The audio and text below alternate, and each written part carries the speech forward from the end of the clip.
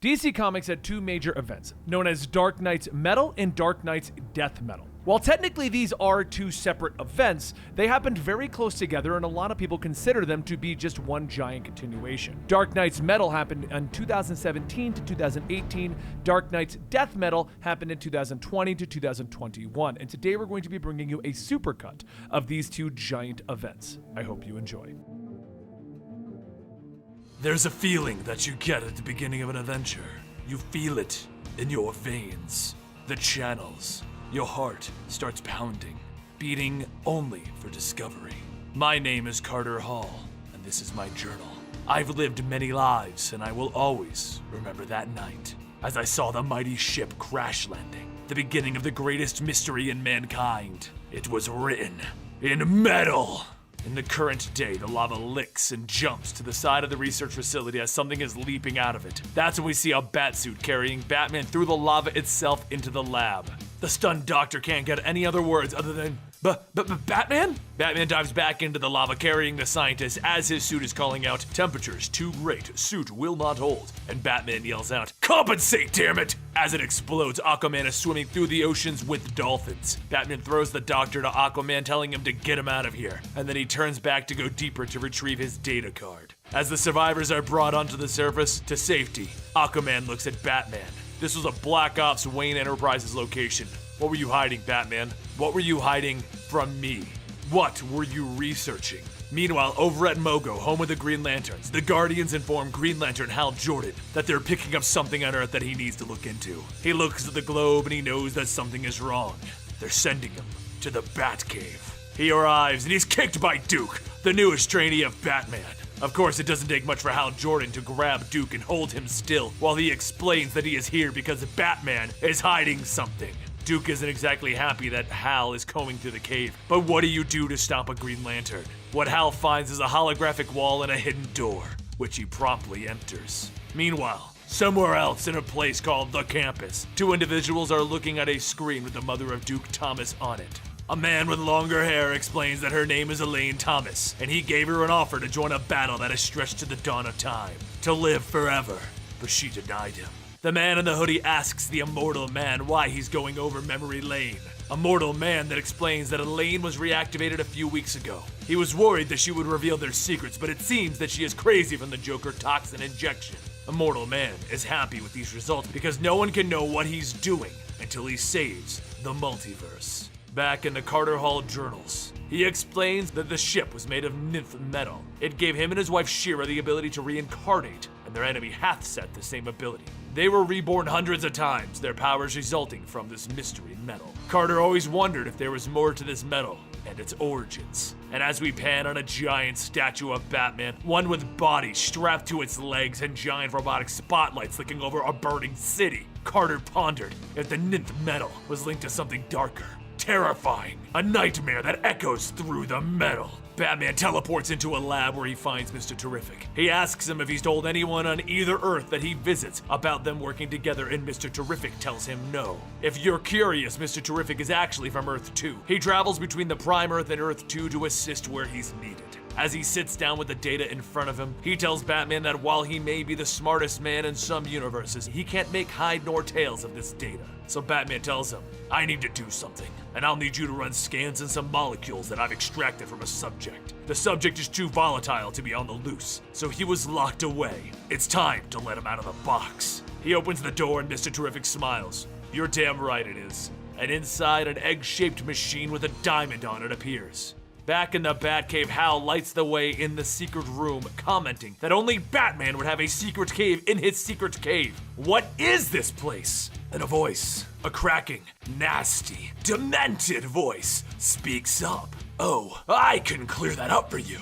Hal looks at Duke and Duke snaps, "I didn't say anything." So he asks the ring, "How many life signatures are here?" And the ring malfunctions. Hal looks at it. This doesn't make any sense. "Why would it? A mystery never makes sense at first." And Duke asks, Mystery? And the voice continues, "Oh yes! Our friend with the pointy ears has been following it for years!" Duke and Hal look around to see all of the relics on display in the world that contain mystery. The Court of the Owl's tooth, Dr. Fate's helmet, Aquaman's trident, Wonder Woman's bracers. And the voice continues, "It all started with a tooth, a metal tooth that could bring back the dead. You see, the metal shouldn't be able to do that. And Batman had to know what it was and what was in it. So he extracted something from it, a strange substance that he had never seen before, and he couldn't explain.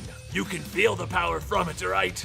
That power consumed him. What was that strange metal? And what was its connection to the Court of the Owls? He formed a team, a Black Ops team, the Outsiders, to go out and find any information on this metal." Hal's been tinkering with his ring, and he tells Duke, "We need to leave.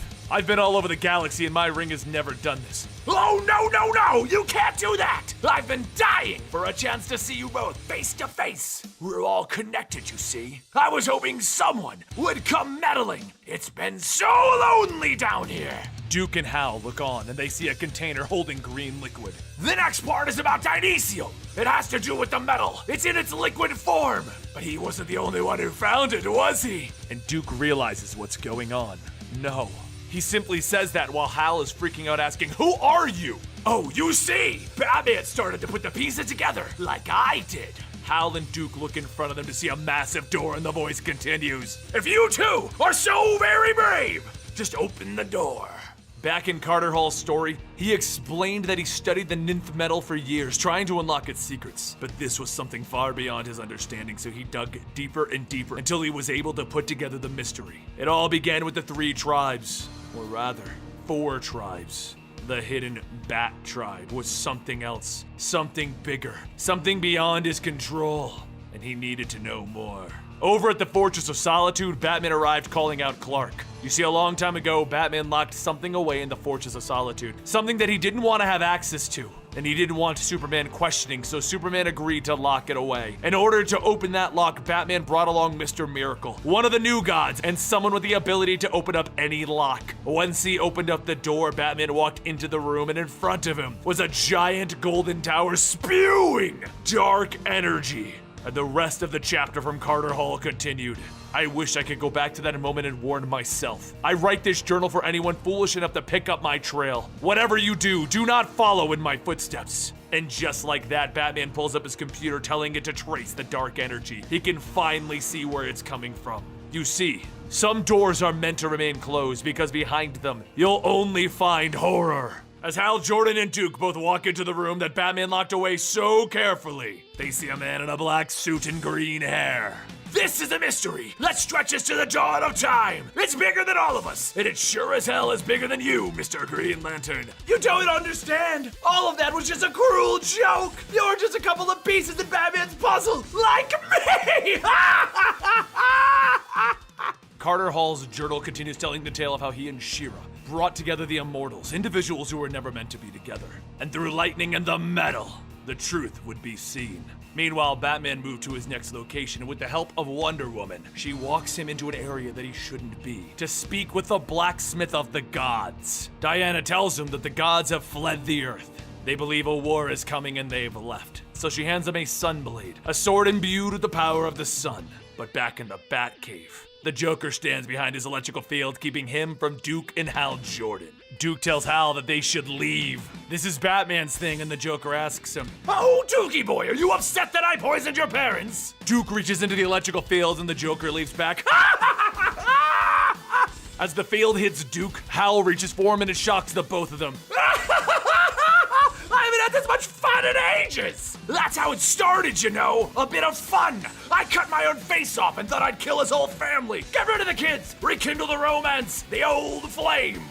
But as it turns out, he likes the brats. So here I was, tumbling into the deepest corner of the Batcave, and splash! I have to admit, I thought I was a goner until I woke up in the dark, and this shimmering green metal was running all over me, stitching me back together. That's when I saw it, towering over me, a marking on the wall. Older than Gotham, older than civilization. The Bat behind the Bat. I needed to know more. There were people, they knew, the Owls knew, the lunatic crazy quilt knew. The Joker turns smirking and he comments to Duke.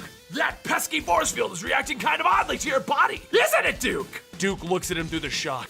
You did this. I don't know how you did it. And the Joker leaps at him. Then you aren't listening! He pushes Duke and Hal through the field and he falls onto them. It's still in me! It's in you! All around us! The lights all go out and the Joker smiles, that twisted, evil, demented smile. Oh, I know how this story's going to end because it all happened before! Back in the journal, Carter's story continues. He spoke to the immortals and how they knew the tribes of men, but how they also knew of the arrival of a strange metal that had the ability to tear the reality of the universe. And it was a demon that rose out of that tear. It nearly conquered everyone. Carter and Shira didn't believe it, but they found the paintings. Countless of them in countless caves scattered around the world, each telling the same story. They spoke of the Hawk tribe, where Carter's story truly began, and they spoke of the betrayal and how the betrayer sided with the demon. The demon took the sigil of the great and terrible Bat, the Plague Bringer, the source of mankind. That version of Carter and Shira died fighting it back, and they shut the door between the dimensions. Birds and bats, forever at war. The Immortals told us to destroy the metal, but Carter wasn't going to quit on a mystery. He needed to know more, and he chose to challenge it using the Wizard's lightning dagger. As they opened the abyss, they knew the mistake as the eyes looked back at them, waiting for something or someone.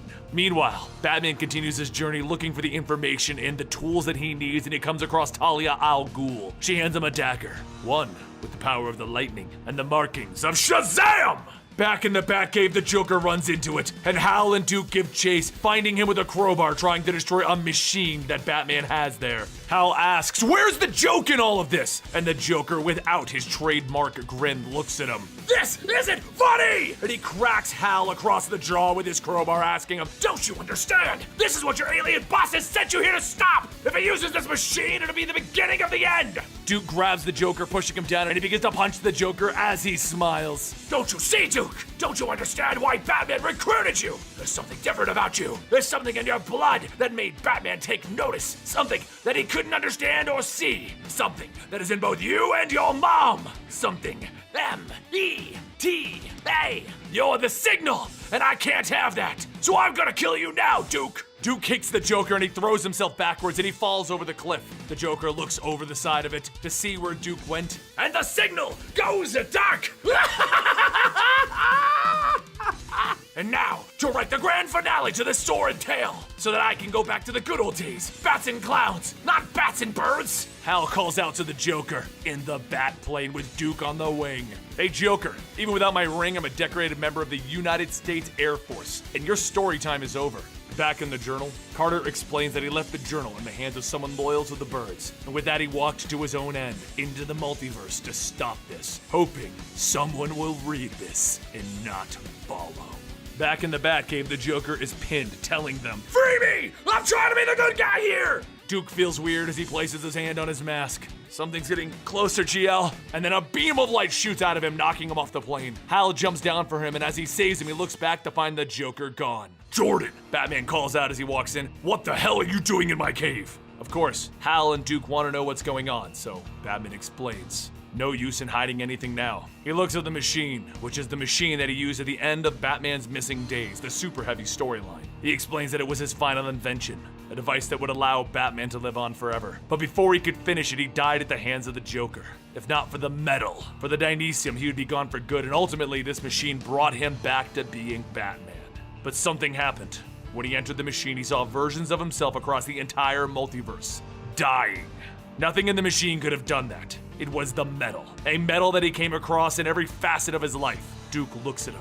"Joker said you brought me in as an experiment." The Joker lies, "Duke. I brought you in here because I wanted to see what you were going to become." Batman then pulls out the Shazam knife. "This was supposed to be the end of all of this. I have the dimensional frequency of the dark energy locked, and with this dagger, I can see the truth of this mystery." Duke explains that the dagger is doing something to him. Batman tells him to focus his powers, and Hal gives Duke a loner Green Lantern ring. Using all of his vision powers and constructs, Duke reconstructs the very machine that Batman used to bring himself back to life. He sits in it with all of the artifacts here, and he sees into the darkness again, and as he collapses, Hal and Duke run over to see if he's okay. He tells them, "I don't understand. All I saw was darkness, but deep down, 3,000 miles beneath Gotham, something awakens. It calls out that he did it. He stared into the abyss. The seal is broken and the dark days are over. As the portal opens, we see inside something dark, evil, twisted, something of the Bat Clan and demons, something that should not exist. The Dark Knights are coming, and with them, the true father of Batman will arrive. 50,000 years ago, a lizard is running across the desert, and when he runs past are 3 symbols drawn into the sand. Symbols for the 3 ancient tribes. You see, lost to history is a story. A story of how in these lands, during the Age of Stone, there were 3 great tribes of man. Tribes of the wolf, of the bear, and of the bird. They all dreamt of discovery, growing their people and excelling in life. But there was a dark tribe. The 4th tribe that no one ever spoke of. And when they arrived, it brought the age of metal. The Justice League now stands before Mongol on its new war world. Mongol chuckles at the defeated heroes in their various sets of armor holding their weapons. Batman is the one to bring it up. Mongol was under watch by the Braillians after he teamed up with Zod to fight you, Superman. How did he build a war world? Superman tells him, focus, it doesn't matter, we have to get off this world first. Mongol explains that the armor that he has given them is weakening them. Superman's is made out of 1,000 crushed red suns. The Flash's boots are vibranium domination boots from the Dominators. And Wonder Woman is wearing a piece of armor infused with venom from a Gorgon to weaken her. A few toys and the heroes need to fight for real, huh? The toy man sitting next to Mongol as his prisoner just agrees. And Mongol tells them, it's time to go to war. The giant robots enter the battlefield to fight the League. Wonder Woman calls out a formation and the battle begins. Aquaman holds back one of the monsters while Cyborg gets pinned to the ground. Hal calls out to Aquaman, telling him, help me get this gauntlet off. The mini black hole inside is absorbing my ring's power. And Aquaman tells him he can't help him. The sleeves that he's wearing are made up of the fires of apocalypse. The heat is dampening his abilities. But he suggests that they try and have the creatures break the armor off of themselves. So Superman runs in using the shield that he has, trying to get them to break the breastplate. But he quickly notices that they avoid the armor and go right for the flesh. But Batman has an idea. He looks at the beast and he pulls his jaws apart and he looks deep inside. You know what he finds there? What's hidden inside of the monster here to kill him? A button with the bat symbol on it, so he presses that button. He calls out, everyone follow my lead! The beast has tentacles that come out and they wrap around Bruce and they begin to pull him inside. Flash and Aquaman see it happening and they call out that they need to help Batman, otherwise he's gonna need Aquaman's old harpoon hand. But Batman yells back, no! I said follow my lead, damn it! There are symbols in their mouths, activate them, let them eat you! And this is exactly what the Justice League does, and as they are each eaten, Cyborg calls out, you know, good plans don't hurt this much! Batman tells them, it's all Toyman's plan. He didn't want to be Mongol's prisoner, so he gave us a clue on how to fix this. It's in the name, Fulcrum Abdominis. It's a clue to come together as one warrior. Superman tells him, you've got to be joking. And Cyborg is excited. Please tell me you're not joking. But you know what, dear viewers? He's not kidding. We now have a Justice League, giant robot of war! Mongol sees them transform and he makes a break for it. So Flash asks, hey wait, why am I the foot? And Batman tells him, simple, Barry, so you can kick his. And well, you see, that's how the Justice League turned into a giant metal robot and they kicked Mongol's butt again. And as they approach Earth, Superman asks Batman, do you think the Braillians lost track of Mongol because of what you've been investigating, Bruce? Why did you come to the Fortress of Solitude and what happened in the Batcave? If you're curious about that, DC Metal started with 2 preludes, the casting and the Forge. The video and the links to the comics will be down below. Bruce, why don't you just tell me what's going on? And Batman informs Superman, I'm not ready. We need to figure this out first. Alfred calls up to Batman to inform him, well, it's Gotham, and he'll need the entire League to have a look at this. Because while they were gone, a very large mountain sprouted right in the middle of the city. It was followed up by a dark energy storm filled with dark lightning. So everyone was evacuated at least, but it caused billions of dollars in damage. While Batman orders Alfred to scramble the family, the League has a look and Green Lantern informs them that the energy coming off of the mountain is the energy of the machine that Hal found in the Batcave. Superman uses his X-ray vision to see what's going on and he finds it's hollow in the inside. So they send the Flash around the side of it where he finds a door. He looks at it and it has the symbol of an hourglass, and nothing the Cyborg runs on it gives him an answer as to what it is. They walk inside of the lab and with the same mysterious energy crackling all throughout it, they all know that this is it. In the middle, there's a pod filled with more of that energy, and then they see a message. It's chasing us. Run! And that's when the Blackhawk team walks in. The League goes on high alert, but Batman stops them. This is the Blackhawk team, a covert apocalypse team. They've been watching me. And if you're curious about when Batman met them, check out Batman End of the World in All-Star Batman. Links to the comic and the video will be down below. Batman tells the League that he knows Lady Blackhawk, the leader of the team. But as she removes her mask, she reveals that while she is Lady Blackhawk, she's also Kendra Saunders. While none of them know her, she knows all of them and they need to come with her now. Superman and the Flash ask, why would they follow her with so much going on right here? And she tells them, because this is just the first shot of a full-scale invasion, one that's been planned for centuries. By who? I won't tell you here. The name is too dangerous, but come with me and I'll explain everything. There are places on this planet that lie outside of the normal math of things. Some exist at what we believe are phantom frequencies, spots where the cosmic energy conducted through the Earth's metal cancels itself out. Dinosaur Island, Themyscira, Skartaris, Nanda Parbat, and this place, Black Hawk Island. For years, it was the home base for one of the greatest detectives in history, Carter Hall. While our story sounds weird, centuries ago, he and I were stabbed with the dagger that was made up of a weird metal, and now we are constantly resurrected. We fought as partners for centuries, and Carter always looked for the answers to what that metal was. What started all of this for us? Well, here it is, nth metal. And this fragment is the last of the purest pieces left in the universe. The metal has given multiple people different powers from eternal life, flight, mystical vision, and it defies all rules of science and magic. And it seems to broadcast this energy as well. Superman comments, "This is the energy that we felt in the mountain." And Kendra continues. She explains that Carter found other people who used it and were interested. Heroes, inventors, and adventurers who would challenge the unknown. They created a map of the multiverse and they explored everything that they could. They were looking for where this metal came from, and not a single universe in the multiverse is the origin of it. And then Kendra turned the map over to the black blank paper on the backside. Unless it came from here, a dark multiverse. Wonder Woman looks at it and says that all she sees is the back of a map. And Kendra continues, "Yes, that's all a lot of us saw until recently. We finally discovered that dark energy and dark matter make up a good portion of the universe. We just can't see or feel it. So look at this map and imagine the nth metal connecting us to a realm much older and vaster than ours." Flash, the one who knows the most about the multiverse, tells her, "If this is true, it'll change everything that we know about everything. What proof do you have?" Proof? Carter sent a team to the mountain and the entire thing was ripped out of reality. The last communications that we received from them was them screaming in terror, telling us to shut the door and never open it again. And a warning from Red Tornado that there was a thing called the Great Beast that prowled in the dark and had a name. Batman asks her what that name is, and she tells him Carter had a journal, one that's been lost ever since he followed the challengers into the dark. The name of the demon existed throughout eons, changing and evolving as the Dark Tribe prayed to the enemy of the bird, Barbados. The legend has it that he'll come through a human doorway, someone treated with the 5 divine metals, metals off of the periodic tables. And in my charts, I found another name, Wagon, which translates into Wayne. Batman, you are the one who will let the demon in. Superman stops her. Wait, your theory is a being as old as the universe has been targeting Batman for thousands of years from a dark multiverse? Kendra pulls a gun on Batman. "I'm sorry, but I've been following Carter's trail ever since he vanished. And now that Challenger's Mountain has appeared on your home turf, it's time to act." But that's when Red Tornado freaks out. "You open the door!" He breaks out of his tube and he begins to attack the League. "I warned you! He's coming for all of us!" He then begins to tangle with everyone, and Kendra calls out, "Where's the nth metal?" And on the other side of the island, Batman is riding a dinosaur trying to get away. "Alfred, I got what I came for." But the Journal of Carter, the one that we covered in the casting in the Forge, didn't actually end there. There was another page. I told you how it all began. This story.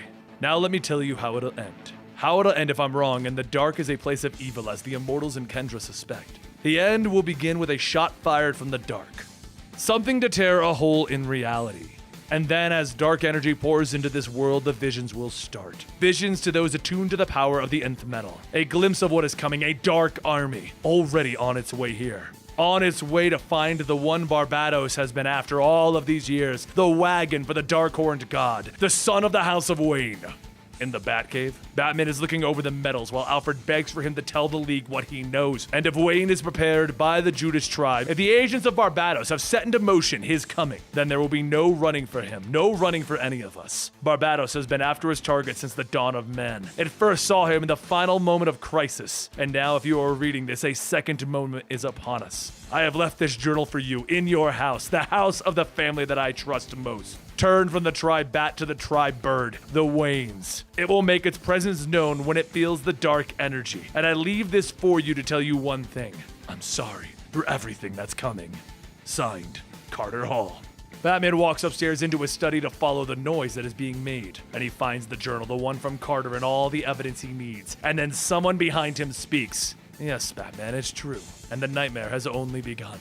The world is set on a mission to find Batman. He's missing with the metal and he's trying to solve this himself. But the League just wants to help him, to assist in whatever is going on. They're trying to track Batman's heartbeat and the signal, and what they find is a group of people dressed as Batman. While they manage to stop most of them, Superman comes in grabbing one of them, telling him that he knows that this is the real Batman. Batman tells him, fine, I'll explain. I'm the doorway and I believe it. The first metal was Electrum, which I found in the labyrinth of the Court of the Owls. The second was Dynesium, when I fought the Joker to my own death and it brought me back to life. Prometheum I used in the machine to revive Batman. And now the nth metal, which I exposed myself to when I was looking into the dark universe myself. There's only one metal left, and when it touches me, I'll be the doorway and I'll open up a path for Barbados to come into this universe. How do we stop it, Bruce? I don't think we can, Clark. It's happening now in Metropolis. All over the world. Metal's laced by the Judas tribe. Conductors are screaming out that Barbados is coming. There has to be another way, Bruce. And then he realizes something. And he punches a hole in Batman's chest. Batman turns back into Clayface, and Superman is holding a transmitter. One that is displaying Batman's heartbeat live. Superman hears it and he tells Wonder Woman, Batman is scared. Meanwhile, in the Valley of the Kings, Batman is there with a little baby Darkseid from the Darkseid War in a pouch. The person who came to him has led him here, and as he vanishes, he tells Batman that if he fails, the Dark Army will arrive. And if that happens, go to the place of the Black Sun to call on him again. Batman calls out, Dream! Tell me if what I'm doing is the right answer. But instead of Dream responding, Superman and Wonder Woman are there. They ask what he is doing, so Batman shows them Darkseid and he explains. Darkseid once sent me back in time, and that's when Barbados saw me for the first time. So I got Hawkman's mace, the only weapon to ever defeat him, and I'm going to have baby Darkseid send me back in time again. We have that adventure on the channel as well. I'll link it down below with everything else that's going on. Wonder Woman tells him, you can't. The last time you only escaped because... And Batman stops her. Because Barbados wanted me to. This time I'm not coming back. Watch over my family and tell them to become better than I ever was. Tell them all I'm sorry. But sadly, this is all a trap set up by the Immortals. Batman thinks he's in the tomb of Khufu, but it's actually the tomb of Hafset. And as the dark energy begins to course through the tomb, the ancient priests of Barbados walk out. The members of the Court of Owls walk out as well, and they reveal themselves. The whole thing has been a setup to get Batman to this location, to be stuck with the last of the metal. Because it is here in these tombs that Batmanium lives! It pours out of his eyes and it begins to code Batman. Dark sadistic chanting begins as the Court of the Owls cries out, Hail Barbados! He'll reward us! He'll chain the world and we shall rule them! And the first thing that they see in our world are 3 Robins, but dark and twisted Robins, all pale and biting into the members of the Court of the Owls to eat them and chew on their insides. They chant, Crow, Crow, Crow, Crow! And Superman and Wonder Woman look up to see where Batman stood and they ask the people, where is Bruce? What did you do to him? And a dark voice, one of horror and nightmares, responds, You want Bruce Wayne? Look around! That's when we see the evil dark multiverse Batmen, the Drowned, the Merciless, the Red Death, the Murder Machine, the Dawnbreaker, the Devastator, and the Batman who laughed. And as they all walk out, baby Darkseid looks up and points. Stop me if you've heard this one. Worlds will live. Worlds will die. But imagine if your every fear, every bad decision gave birth to a malformed world of nightmares. A world that shouldn't exist, and desperate as it fights to survive in the world of the true multiverse far above. Welcome to the dark multiverse, home to the stories that never should be. It's all one big cosmic joke, except no one is laughing on this side. Well, almost no one. Listen close. Now this is a story of a world's end, a world transformed. Witness the rise of the Dark Knight. On Earth, -52, the world is ending. Bodies are being pulled up into the dark red sky of death, and the Flash is running through it shouting, It's getting worse. Central City is coming apart. We shouldn't be fighting. This may make you wonder, who is the Flash talking to?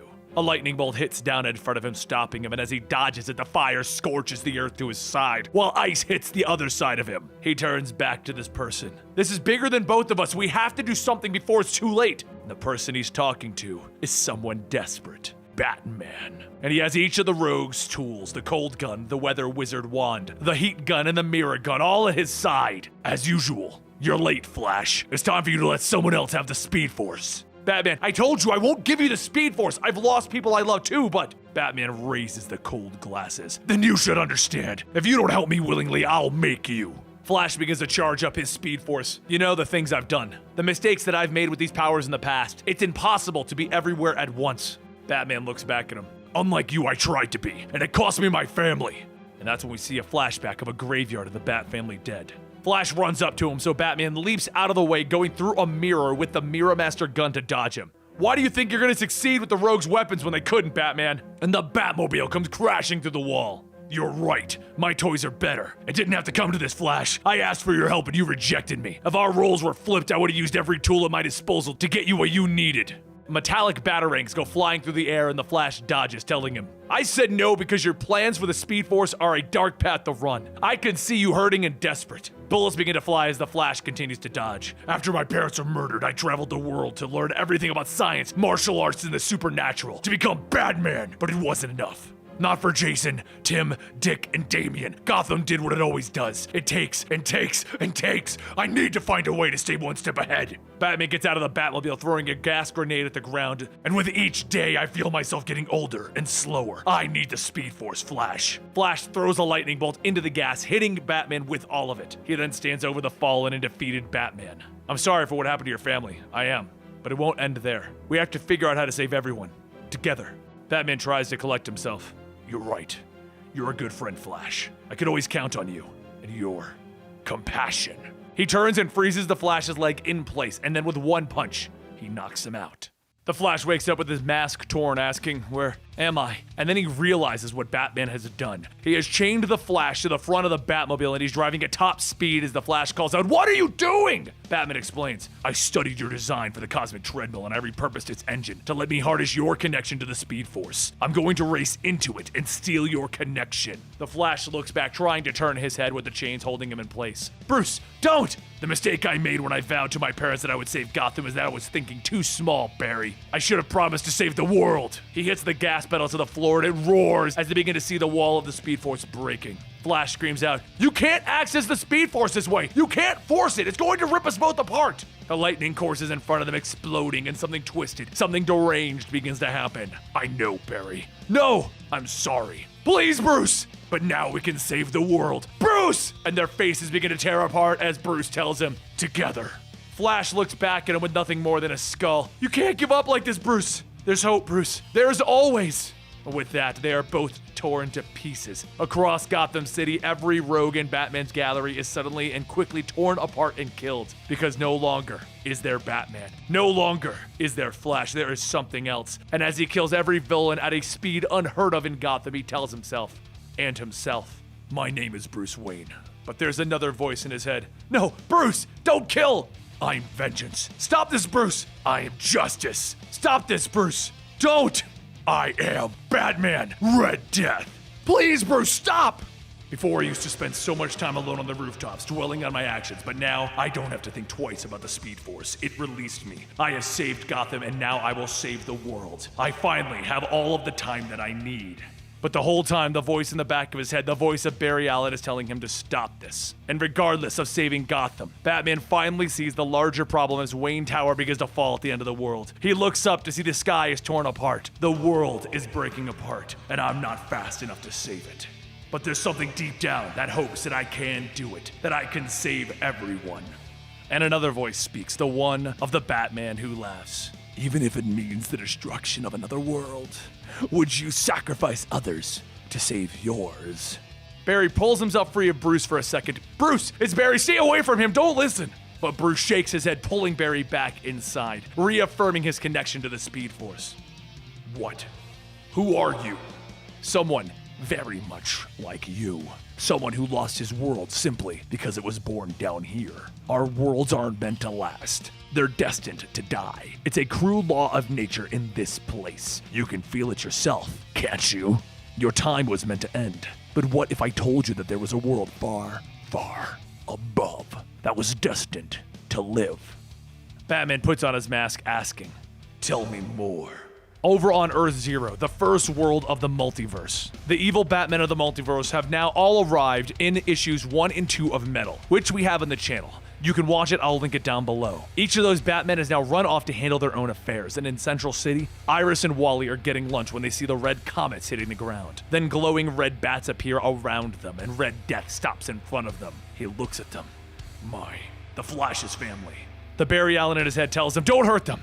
His love. His sidekick. Iris, run! Red Death walks over to her. The last speedster to hurt my nephew ended up dead, so I don't care how scary your mask is. Leave him alone. Wally looks over at her, aging in front of her eyes. There's something wrong with the Speed Force. I'm so slow. And then Iris gets hit as well, and they both begin to age rapidly. Around them, the city crumbles as they hold on to each other. This world's Flash shall understand in times of crisis that there must be a sacrifice. And then the heroic voice of the Flash can be heard. I don't know who you think you are, but there won't be any sacrifices in my city. Red Death begins to race down the city and the Flash runs right behind him. Running is sort of my thing, so there's no use in trying to escape.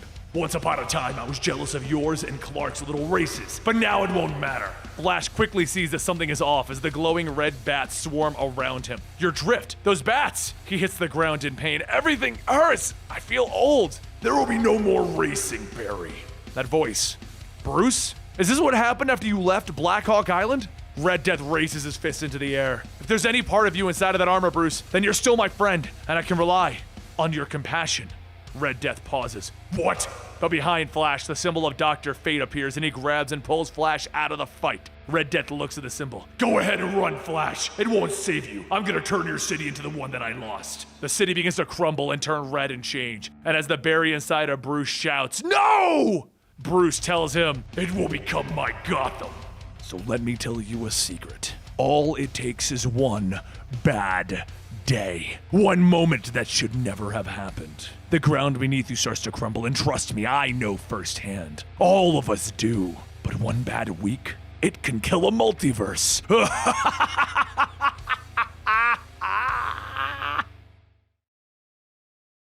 On Earth Zero, the first world of the multiverse, there's a ringing going off and Cyborg asks his father, what's that ringing? Silas Stone, Cyborg's father, explains that it is one of the dozens of alarms going off in Star Labs. They go off every day. Cyborg tells his father that he has to get out of Star Labs. Right now, something serious is happening. Some kind of invasion. Cities are falling. And Silas tells his son, that's exactly why I'm staying here, to figure it all out. It's about that metal, right? The one that you found with the Blackhawks? Cyborg tells him that it is, and they continue to talk about it for a moment, and then Silas asks if he is safe. Cyborg tells him that he's in the watchtower floating over the Earth. He is very safe. And then he explains that they lost Gotham to a giant mountain, and now Central City is changing, becoming a place filled with red skies and destruction. He's worried that Detroit will be next. They agree to swap information, and Cyborg sees a ping. There's a beeping going off and a screen indicating that Batman has arrived at the watchtower. He gets up to go check on it, and he sees the familiar outline of Batman. But this isn't the Batman that Cyborg knows as he shocks him to the ground. Don't worry, Cyborg. I'm here to help. But this isn't the version of Batman that began this tale. The murder machine didn't appear out of thin air. No, it began in the dark multiverse months ago on Earth -44. On this world, Alfred was captured by some of the worst villains in the DC universe. Two-Face asked him where Batman was, and Alfred asked him, who is Batman? There must be another way I can be of service. The villains laughed as Alfred was lifted into the air and had his back broken by Bane. That laughter echoed in Batman's head as he watched the video over and over, because this is how Alfred died. Clark walked up behind Bruce, telling him, watching the death of the man that was your father isn't healthy. And Bruce turns to him. I'll tell you what isn't healthy, Clark. It's not healthy to stand here, knowing that the man who raised me like a father is upstairs in a casket with 36 broken bones. That we couldn't even have an open casket because he was beaten to a pulp, 6 feet from where we're standing. It's not healthy to know that he'll never be here again, and that it's my fault, Clark. Clark looks at him. But now you have the responsibility of honoring him by putting him to rest. What happened to Alfred was horrible, and the rest of us are going to go upstairs for his wake. I hope that you join us. But as Victor Stone of this universe was leaving, Bruce stopped him. A few years ago, I began to scan Alfred's mind to create an artificial intelligence that might outlast him, but it was never finished. I called it the Alfred Protocol.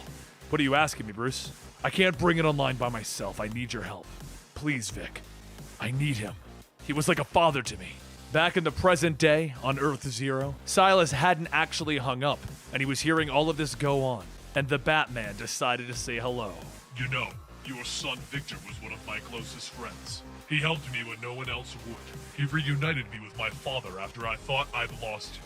It was strange, I admit, seeing Cyborg again. Don't hurt him. I can help you. I'll give you whatever you want.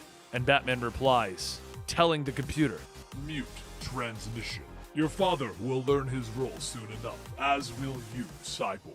Batman makes a blade and begins to stab into Cyborg. And as he's about to come down to end this universe's Cyborg, he gets up punching him. I don't know who you are or why you're pretending to be Batman, but you're not getting anywhere near my father. With one hand, Batman blocks the blast, and then he takes his other arm, turning it into tentacles, and he begins to hack into the watchtower. You always understood the connection that I had with my father, Cyborg. And with your help, I never had to be separated from him again. Then holographic versions of Alfred begin to appear around Cyborg. How may I help you? He asked as he reached out with the blast hitting Cyborg. Back on Earth, -44, a month ago, those data versions of Alfred asked the same question of Bane. How may I help you? But this isn't one version. This was many of them, and they surrounded Bane, the man that murdered him, as he was begging, pleading to just let him leave, let him live. His death, it wasn't fast. Back at the Batcave, Cyborg asked Bruce what was going on, and the data versions repeated in the Bat computer. Ring the bell, sir. Let me in. Bruce explained that the data Alfred was trying to protect him. It was trying to take away everything that hurt him and systematically murder every single inmate of Arkham. Cyborg tells him, the point of this was to make an AI that would stitch you up and make you dinner. We have to turn this off. I agree, Cyborg. He's doing this to protect me. If I just let him into the Batcave, I can reprogram him. No, Bruce, you can't. This is a hungry virus looking to spread and feed. Bruce looks up. I already lost him once, Vic. I can make him better. I can keep him. Look, Bruce, I'm gonna figure out a way to break through. Whatever you do, don't let him in. Do not let the Alfred protocol into the Bat computer. And as he walked out of the cave, Bruce could hear the virus asking him, let me in, sir. Ring the bell. Let me help you, sir. Back on Earth Zero, Batman, now patched into the entire Watchtower system, explained. You were wrong, Vic. The best thing that I ever did was let him in. I still remember my fear when they surrounded me. I realized my plan wasn't going to work. I would not be able to reprogram them in time. They grabbed me, spread throughout my body, and I screamed in fear. That was the first thing that my father fixed in me. He took my fear away, and then my sadness, and then my weak human flesh. He rebuilt me. And using the villain's monologue, Cyborg leaps up, blasting the Data Alfred in the face. And as he drops Data Alfred, he tells Batman, I've been outmaneuvering every attempt you've made to enter our computers in the last few minutes. You aren't getting into the Watchtower. I built this.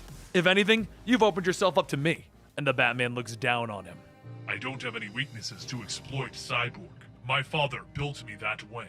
I'm sorry your father didn't do the same for you. You failed to see that I had no interest in your systems. I was gaining access to the Star Lab systems in Detroit. In an instant, you have crippled your nation's military and given me Detroit to reshape as I see fit. And down in Detroit, the Alfred Protocol is running rampant, destroying everything and killing everyone. Cyborg screams out, no! And he begins to blast more of the Data Alfreds, and Batman looks at him. I'm sorry, Victor, but how could you stop me here when you couldn't stop me in your own world? Once I became one with my father, you gathered the League to fight me, but I killed them all until you were the last man standing. And then we see back on Earth, -44. The Cyborg there was trying to reason with Batman, tried to argue with him. He told him that he knows that he doesn't want to become a murder machine. And Batman told Victor, I am exactly who I want to be. My father was the only one there for me, and everyone else is a weakness. A weakness I am willing to shed. And then he tore Cyborg's head off of his body. This should have been a great beginning, but the cruel trick of the multiverse is that my world was destined to die. So I learned of another world and a man who would allow me to leave the world I was on.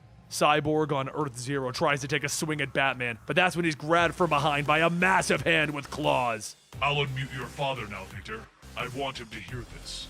Then Cyborg looks up to see all of the evil Batmen, and his father is forced to listen as they each beat into him, tearing off his limb, leaving nothing but lumps of flesh. They leave him with broken circuitry and blood, and the whole time his father is forced to listen to this. And once he is beat, Batman hangs up the call as another one walks out of the shadows. The Batman, who laughs. The man telling us the tales of horror and terror. He leans down as Cyborg asks him, why?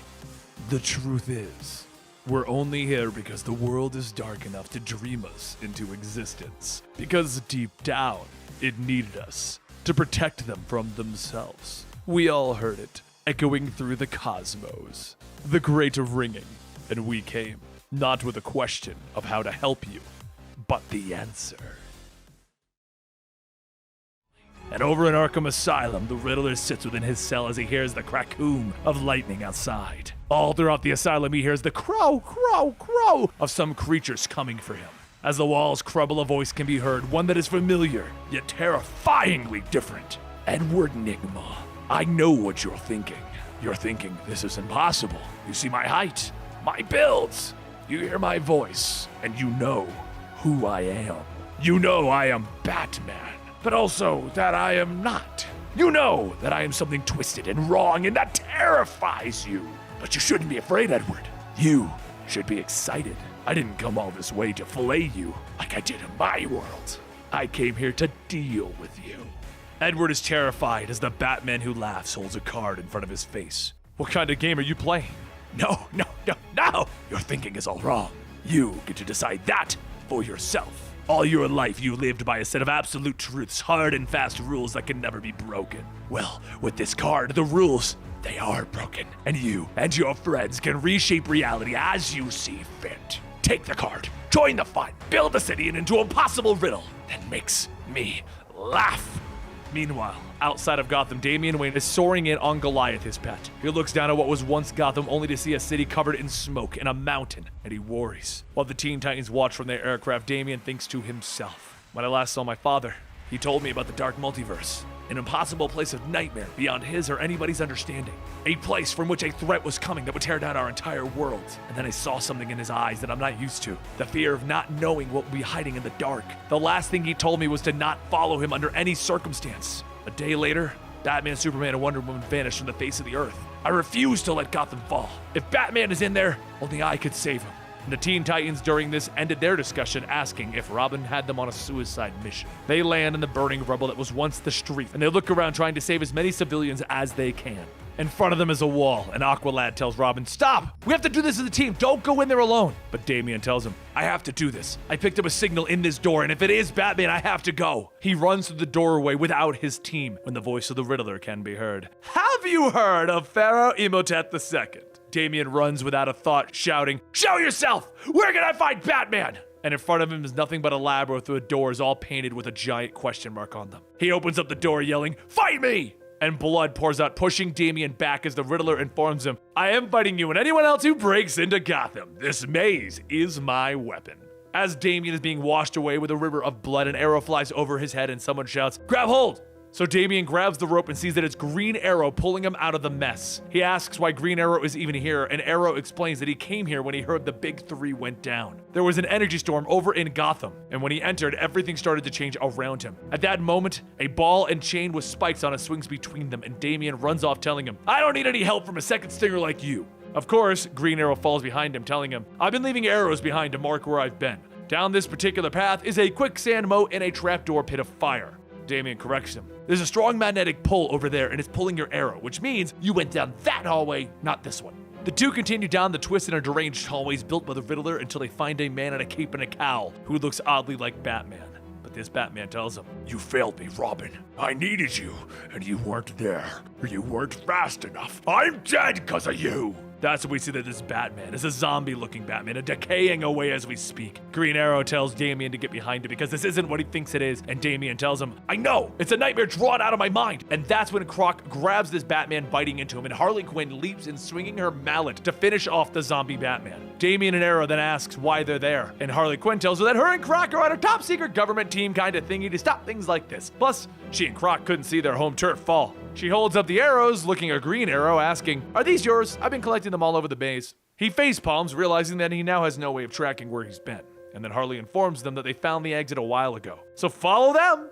What they discover is a giant, robotic-looking Minotaur with the Riddler riding in it in a cockpit. The Riddler tells him, you've cheated! 2 of you were lost in the maze and the other 2 couldn't solve the riddle. You can't team up! He spouts the riddle, though. If you throw me from a window, I'll leave a grieving wife. If you bring me back in the door, you'll see someone giving life. He then begins to swing the mighty weapon that he has with his robot, and as Green Arrow, Harley Quinn, and Croc begin the fight, Arrow tells Damian, "Kid, you're the genius, time to prove it." So Damian puts it together. A grieving wife is a widow. Someone who gives life is a donor. Remove one letter and the donor becomes door, and one letter and widow becomes window. All because of one letter, N. And as he says the answer, he flings his batarangs into the cockpit, and the whole suit crumbles as the answer has been given. Damian demands answers as to where Batman is, and then he knocks out the Riddler as Green Arrow picks up a card. The card itself is made out of a strange metal, just like the one that Green Arrow found at the Court of the Owls a month ago while he was in Gotham. And he begins to wonder, did this metal give Nigma his powers? But Harley is the one who points to the exit, and they all step outside into the snowy part of Gotham. Damian points in the direction of the signal, and he states that this is where it's coming from. Batman must be over there. And then they see someone running towards them, and Damian hopes that it's his father, but it is in fact his brother, Dick Grayson, Nightwing, and he's being chased by a frost golem. The group joins in battling against this thing, but it grabs Nightwing, crushing him into the snow. He yells out to everyone to get the golem to a certain spot, and while Harley is confused, Croc gets it. Sun puts the time at 5:15. He kicks the golem into the spot that Nightwing called out, and the Gotham train comes barreling through, crushing it. With the threat gone, everyone looks at Nightwing to see a cut across his forehead, open and bleeding. Damian asks about it, and Nightwing explains that it's the cut that he got from Simon Hurt's Black Blade, the one made of that strange metal, and reappeared when they left the Justice League in the Amazon, which is what drew him to the city. If you're curious about the cut on his head and what that Black Blade was, check out our video, Nightwing Must Die. Nightwing explains that it's getting worse the closer he follows this metal orb, which he then shows them, and it takes off into the sky. Arrow asks if it's leading them into a trap, and Nightwing asks him, could a trap be worse than a frozen part of the city with monsters? Touché. It'll be good to have an adult around, Nightwing. And Harley snaps at him, hey, what do you mean? Damian tells them both to shut up.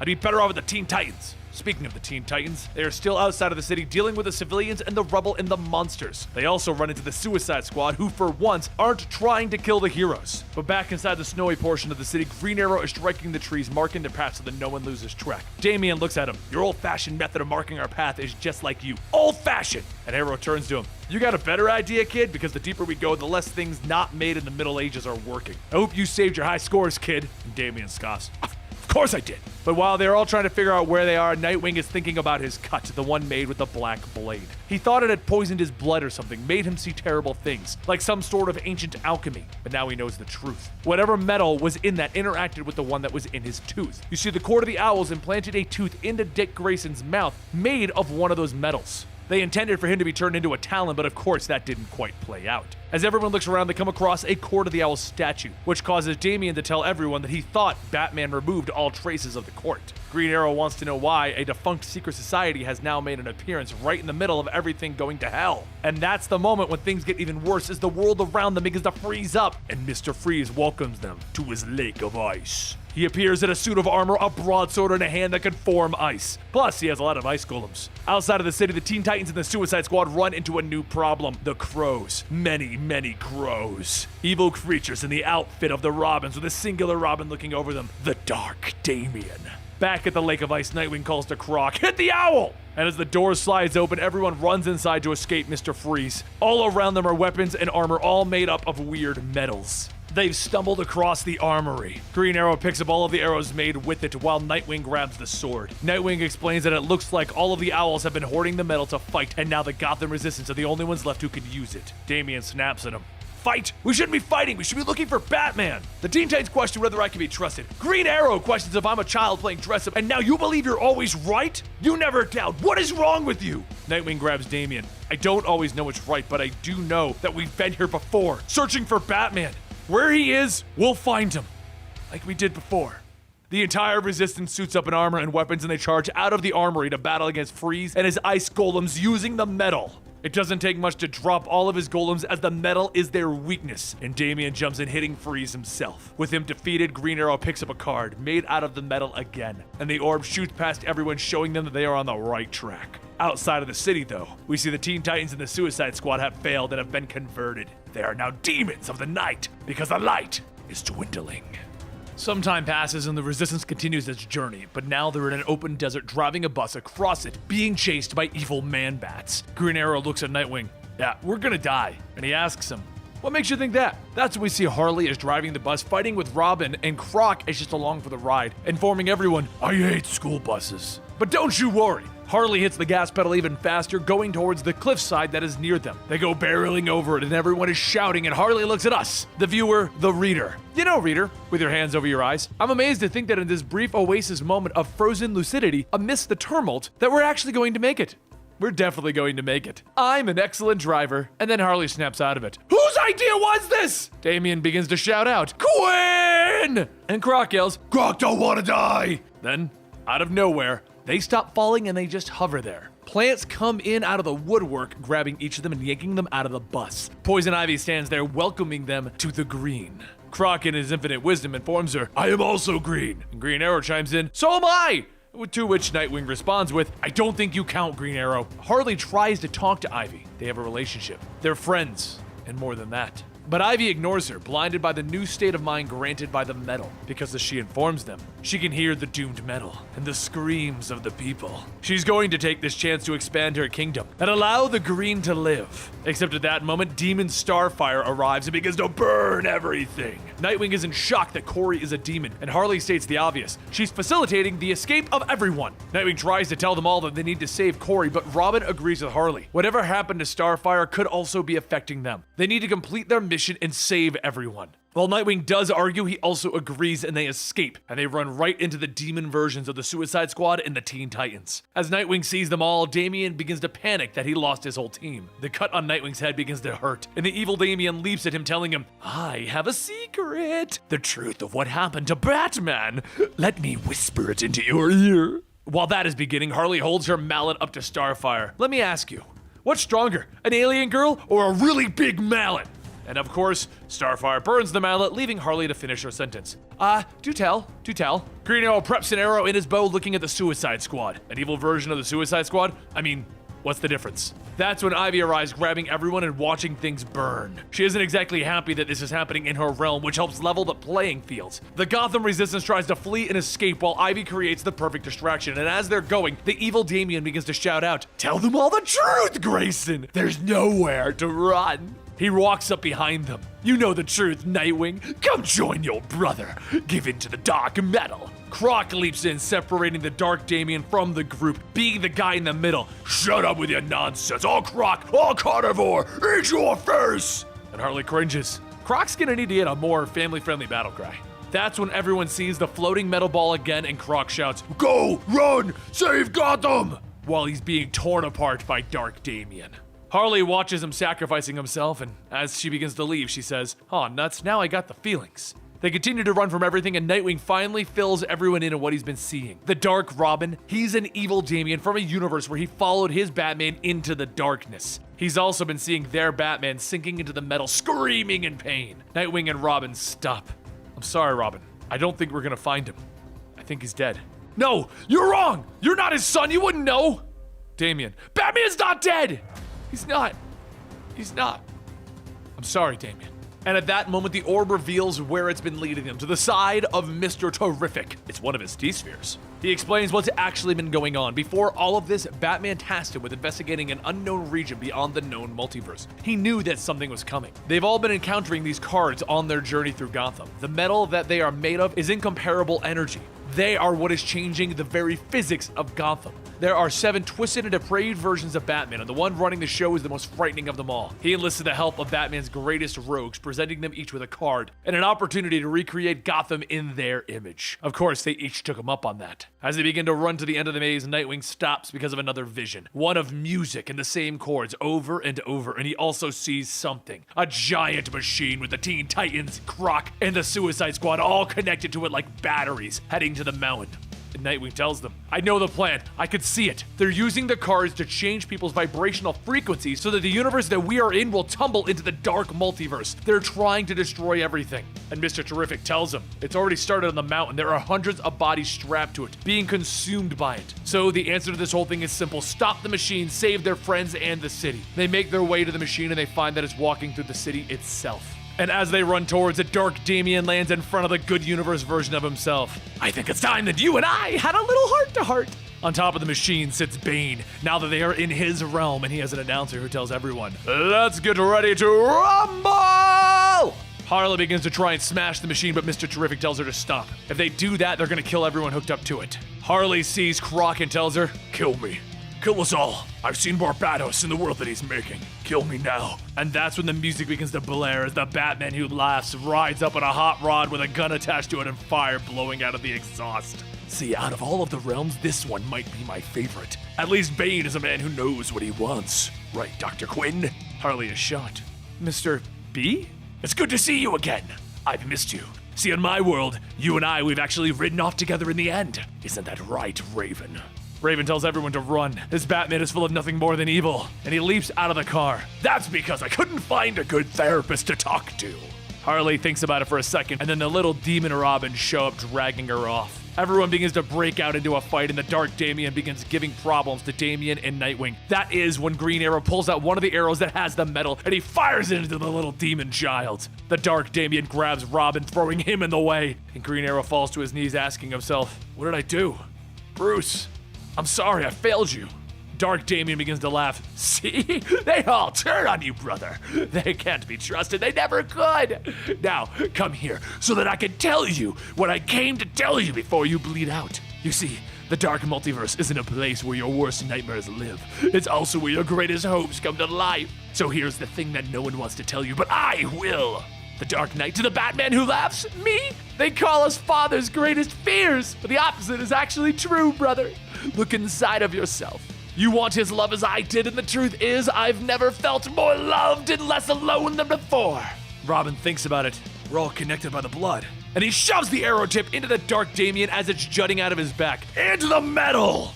There's a bzzzt boom sound as the Dark Damian is inked out of existence. And at that moment, the Batman who laughs tells them all, "Well then, let me show you what those cards can really do." And boom! The boom tube opens up with the dark metal Batmen all holding the body of Cyborg wrapped up around them. Then there's a blaring light above the Resistance, and Dr. Fate appears out of nowhere. Stay back, nightmares of the dark multiverse! As Damian begins to call out that they have to find Batman, Dr. Fate grabs him, telling him, "Your destiny is not here," and he warps him away. As they enter the Tower of Fate, Damian and Nightwing are frustrated because they didn't do anything. They didn't save Batman or Gotham or even their friends. And Green Arrow takes out that arrow, and he tells them, "No, but we did learn how to kill them. It's in the metal." These are the stories from the dark multiverse that should never be. Witness the rise of the Dark Knights. How do I feel? In that moment, when my whole world changed? We go back to the moment when Bruce Wayne was a child, standing over the bodies of his parents. The moment that defined him, that turned him into the Batman. The moment where the gunman stood there and realized his mistake. When I stood there, helpless as my mom and dad's blood was running into the gutter, I felt nothing. This is the moment that changed Bruce in this universe. But what if instead of being terrified, what if instead of letting this moment define him in his goal to stop crime, it defined him in a different way? And he chased that man. He showed no fear. Something behind him sensed that, and it ran after him. Bruce Wayne, you have the ability to overcome great fear. Welcome to the Green Lantern Corps. I remember I didn't overcome fear. It was obliterated from me. And I didn't give any thought to the word core, or even what the hell was talking to me. All I cared about was him. Bruce floated on top of him. "You bastard!" And he pointed the ring at the man, prepared to do the one thing that the ring would not allow. Bruce wanted to kill that man. Instead of killing him, though, it charged up and it told him, "Error, first law of the Green Lantern Corps, lethal force not permitted." And Bruce wasn't stopped, and he shouted, "Kill him!" And again it told him, "No." He looked at the ring. "I don't care, do as I say!" And it began to read willpower at 100%, willpower at 117%. Bruce remembers that day. He didn't feel fear or doubt. He just felt the void inside of him, and he shouted that he deserved to die! Bizarre and strange constructs came out of the ring, and it began to read, "Error, willpower exceeds," and then the messages got garbled, and it announced, "Lethal force enabled," as it tore the flesh and bone away from the man that killed his parents. He remembers his thoughts. I had the most powerful weapon in the universe on my finger. And he went back to the bodies. Ring? Bring back my mom and dad. The ring had tapped into something unholy. And it began to raise the dead. And Bruce remembered that he would have given up the ring to have his real parents back, not these zombie versions as they stood up. As he launched into the sky, leaving them there, he was alone. At first, they called him a hero, and due to that, Jim Gordon called him to the rooftop of the GCPD to question him about a few missing persons. Bruce advised him to remain polite, as the last cop who threatened him regretted it. The issue is that Bruce is killing without remorse or boundaries. Why did these villains deserve to live when his parents didn't? Why? Jim continues to ask about the people who are missing, asking the Lantern what he did to these crooks, to the Scarecrow, the Penguin, Two-Face. We see that he flew through the building, pointing his ring at them, and then he initiated something that we had never seen before, and he told the ring to initiate blackout. All around, the void exited Bruce, as it was inside of him all along, and everything went into the darkness, except his eyes and the ring. The villains did nothing but scream in terror, and as Bruce said, in the darkness, he wasn't alone anymore. As for the Penguin, he took him into space, and he left him there to be tore apart by comets. And then he looked at Jim. Just look up. You see that? It's his spleen and his brains. Jim stops. Lantern, this has to stop. This isn't justice. I don't care what you do to me. Someone has to stand up for what's right. What you did to Detective Bullock, God help him. I know you're hurting, but Bruce summons a giant Green Lantern as he tells Jim, you don't know me. I'm not an idiot. A couple of years ago, 3 dead in Crime Alley. Aren't you tired of feelings like this? Bruce, shut up. You have a daughter, right? Sad she'll have to grow up without a dad. And Bruce turns around blasting Jim Gordon with the ring, killing him. At that moment, he gets a warning. The entire Green Lantern Corps is coming to town, and he sees them, and he realizes that there are a lot of Green Lanterns out there. And he turns to his ring, and he simply says, ring? It responds by initializing blackout. And all around the Lantern Corps, creatures of darkness and terror appear. They envelop and surround the Corps, and he tells them, I have friends too. I made them in the dark. The Corps is decimated instantly, with most of them being killed. But one Guardian survived, and he pulled himself towards Bruce, telling him, stop. The darkness, it destroys everything. And in response, Bruce tore his head off his body. And then he remembered how he felt. Vulnerable, helpless, alone. He missed them and he couldn't take it anymore. He didn't want to be Bruce Wayne. He didn't want to be the Green Lantern. He wanted to be something more. Something of the darkness. The Dawnbreaker. With the darkness black, I choke the light. No brightest day escapes my sight. I turn the dawn into midnight. Beware my power, Dawnbreaker's might. At that moment, he accepted who he was. He realized his world was crumbling away. He knew what was swallowing it. It was the void that was inside of him, and it consumed all the light. And as he floated throughout the void, it spoke to him. Nice Earth you've got there. How's it working out for you? Call me the man who laughs, and I'm recruiting. This is Red Death, and that is Murder Machine, and you'll be fast friends, I'm sure. You have so many things in common. Revenge, justice, first names. There is a world bathed in light. The people there are fools. They deserve to be dragged into the dark. Their world will crumble like yours. Lord Barbados demands it. You're a warrior of the darkness, and you can extinguish the light. Barbados can spare you from this darkness and bring you to which you most desire. Your parents. All my lord demands is your obedience. Will you kneel or will you die? Well, over at Zero, we see what the Dawnbreaker decided as he soars over Coast City and is in awe at the light and the people living in it. He simply thinks of them as idiots, and he decides that it's time for their world to change forever. He hovers over them, calling out, ring, initiate blackout. But Hal Jordan appears, telling him, stop where you are. He turns around, and right away, Hal recognizes the face. Bruce, is that you? Dawnbreaker turns to him, I have to warn you. I've killed Green Lanterns before, and I'll do it again. The creatures in the darkness of Bruce's ring begin to pour out and bite and snap at Hal Jordan's feet. He calls out to his ring to stop it, but the ring is confused and has no idea what this even is. With that, it swallows up Hal Jordan into the darkness, and without the light, there is no Green Lantern's might. Until a symbol appears in the darkness, one of fate, and he draws Hal Jordan out of the fight. Leaving Dawnbreaker alone in Coast City as the blackout protocol hits the whole thing. The world of light, a city of hope. Disgusting. Let them feel helpless. Let them feel the void. Let them feel like me. In the dark multiverse, we have the Dark Knights. These are dark versions of Batman who have had their worlds destroyed by destiny. Now, we are on Earth Zero. Witness the rise of the Dark Knights! The only world I've ever known sinks into the darkness below me forever, as does the only love I've ever known. But Sylvester died a long time before my world did.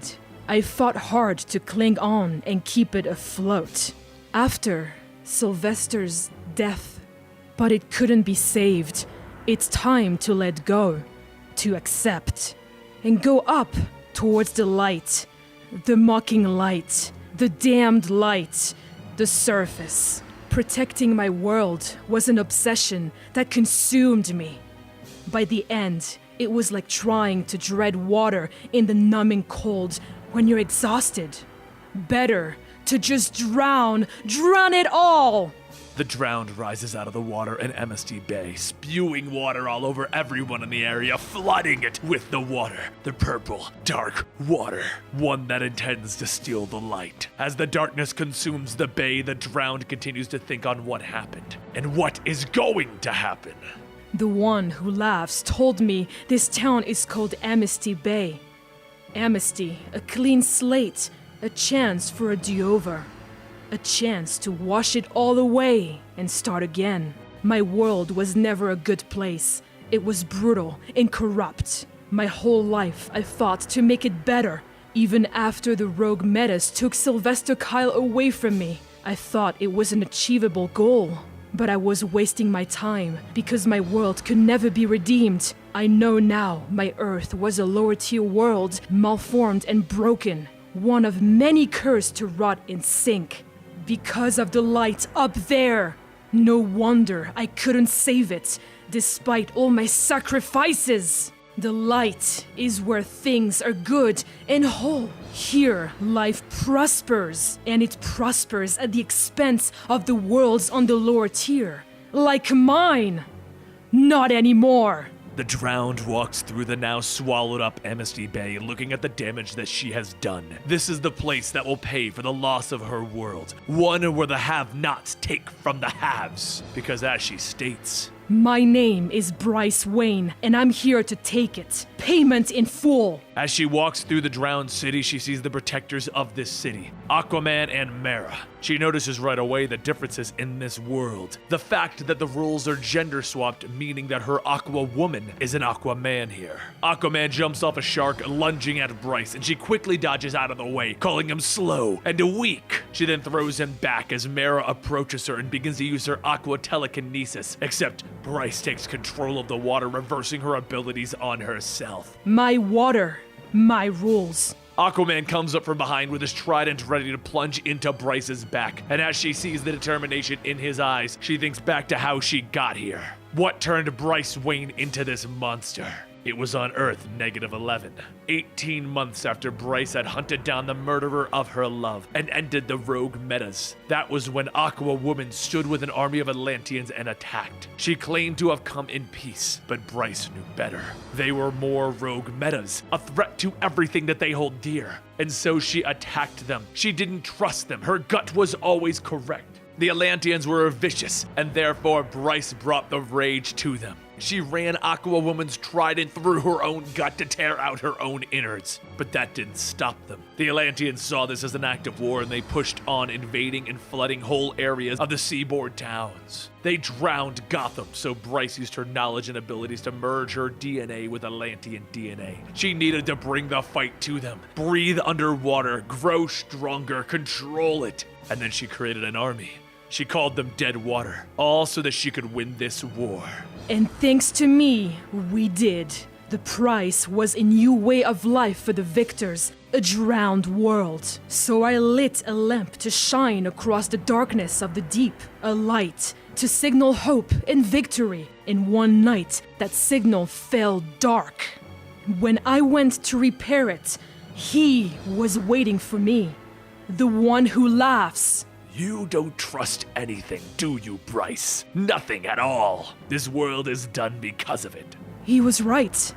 I never trust anyone or anything, but I trusted him. But it's not really your fault. It's the light you see, the light up there. So the Batman who laughs showed Bryce the upper worlds, the worlds of light, and how hers was just a lower tiered world in the darkness. He also showed her the other rejected Batmen, the Dark Knights, and then he laughed. You see the light up there? Right up there? How it mocks us all? It's an unsullied multiverse where all is bright and ascendant. It's why we suffer. It's why nothing can be made right. That world is the perfection that you dream. You are its nightmare. That is how the Drowned found her way to Amnesty Bay on Earth Zero. The dead water spews out of her mouth, covering Aquaman and Mera. Bryce's water.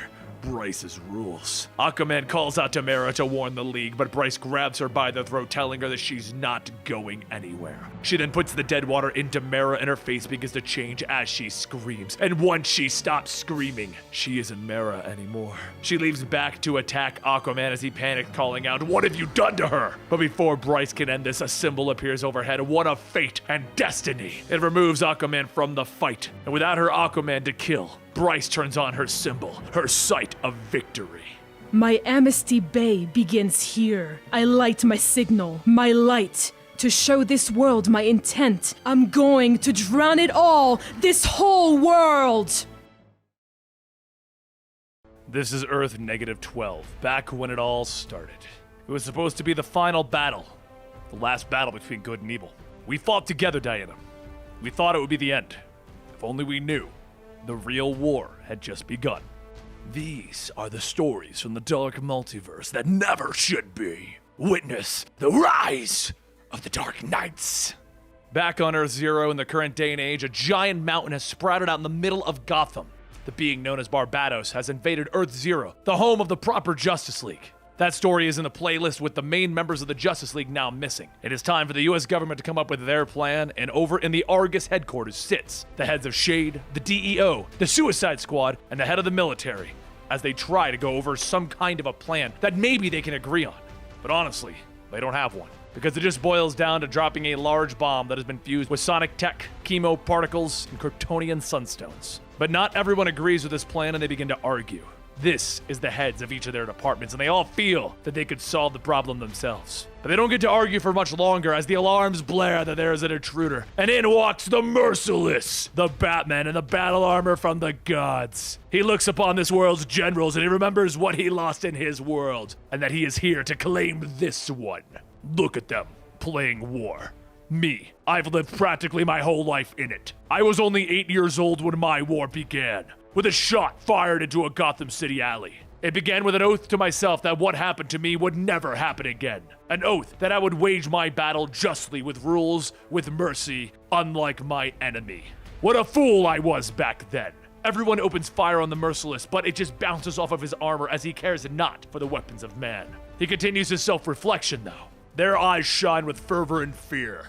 They have a mission, a duty, just as I did years ago. I will show them the truth! And with that thought, he cuts into the ground in front of them and the soldiers call out that it burns. Hearing their screams, I cannot help but think of my old rules, my code.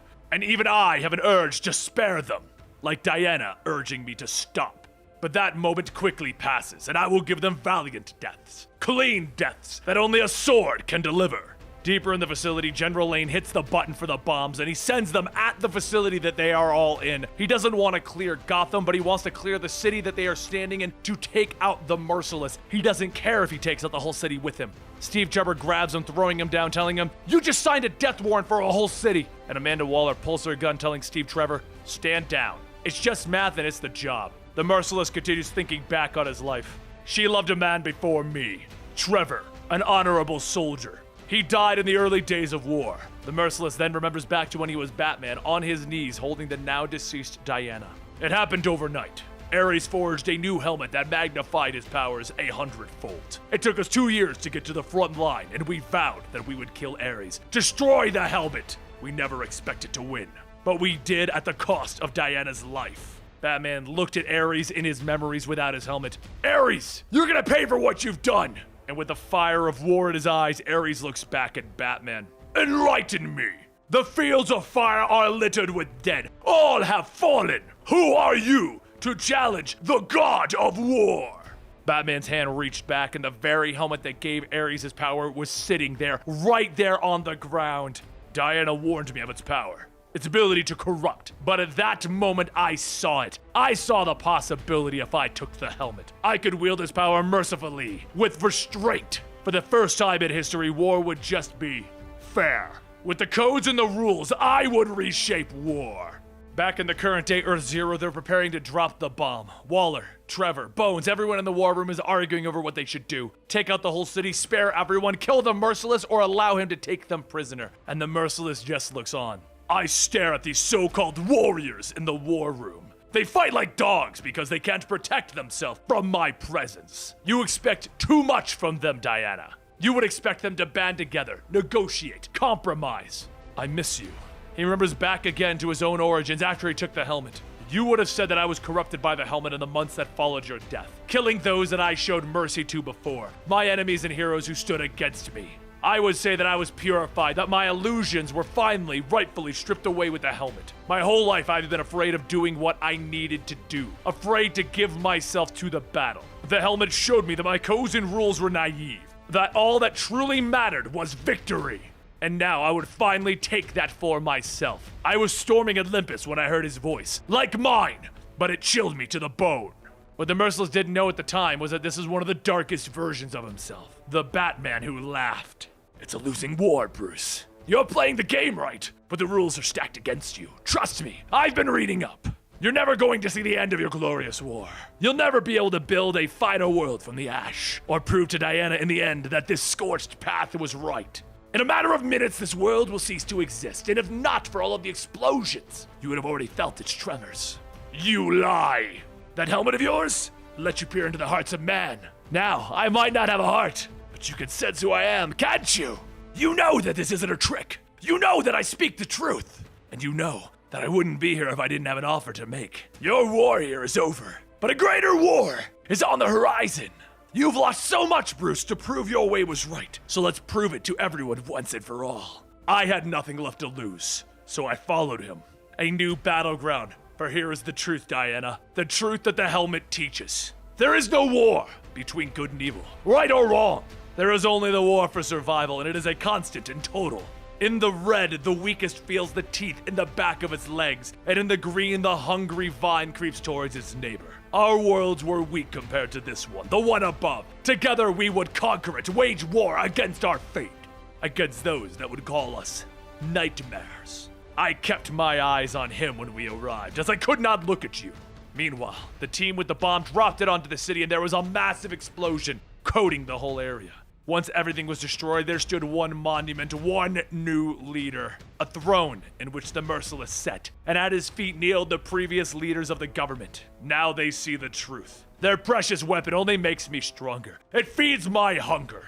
With this helmet, I could make them fight for my amusement. But that would be merciful, and instead I'll make them watch as I conquer their world. You warned me of its power. Warned me that once I put it on, I'd never be able to take it off. I love you, Diana, and I'm sorry. Sorry that you tried to take it away from me. But what was I supposed to do when I saw that you were still alive? That Ares had only stunned you. You reached for it, Diana. For the helmet. And I had to strike you down. In Smallville, Kansas, Damian and John are putting on a rock show in the middle of the park. Watching this show are Bruce Wayne, Diana Prince, Lois Lane, and Clark Kent. Bruce takes a moment to thank his friends for being there for him, helping him fight against his worst fears brought to life, for helping him defeat Barbados and the evil Batmen that had invaded this planet. His curiosity brought one of the worst things the DC Universe had ever seen, and with the help of his friends and allies, Batman was able to defeat them and send them packing, saving this world from being overrun by the dark multiverse. Diana tells Bruce that they get it, but you know, Bruce, you need a better writer for those non-brooding moments, those touchy-feely times. Bruce smirks, okay.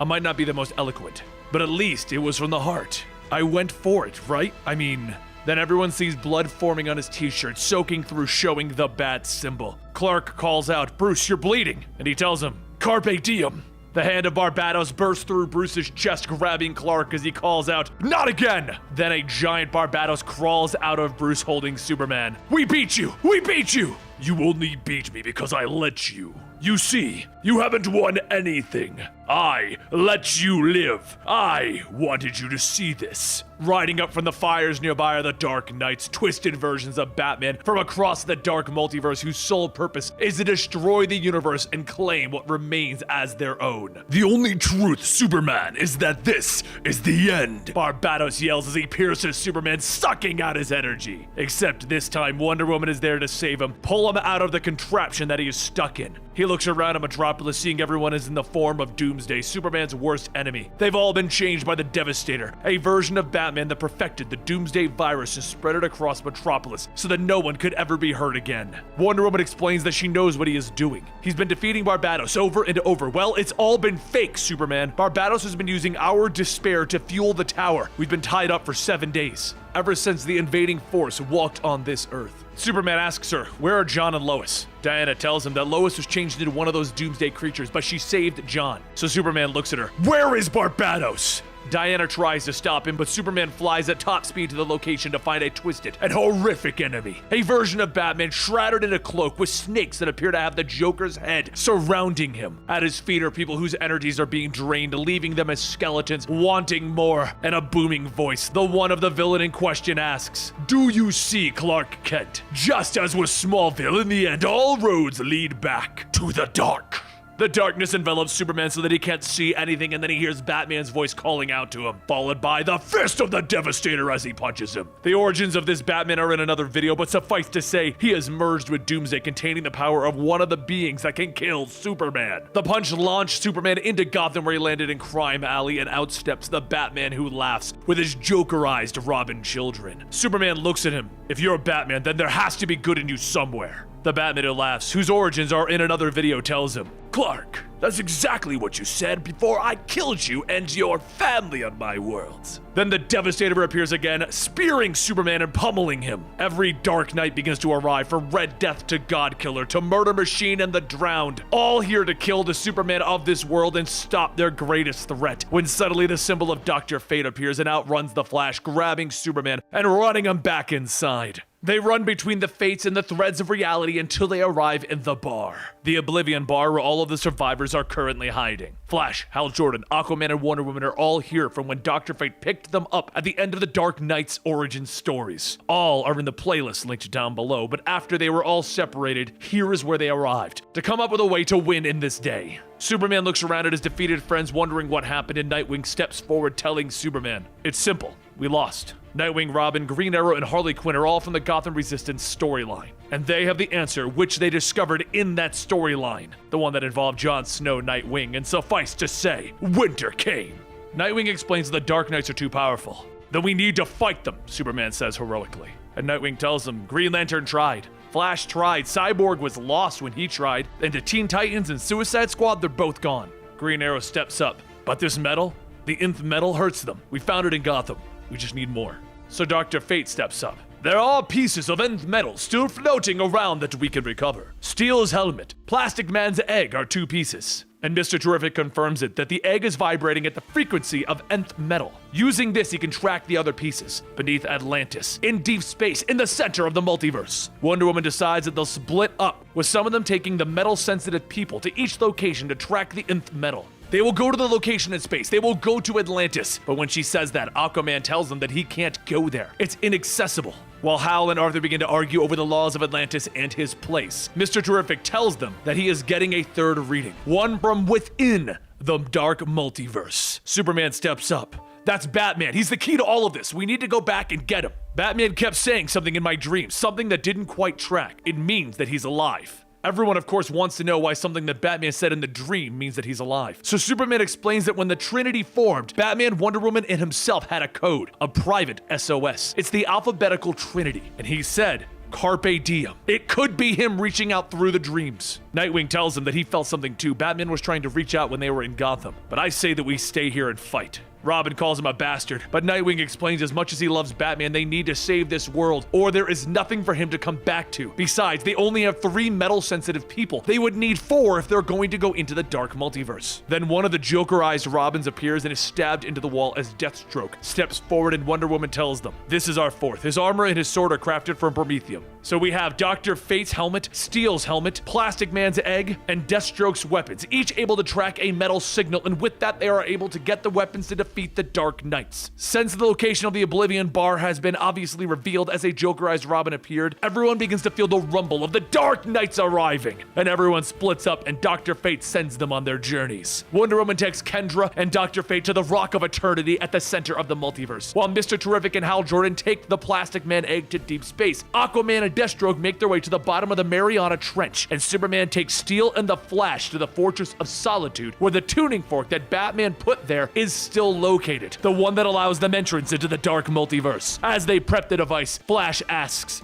what does Carpe Diem even mean? And Superman explains that the code is simple. It's based on their names. If Superman was in trouble, he would call D and B for Diana and Bruce. Diana would call B and C for Bruce and Clark. And Bruce would call C and D for Clark and Diana. So Carpe Diem is his way of calling out. The Flash is a little iffy on that, but he helps Superman anyway, and they run at the right frequency at top speeds to open up the door. Superman flies through it, crossing between dimensions, and he hits insane speeds, thinking to himself that this is it. He has solved the whole thing. There's no way that this could be a trap. As he exits into the vast, dark multiverse to see all of the drained Supermen bound to a massive tower, and they begin to grab and pull him down, calling out that they've been waiting for him. He then hears it, Bruce asking why he came here. Why is it that he showed up after he warned him? At the start of the dream, Damian and John played the reverse of the code. It was the only way to get the message out. D and C notes. He was trying to warn Superman not to come here. Barbados needed Superman to complete the circuit so that he could sink the world into darkness. This was all a trap to get Superman attached to this giant battery.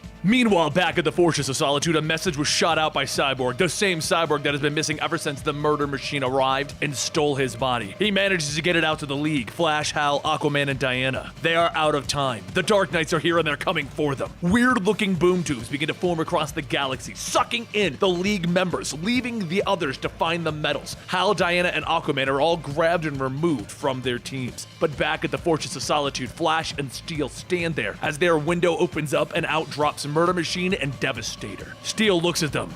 You know, I've never really liked Batman. And Flash looks at him. Well, you just gotta get to know him, and you're about to get 2 chances. Murder Machine quickly disables the suit that Steel is wearing, and then Devastator destroys the tuning fork that allows access to the dark multiverse, with plans to rebuild it. Flash panics, realizing that Superman and Batman are now trapped on the other side, and Steel tells him to get out and find help. So the Flash takes off at top speed, with a crack-a-boom! But the whole thing was a trap that the Flash would run into their boom tube, which spits him out into Central City. He sees Iris and Wally old and aged by the Speed Force storm, and then as he's reassuring them that he'll save the day, the ground beneath him splits open and he falls into a cave. Everyone in the League is in one of these caves. Hal, Aquaman, Diana, and Flash, and the voice of Bruce reassures them. Everything's gonna be alright. It's gonna be okay. Flash asks if he's here to help, and Bruce tells them, I am. Let me get the light. They all realize that they're in bat caves, each built by a Dark Knight to destroy their enemies, and the voice continues. But it's not the Bruce that we know. It's the Batman who laughed. I know I'm not exactly the Bruce that you're hoping for,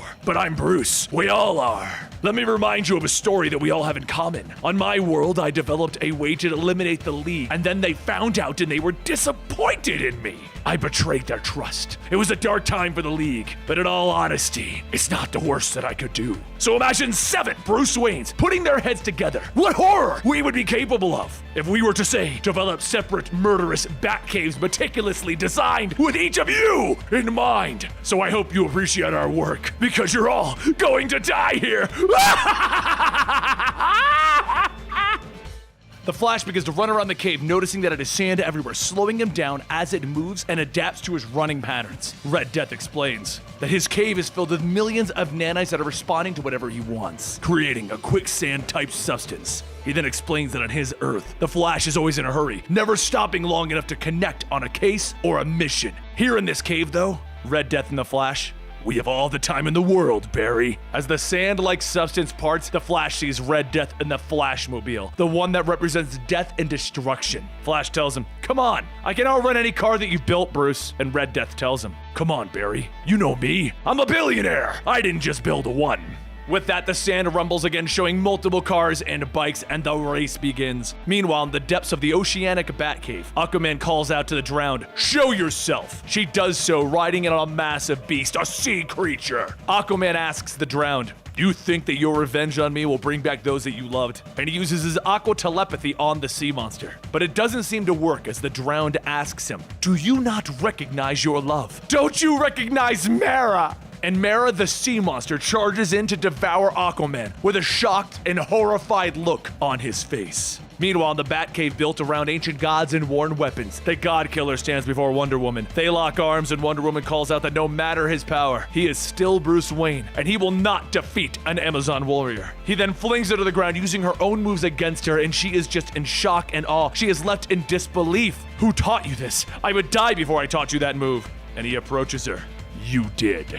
Wonder Woman gets back up, swinging her sword at the God Killer, demanding the truth as he clobbers her with his hammer. And he continues to explain, on my world, I collected all of the coins that your deceased sisters would have used to cross the river Styx, and I reforged them into a weapon of my own. So now, you will join the Sisterhood once again, as the zombie Amazons rise before Wonder Woman. Over with Hal Jordan, he begins to recite his oath in an attempt to lighten up the cave. And the Dawnbreaker steps out telling him, your oath is worthless in my cave. And the worst part of all of this is Cyborg can't help anyone, because the secret weapon that the Dark Knights have against the Justice League is Cyborg himself. Back in the Nightmare Batcave of the Dawnbreaker, he uppercuts Hal, throwing him off his game. Looking around, Hal can't see him. The dark won't save you, Dawnbreaker. I've waited so long to be alone with you, Hal. Hal snickers as the Dawnbreaker comes in, smacking him down. Something amuses you. You, little Bruce, if that's what you call yourself in whatever sewer of a universe you come out of, you are funny. You think I fear you? You think bringing me here and showing me a few spooky voices is going to scare me? Our Batman is smarter. All you've done is get me fired up. And Hal hits him with a blast, except it vanishes into the darkness. Your ring can absorb light. I'll give you that one. It sure is new. Ring strobe. With that, Hal's position is blocked by a flashing light that the Dawnbreaker's ring is having problems absorbing. He begins dodging the Dawnbreaker's moves as he taunts him, telling him, I've killed Kyle, Guy, John, and even some of the Guardians. No one was enough to stop me from avenging my parents' murder. What makes you think that you can, Hal? Because, Bruce, and with that, Hal appears with a giant construct battlesuit, smacking Dawnbreaker down. You can never fly with me! He begins to throw him down again. This is for Guy! And then he tosses him into the ceiling. And Kyle! And then he crushes him again! And John! And with that, Dawnbreaker vanishes into the darkness again. Hal begins to float around looking for him. You stepped up to the mic with your emo crap, but I'm here to rock! Then by all means, Hal, play! So Hal cuts off his strobe effect and allows the willpower to grow. To boom! To become him, and he explains, my ring, Dawnbreaker, this one wasn't given to me. I made it, forged of my own willpower. I don't wear it, I am it. I blew up Warworld. I came back from the afterlife and rescued gods, and now I'm gonna burn you out.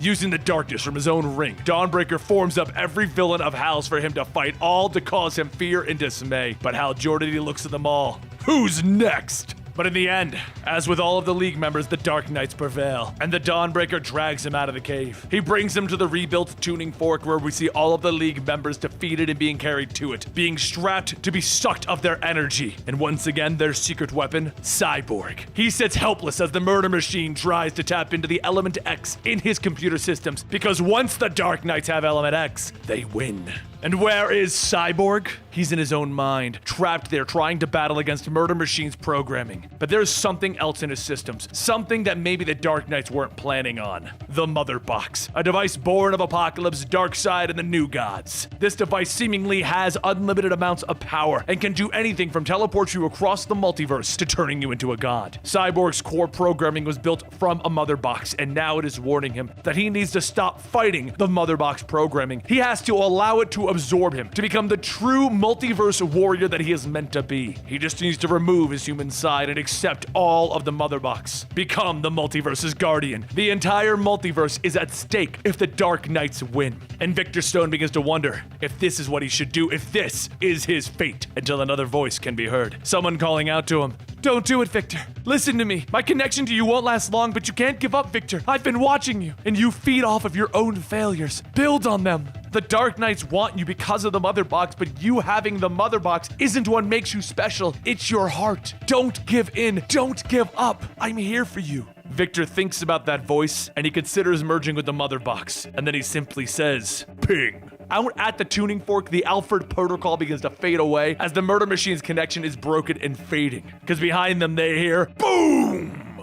You wanted to dismantle me for the element X. Motherbox wanted to erase me and become me. But you know what? I'll always be Victor. And now, Dark Knight, you have to deal with Cyborg 1 million, baby. And I need my team. With that, he frees the Justice League members, breaking Murder Machine's protocols even further. Murder Machine looks at him. Cyborg is using his connection to the Motherbox to draw his power directly out of the multiverse. The League all begins to prep up. And now you have to fight us because you tried to ambush us. And we don't fight alone. The music begins to blare with the Batman who laughs, asking, "What is that music?" Cyborg lets the energy flow. I'm blasting my theme song through my speakers. I'd play it whenever I wanted to get the team pumped up when the ball was at the 1-yard line. He smiles at the Dark Knights. Hike! They all leap into battle against the Dark Knights as the Batman who laughs reminds them, each of these Batmen defeated the entire League in their world, so this League doesn't stand a chance. But as the League is pushing back the Dark Knights, Cyborg reminds them that winning the game isn't about having a strong team on the field. It's about a strong bench. And with that, Dr. Fate, Deathstroke, Mr. Terrific, and Kendra all warp in through a boom tube to the battle. They continue to battle as Dr. Fate tells Cyborg, everyone is free. We should leave while we still can before we get captured again. But Cyborg tells him, hold up, I gotta find the person who helped me. He looks around and he sees Raven, trapped in a cage, and he tells her, I came for you. She looks up with sadness in her eyes. Please tell me you didn't give in to the Motherbox, Victor. Please tell me you were you, because if you did, if you resisted, I have hope. You're a lot stronger than you think, Raven, but let's get you out of here, because together, clearly, you and I are stronger. He pulls her out of the cage and he embraces her in the middle of the battle. Hal looks over. All right, are we done with the hugs? And Aquaman follows up. For once, I agree with the Lantern. Cyborg pulls everyone close and tells them, my new multiversal upgrade allowed Raven to talk to me, but it also showed me what these Batmen are. Ghosts of dying worlds. They aren't Batman's fears, they are his regrets. You have to know, Dark Knights, that what Barbados promised you isn't possible. You can't bring back dead worlds. So the Batman who laughs steps up. Then perhaps Master should give you his sales pitch himself. Then above them all booms Barbados himself. All roads lead to darkness. Cyborg holds up his hand, activating a boom tube. Then we're taking a detour. He sucks the team into the hyper-time space between the multiverse, but it only works for a second before depositing them back out on Earth. Wonder Woman steps up. Since the Dark Knights are looking for us, let's use this time wisely and get back to finding the pieces of the metal. And Cyborg tells her, hang on, I'll take Flash and Raven. I've got an idea for a Hail Mary pass. We're gonna hack the multiverse. As everyone heads off on their missions, the Batman who laughs closes out our tale. Even on this world, the Justice League needs a Batman to help them find hope in the darkness. To know that they can win. I'm glad that I could be that Batman for them. They believe that they have a chance, and now the Justice League are unknowingly spreading your darkness across the universe, Barbados. Shouldn't they know by now? All roads lead back to Barbados.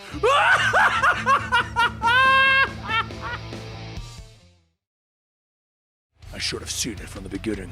I should have seen through the bright colors, those friendly eyes, the Boy Scout grin. I should have known what you were doing to me and what you were doing to all of us. You told us all to love each other, to tear down the walls that kept us from trusting each other. We wanted to believe you. We wanted, more than anything, to believe that the strongest man in the world was there to save us, that we could let go of our fear and hope again. And then we see in the snow the Devastator, a version of Batman that's been injected with the Doomsday virus, and right now he has crushed Firestorm, Wally West, and both Simon Baz and Jessica Cruz. As the Devastator is crushing Lobo, he continues to think back on his thoughts of Superman. Because while everyone thought Superman was hope, they were wrong. I remind myself that this isn't my world, our world, but I see the same echoes everywhere I look. Barbados tasked me with a crucial mission to retrieve the cosmic tuning fork underneath the Fortress of Solitude and bring it to Gotham City. If you're just now joining us, Barbados is the being that started the incursion of the Dark Multiverse into the proper DC universe. He's leading the invasion, and the tuning fork is a device that Batman held that allows people to go into the multiverse. The heroes came here to stop Devastator, treating the Fortress of Solitude, the location of the tuning fork, like it was hallowed ground. But Devastator took them all down one by one. Now, with only Lobo standing, he takes a swing, telling the Devastator, I'd hate to see what your Robin looks like. You don't impress me, Lobo. You depress me. On my world, you are one of the most fiercely independent and dangerous beings in the universe, and here you stand with compassionate fools. The Devastator throws the hook into Lobo's chest and he begins to spin him around over his head. The rot goes deep in this sick, sad world, doesn't it? I'm here to burn it out of you. And he throws Lobo into the sun. Hope is like a virus, Clark. It forces people to let their guards down. It blinds them until they can't fight back anymore. But this isn't the first place the Devastator went. He went to Metropolis the day before this, where he ran into Lois Lane at the Daily Planet. He shook her hand with the intention of spreading something known as the Doomsday Virus, which infects and changes people into Doomsday monsters. Lois looked at Bruce as he was changing into Doomsday and asked him, what did he do on his world? He replied as Devastator, telling her, I made it so that he can never hurt me again. I need you to listen to me, Lois. I wanted to do what I never could on my world. I wanted to save you from him. That's when we see exactly how it went down on Earth -1, the world where Batman became infected with the virus. He remembers it so vividly because it was one of the most frightening moments, as no one knew how it had even happened. Was it a solar storm that altered Superman's mind? Was it Darkseid or Mr. Mind or a new type of kryptonite? Something turned him against everyone. The superheroes spent weeks trying to find the answers because they knew in their hearts that this destructive force that was killing everyone couldn't be Superman. He was the best hope. He was the best of them. He would never tear down buildings with his bare hands for sport. They tried and they tried to save Superman, and it wasn't until he killed his own wife and child that Batman finally realized they had to stop Superman. As he stood over Batman with the kryptonite spear laying nearby and blood coming out of his mouth, he looked at him. I never understood how the other Leaguers would stand in the shadows talking about how you could beat me, Bruce. I can split you in half. I can freeze you with a breath. I can break every bone in your body. And what do you have? A spear? Do you understand how weak you all are to me? Yes, damn it, I do. And now, you won't hurt me again. It was at that moment that Batman injected himself with the Doomsday Virus, changing himself into the one being that could kill Superman. He worried that he would stop in the end, that he wouldn't kill Superman because they were friends. But as the bone armor formed around him, his heart hardened, and it felt great to pummel the Man of Steel. He breathed kryptonite gas into Superman's mouth, and the bone shards all jutted out of his body, killing him. The kicker is that he could have used this virus to save the whole world, give it to everyone to protect them from Superman, but in the end, it was too late. Most of the world was dead and gone.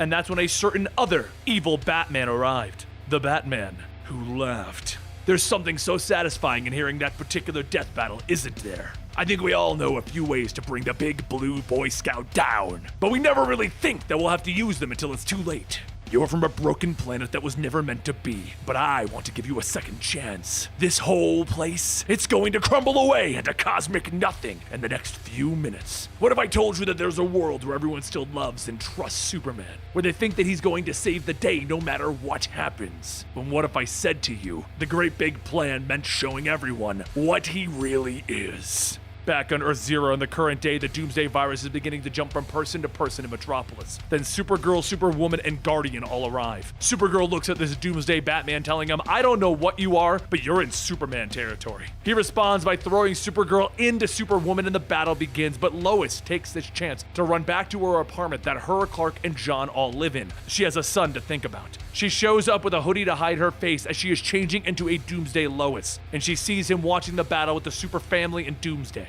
But before he can jump in, she tells him to go into the room in the back. It's their panic room, and it will seal so tight that Superman himself can't even get in. And then, she locks herself on the outside of it. All of Metropolis is turning into Doomsday, and so is she. Superman will hurt no one again.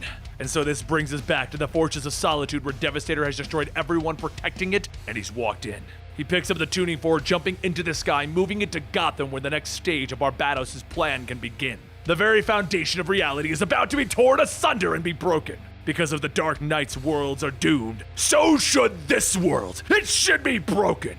Out in the dark multiverse sits all of the Supermen that Barbados has conquered, all pinned to his device to allow the multiverse to be broken. And at the end, I hope you understand the truth, Clark. I hope you somehow hear my voice from your prison in the heart of the dark multiverse. I hope you feel my hate, because you did this, like you did it to my world, like you do it to every world. You made them believe. You fooled them into thinking that you would always be there for them, to save them, to lift them up, to make them better. And that belief is exactly what will drag your entire world into devastation. I know you're scared right now. You don't need to pretend. I can see you trembling. You don't know why I brought you here, but you know the answer can't be good. And you're right, it's not. In front of us is the Batman who laughed, a man with the face paint of the Joker and a spiked helmet obscuring his eyes. He is clad in leather, and a table full of cards lays out in front of him. You really thought you had it all figured out, that you knew every combination in the deck, and it would thrill you every time that you were right. When a hand came down in a familiar pattern, in a familiar story, about an outsider who could see the good in us all, about how we all have the power to fight for what's right, or how we can all overcome our darkest moments. But this isn't any of those stories. There are familiar parts, but they're all in the wrong places. There's nothing more frightening than when all of the cards lay out on the table just right, and then another card comes and changes the story. There's no way to know what's going to happen next. So, let's tell you the story of how this twisted Batman came into existence. And this story, it begins on Earth -22. On this world, Gotham is burning with explosions going off everywhere, and one insane man, is standing over Batman looking down at him. As an explosion goes off yet again, he speaks. Which one was it, Bats? Mercy Hospital? Or maybe Gotham General? It's hard to keep the chaos straight this late in the game. Batman is on his knees, bound up and bleeding. He's also not replying. Oh, come on. You have to get into the spirit of this kind of thing. I made sure that the drugs wouldn't affect your mind and just paralyze your body. Batman struggles to get out some words. Look, I know this must be very hard for you. It's hard on both of us. Do you have any idea how many charts you need to coordinate to systematically kill an entire city? Well, I guess you wouldn't, because that's your one rule, isn't it? No killing, you and your pals. Like good old Jim Gordon. Right at the end, I heard him telling you over the radio to bring me and buy the book, Batman. And when I finally got to him, he understood. I saw it in his face, in his eyes. You know, before they dissolved. He called for his girl in the end, but it was hard to hear as his jaw was melting. But I understood. You see, Batman, you and I, we need to evolve. No more by the book. I burned that thing. I just want to find the breaking point. It has to exist, Bruce. I know it does. He kicks over Batman, throwing on his coat and pulling out a pistol as a couple with a young child is presented in front of him. Oh, look at that. It's a young family heading back from the theater. Batman struggles.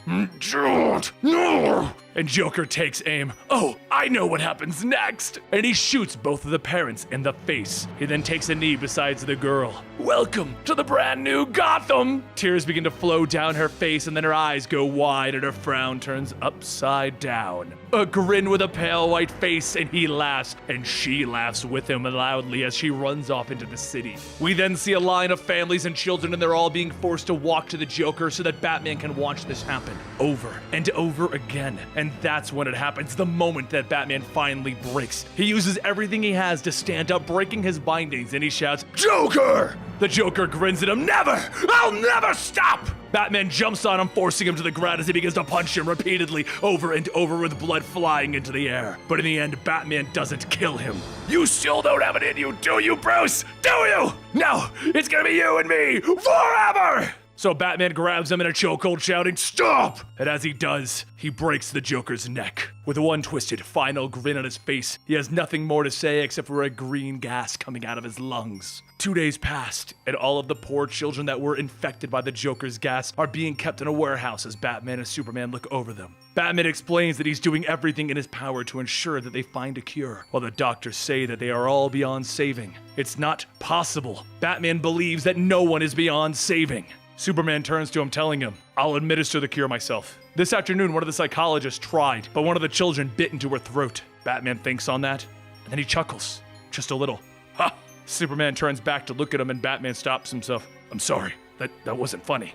3 more days pass, and Batgirl, Nightwing, Red Robin, and Red Hood are in the training simulator in the cave and have been for 3 hours. They all begin to question the fact that it's been set to the highest settings and that they're all here. And that's when Batman stops it to inform them that he's been stalling, hiding the truth from them. When he killed the Joker, he was infected by some strange strain of the Joker toxin that was locked away in his heart, trapped in his cells, harmless unless he died. It's the most volatile strain that he's ever seen, and it's been rewiring his brain to make Batman more like the Joker. If the process completes, his highly ordered mind, his moral code will be replaced by something evil. It was his last wish that whoever killed him would become him. All of the Bat family explains that they want to help Bruce, they want to figure this out, they could do something. And he smiles. No, that won't work. They continue telling him that they'll win the day. They always do. They've prepared for what if Batman turned evil. And he turns his back to them, reaching into his cape. I know. That's why I brought you all here. Because you would be the first to notice if something went wrong with me and be able to stop it. And I'm sorry, but I can't allow that. So I did something you weren't prepared for. He turned around with 2 automatic weapons, shooting all 4 of them with a twisted grin on his face. 1 more week passes and we go to the Watchtower where the entire league is dead on the ground. Wonder Woman, the Flash, Red Tornado, Martian Manhunter, all dead in a bloody mess, with Superman being the only survivor, but his eye is affected by something. You know, I've been thinking a lot these last few days about the man that I once was. I just walked through the Justice League trophy room and it struck me how many weapons we've gathered over the years. I remember how I justified bringing them here. You thought they should all be destroyed, but I pushed. I wanted to know how they worked. And I do, Superman, how to operate doomsday machines that could level entire cities in seconds. But now my mind is right, and I wanted to use them. I wanted to use each and every one of them on you. But why, Bruce? Why did you do this? Because I wanted to, Superman. Hell, I'm disappointed that I could only do it this once. Do you realize how many ways I know how to kill you? Superman looks at him. The people, they'll see you for what you are and fight back. Oh, they better, Clark, because it wouldn't be fun if they didn't fight back. Superman hears his family calling out to him, Lois and John both there, and John yelling out, the same problem with his eyes. Why don't you pull that old Superman trick of yours? Tell them it'll all be all right. And then it finally completes the full transformation as Batman's voice changes. The good guys always win in the end. I won't cheapen what I stand for. I won't lie to my family. Oh, it's okay. You can lie to mine. That's when we see the children that were affected running out of the shadows and Damian walking forward. Father, can I play with John now? Superman sees him. You did this to your own son. It actually only took a little push. He did it to himself. It gave me the idea of what I was going to do to you. He holds up a black rock. You see, this is a modified version of the black kryptonite, and when I gave it to Supergirl, she ripped her family apart before I killed her. Lois looks at him. Bruce, you don't have to do this. Oh, I know. Catch. He throws it at them, and that's when we hear Superman and John both try to fight it, telling Lois to stand back. And we hear the breaking of bones and the snapping of flesh. Batman turns his back to the mess and he draws, with blood, a smile on the wall while he laughs. He goes on to tell the story of how the armies fought against him, but every time he would win. He would figure out how to fight back, and once the world was ash under his feet, it felt right, like he had served his greater purpose. Barbados then stood before him, offering him more. The dark multiverse, the light multiverse, the main DC universe, where the heroes have hope and stand together. Batman Who Laughs sits in front of a banged up man, explaining these stories after all of these events. He's been telling him each of the dark multiverse stories, and he struggles to talk through the bandages. But this Batman laughs. The heroes are nearly dead already. Their cities have fallen. This whole world has begun to sunk into the infinite dark below. How could it get worse? What else could we have up our sleeves? You want to see, don't you, what we have planned next? But you're terrified of what it might be. Let me show you. They're coming. Every nightmare the multiverse has ever had. They're armed and ready for the invasion, waiting for the door to be opened. When I was Bruce Wayne, I thought that with enough preparation I could always win. I was trapped in an unwinnable war of refusing to see the answers right in front of my face. You need to adapt, and to adapt, you need to be able to laugh away your restraints. You see, the Batman Who Laughs is a Batman who always wins!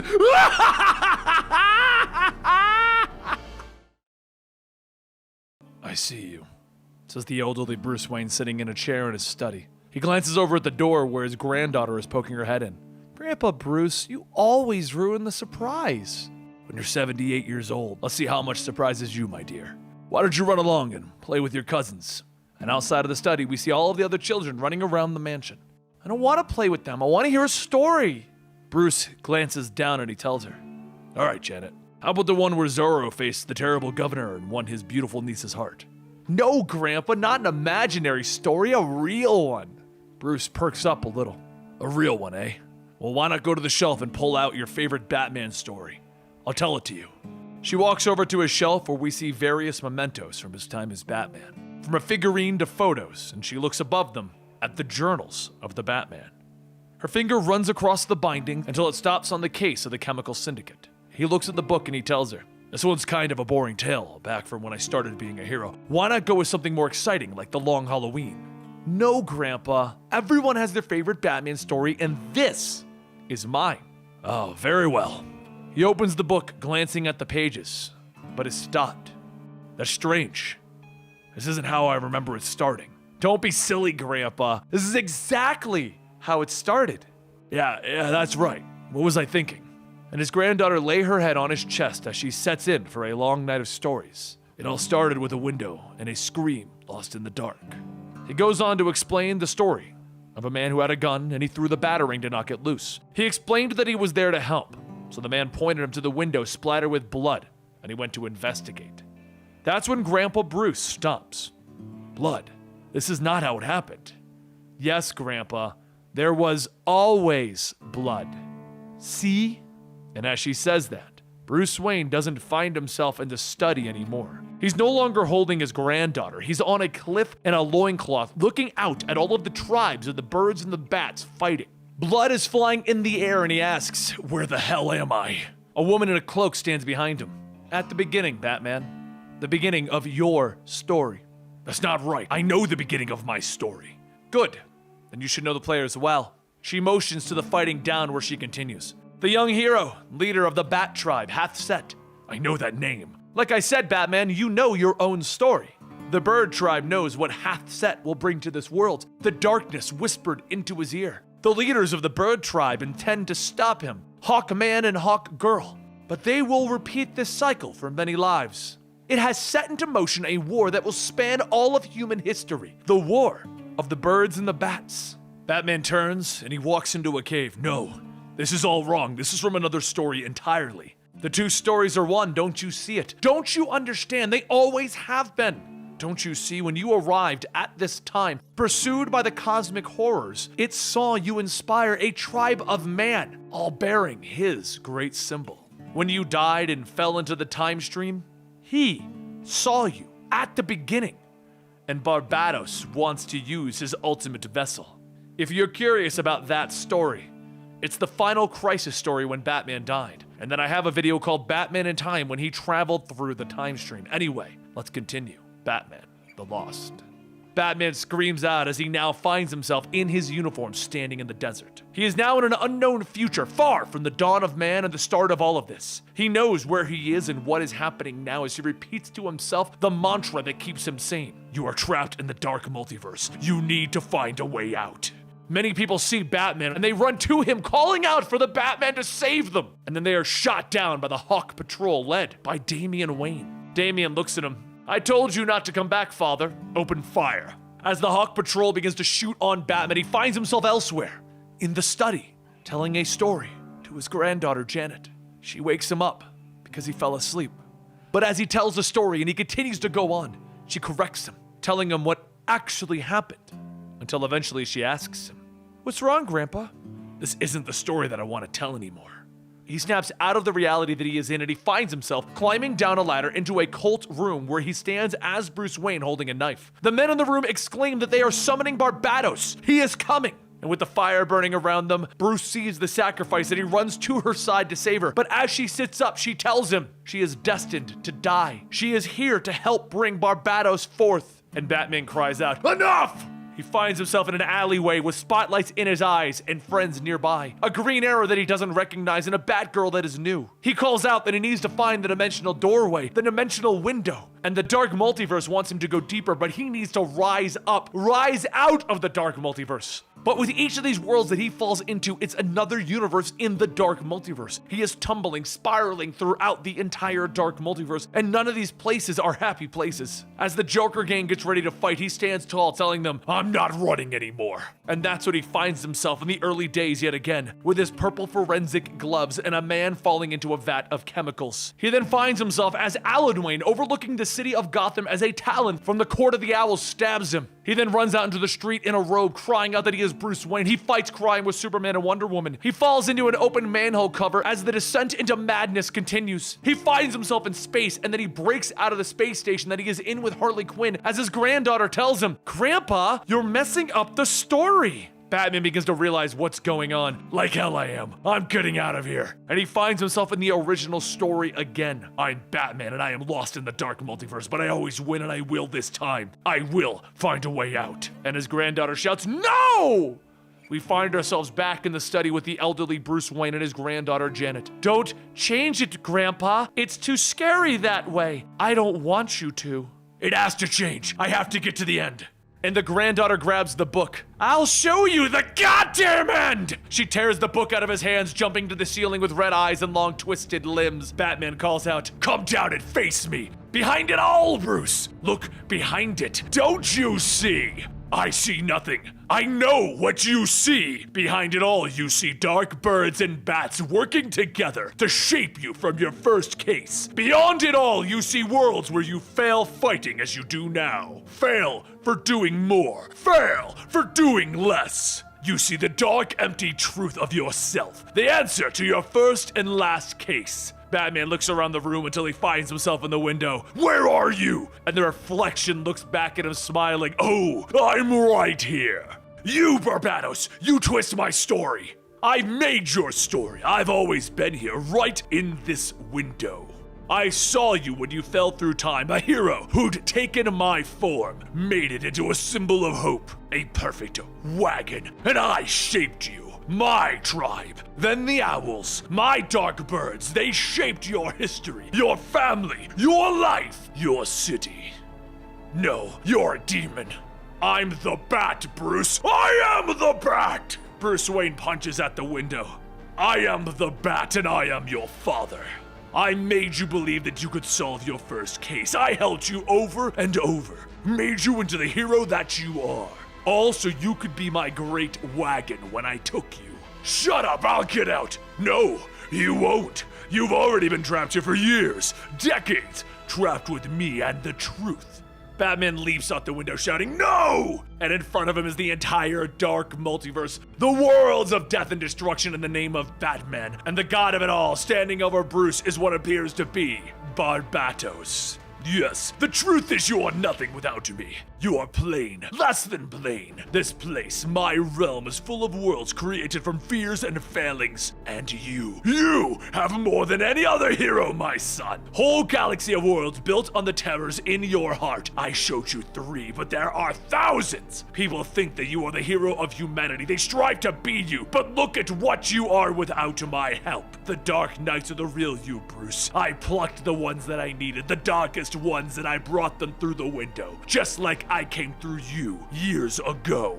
Barbatos shows him the battle that the Justice League is going through right now. "Stop," Batman calls out. "No, look at me. Please, I don't want to see. Look at me." And Batman calls out, "Please, I give up." And that's when we return to the prison given to our hero. Grandpa Bruce is sitting in his chair and his granddaughter is waking him up. "Grandpa?" "Sorry, Janet, I must have fallen asleep again. Where was I?" "You were at the beginning, silly. You were starting over." "Of course, dear. It starts with a window and a scream, lost in the dark. Then we see where Batman is actually, bound and drained of his life force at the tower, at the center of the dark multiverse." As Bruce is held in the dark multiverse of the battery fueling the darkness, he begs, "Please, no more." Just then 3 Superman clones lift him up, telling him, "Easy now, we're here to save you. And the good news is, we no longer need you." With Superman coming here and becoming the Great Battery, the Earth is slowly coming within reach. Soon we'll be able to cross over and claim it for ourselves. But we should hurry along and get far away from Superman. It's time to go gently into that good night. Bruce pulls back, taking the glove off of the Batman-themed clone, shouting, "Like hell I am. The real Clark never had any imagination for weapons. If you are his greatest fears of me, then this tech is based off the things that he saw in the Batcave, and I know my own toys well. This gauntlet is called Five-Finger Death Punch, and it's got every color of kryptonite from gold to periwinkle. One makes him sparkly, another's gonna make your flesh dissolve. What I can't really remember is which is which. The question is, how super are you farm boys feeling today? One of the clones says, anything you use will affect your Superman as well. You wouldn't dare. And Bruce stops him, telling him, you've had me locked up for 30 years. You have no idea what I would do. Bruce then starts shaking his Clark, telling him, you need to wake up. You're at the center of some raging. But then he stops as the clones push towards him, and Bruce remembers something the Dream told him. Call me in the place of the Black Sun. He yells out, calling to Dream to help them. And suddenly, poof. Meanwhile, over at the Rock of Eternity, the cosmic center of the multiverse and the home of the great wizard Shazam, Diana, Dr. Fate, and Kendra are holding their own against the Ancient Guardians, and Diana asks, what monsters are these? Dr. Fate tells her that they are the personification of the seven sins. They should be welcoming them. Something isn't right here. Kendra finishes shooting one of the Guardians, stating, something's wrong? Huge surprise! Diana rides another Guardian as it barrels through the doorway, and Kendra yells that she warned them that coming here was going to be a mistake. Diana then swings her sword down, splitting the Guardian's head in half, stating, by the gods, the only mistake that we can make is not trusting each other. As the Guardian falls, Diana hops off, telling Kendra, I could use the lasso, but you are my friends. Why are you so certain that we will fail? Kendra says that Carter left from here when he ventured into the dark. The nth metal here is probably his mace. But as she goes on, Arthur radios in that they discovered something at his location. There's been a murder at the ancient burial ground of Atlantis. As Arthur walks up to the temple of the first king, Orion, he asks one of the fish what he saw. The fish tells him darkness. Those who came blinded them. Who would do this to the sacred temple? Slade Wilson, aka Deathstroke, looks at the glowing glass and he stabs into it, telling him, whoops. Arthur slams his head down, shouting, I told you before, anyone who touches the tomb is banned from Atlantis forever. Slade tells him, go ahead and sue me, I really don't talk to fish, but before you harpoon me, why don't you take a look? Arthur then looks into the hole and he says, gods, a portal? Slade tells him that he can sense the nth metal down there. Time to sink to new depths, huh? Meanwhile, over at Thanagar Prime, Hal messages Diana, telling her that the Eagles have landed. They are en route to meet with the High Ruler to request whatever the nth metal here is. Diana tells him to make sure he gets it, at all costs. As the Thanagarian guards walk Hal and Mr. Terrific along with the plastic man-egg, Hal says that he still doesn't understand how he didn't know about this place's existence. Mr. Terrific tells Hal that this is what they call a phased presence. This place exists at multiple places at one time.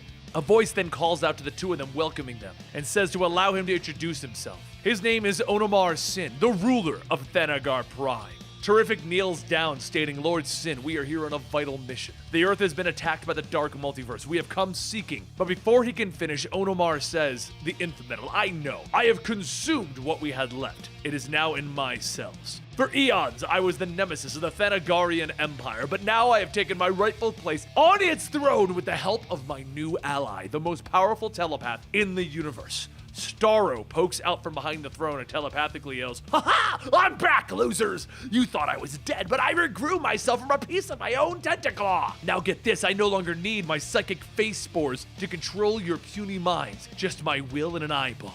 Mr. Terrific steps up, telling Onomar that he must ignore this psychopath and listen. If Barbados sinks the Earth, everything including him will fall. Onomar laughs, telling him, that's where you're wrong. A screen appears projecting an image of a giant cannon, and Onomar tells him that the Thanagarians have known about the dark for eons, which is why they've watched them so closely from this invisible perch and constructed this, the Phoenix Cannon. Fueled by super metals, it is capable of raising the Earth should the legions of the dark ever cross over there. It is locked onto Earth's core, and it will never change targets. At first, I thought of destroying the Earth and being done with it all, but then I had an idea. And now, thanks to you, you have brought me the final piece that I needed. Take them away and grab the plastic man-egg! One of the guards throws a net over Hal and Mr. Terrific, and as Hal tries to use his ring, he realizes nothing is happening. Starro yells that the ring is not the problem, chump! It's your stupid brain! I have slowed the synapses of your frontal cortex, making it so that you can't even create a full train of thought! Hal shouts, that's impossible! My will is stronger, I'm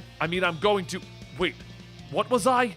Elsewhere, Superman begins to wake up, asking Bruce if he's there. Bruce tells him that he's here and they might be lost in the dark. And then a voice says no, not lost. And then Dream appears before them. Bruce lunges at him, shouting, do you realize how long I've been trapped? You did nothing to stop this from happening. Why help now? If you cared so little, Dream waves his hand, sending the two of them through the pages of a book, telling them not to presume what he may or may not care about. He is Daniel, Lord Shaper, the Dream Weaver, the king of the Riddle Realms. Some call him the Sandman, but this story is far more personal for him than they understand. As the light shines, Clark and Bruce find themselves floating into a library, and Clark says that this place feels alien, yet so familiar. Dream tells them that it is because they have been here many times before. Every night when they sleep, they walk through this domain. The place is the Dreaming.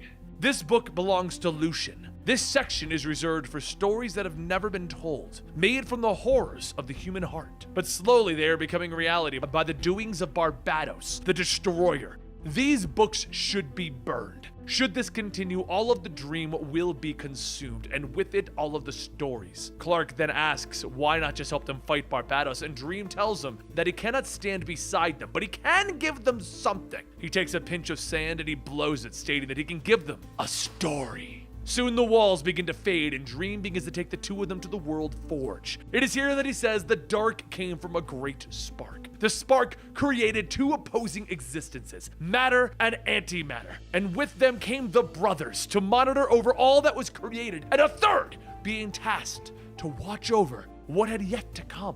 For eons it hammered out universes from the hopes and fears of it all, and the most stable of the worlds rose into the orrery. Though twisted and unstable, a great dragon came to destroy it and return those energies back to the forge. Barbados, this dragon, only knowing of destruction, killed its master, and thus the worlds that should have dissolved lived on, and the forge began to darken. If there is any hope left, it lies in the World Forge, with the last pure, bright metal of possibility before the fires go dark forever. Bruce then asks, what if Barbados has already turned the forge dark? And Dream says, if it is fully dark, then it is all lost. Whereas I cannot assist you, I can create a passage for travel to the World Forge. If you walk with hope and wonder in your hearts, it will take you there. If not, you will be lost in the infinite vastness of the dark multiverse forever. A light begins to shine and Clark says, alrighty, it's time for us to go. As Clark begins to move, Bruce pulls him back, telling him that he can't. Dream said that he has to hope and wonder. He doesn't have that anymore. Clark shouts, you're Batman, damn it! You give others hope. They see you and they're filled with wonder about what they can achieve. There must be one thing that you can think of. Bruce pauses and then smiles, telling him, Damien. And Clark smiles back as the two walk through the portal. Back at the Rock of Eternity, Diana begins reaching out to everyone but gets no answers. She then asks Dr. Fate if he can sense the mace anywhere, and he tells her yes, faintly. But there's something else. It's on a cosmic scale. I've felt it before, but it is stronger now, and it must be coming from something powerful or someone. Diana and Fate look back and they see Kendra standing before the multiversal center, holding something up. Diana looks at it asking, what is it? And Fate yells that it is the astral brain of the Anti-Monitor. If the pure antimatter passes us through the multiverse's center, it could! Kendra shouts, blow up the dark once and for all. The Council of Immortals had trusted her. It's the only way to be sure. Diana runs up telling her to wait, but before she can throw the brain in, she falls to her knees, struggling in pain. Diana asks what's wrong, and then there's a loud rip as blood pours onto the ground. A pair of wings spring out of her back, tearing through her body, and Dr. Fate asks if that is still Kendra. The being standing there tells them no, not Kendra, she is Lady Blackhawk, and all roads lead to darkness. Fate prepares to get them out of there, but before he can finish bringing forth the Unk, there's a crack-a-coom as lightning strikes him. Black Adam then floats down, telling Diana that there will be no saving today. Diana asks why, and he tells her that he is one of the Immortals, as was Kendra. He has lived long enough to know when to fight. So Vandal Savage and himself struck a deal with Barbados. Now give him the brain, and things will be almost painless. At that time in the Forge of Worlds, Bruce and Clark walk through the portal and they land, and they can see that they are too late. The Forge is dark. Clark says that this can't be how it ends, and Bruce says that Carter swore in his journal that this was supposed to be the place of creation and beginnings. And then a booming voice says, I was wrong, Bruce. The two turn back to see a giant hawk creature and a voice continuing, I am Carter Hall, Dragon of Barbados, Keeper of the Dark Forge. Each night, a man dreams. He dreams that he was a bird. No, not just a bird. A warrior. One that can fly, and gravity fades. He is truly free. But each night, that dream turns into a nightmare. All of his muscles weaken, his bones ache. Weight returns. The worst part, his wings shrivel and they shed, and in that instant, the man falls. But each night he wakes just before hitting the ground and dying. And then he goes back to the cave that he's been sleeping in. He gets up, adding another mark to the stone wall, keeping track of the days gone by. And just as the man carves in a new mark, he can hear the screeching from them. They're back, but this time the man is ready for them. Each week they come and they take another prisoner. The terrors of the sky, the Manhawks. The prisoners all run and hide, but the man doesn't run. Not anymore. The Manhawk swoops down to grab the man, but the man bashes the Manhawk's head with a stone hammer, thinking to himself that he's been biding his time for this. He's been preparing for this. The others just stand and watch, not reacting for helping, just watching. They are just ghosts. More of the Manhawks fly down, and the man grabs onto one of them, knowing that this is what he was born for. He was born for war! The two stumble to the ground, and the man looks back up, but he sees the other Manhawks flying back up towards their ship. So the man who cannot fly does the only thing that he can: climb. He climbs higher and higher, having the same thoughts of what he's been dreaming about, falling. And every dream he falls. But this time, this particular time, he doesn't. He keeps climbing higher and higher. And just as he reaches the top, he jumps, grabbing onto the flying metal ship. He makes his way through the ship, taking in everything that he's seeing. And as he walks through the armory, he knows that he has seen this place before. He knows this place, just like he knows those people down below. Somehow this is all familiar, but it's also so very wrong. The walls are filled with the artifacts of death, weapons of torture, a museum of the dead. As the man picks up a mace, he tells himself that this feels so right in his hands, like they belong there. And then it starts. The missing pieces begin to fill in. Things that didn't make sense suddenly do, and he remembers who he is. He knows where he is and who put him here. Just as the man turns back, his captor appears, the Hawkman. The two begin to battle, and the man remembers more of his memories. He received a distress call from Challenger's Mountain. The Challengers were lost in the dark multiverse, and he couldn't find them, but instead, he found the Forge of Worlds. That was what he had been searching for so long. This was the darkness that needed light. He was the man in the Forge of Worlds. All life depended on it. It was his destiny. Nothing could take him away from that, nothing but this nightmare of Manhawks. And the Hawkman tells him, yes, it was I who built this prison. The two of us share thoughts, we know everything about each other. And the man shouts that he is a mistake, a cosmic accident, nothing more. The Hawkman asks him, do you really know who you are, or what you've become? You were Carter Hall, the great explorer driven by nothing but discovery and love. Now you're an engine for the end of discovery. You will wither and die, killing all possibilities in your wake. The Hawkman laughs. Maybe I should go after Kendra. Carter Hall screams, no! As he hits the Hawkman with a mace. And he continues to slam that mace down, continuing to slowly remember the pieces. Kendra. He had almost forgotten Kendra. And the more he thinks, the more everything becomes a blur. Carter doesn't know who he is anymore. So instead he becomes rage. He becomes hatred. He becomes the Hawk. Carter wipes the blood from his face, looking down at the Hawkman, knowing something is wrong. He has all the pieces, but there are too many that don't fit. He has spent his lives uncovering mysteries. This place has done something to him, taken something. It's time to take it back. He grabs his wings and he flies. There are so many things that Carter doesn't fully understand right now, and the one thing that he knows for sure is that he is Hawkman, and he is coming home. But as Carter flies, his nightmares come back. He isn't a bird. He is a warrior, one that can fly and gravity fades. He is truly free. Just like the nightmares, the wings shrivel and they fall apart, leaving Carter back to where he once was before, afraid, alone, falling. Gravity returns, pulling him back into the blackness that is below. And this is the state that Carter Hall exists in, as he is currently the destroyer of worlds. In the current age of Gotham City, Barbados sits upon his tower, asking, time yet? The Batman who laughs tells him, yes, my lord, it is time for him to wail. We may have lost Superman's powers, but his voice will shake the strings of the multiverse. The anti-music will bring the hordes of the dark here to this world. Open up and call forth the Dark Army. Barbados lifts his head and slowly begins to open up his mouth, preparing to release the universe-shattering scream.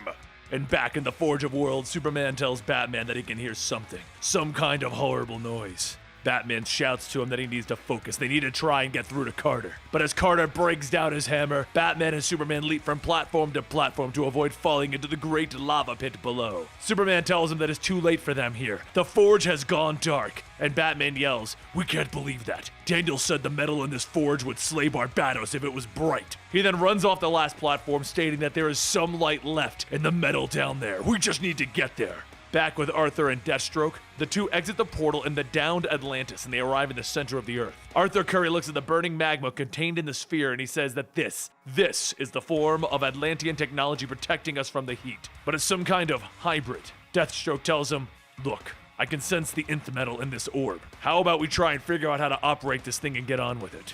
Meanwhile, over on Thanagar Prime, Hal Jordan and Mr. Terrific sit in their cell while Hal tries to concentrate on creating something from his will. But he's still having trouble. Terrific says that Starro is still jamming him. They need to find another way to get Plastic Man. And Hal tells him, yeah, but how? And then a voice whispers to them, "Funny, you should ask." The two turn back and see a guard standing there and Hal asks him, "Who are you?" And suddenly the man's skin begins to shift and Martian Manhunter appears telling him, "I'm just an old friend." Before Hal can ask what he's doing, Jean tells him that they need to get out of here now. He has Dr. Holt's spheres and he can block Starro.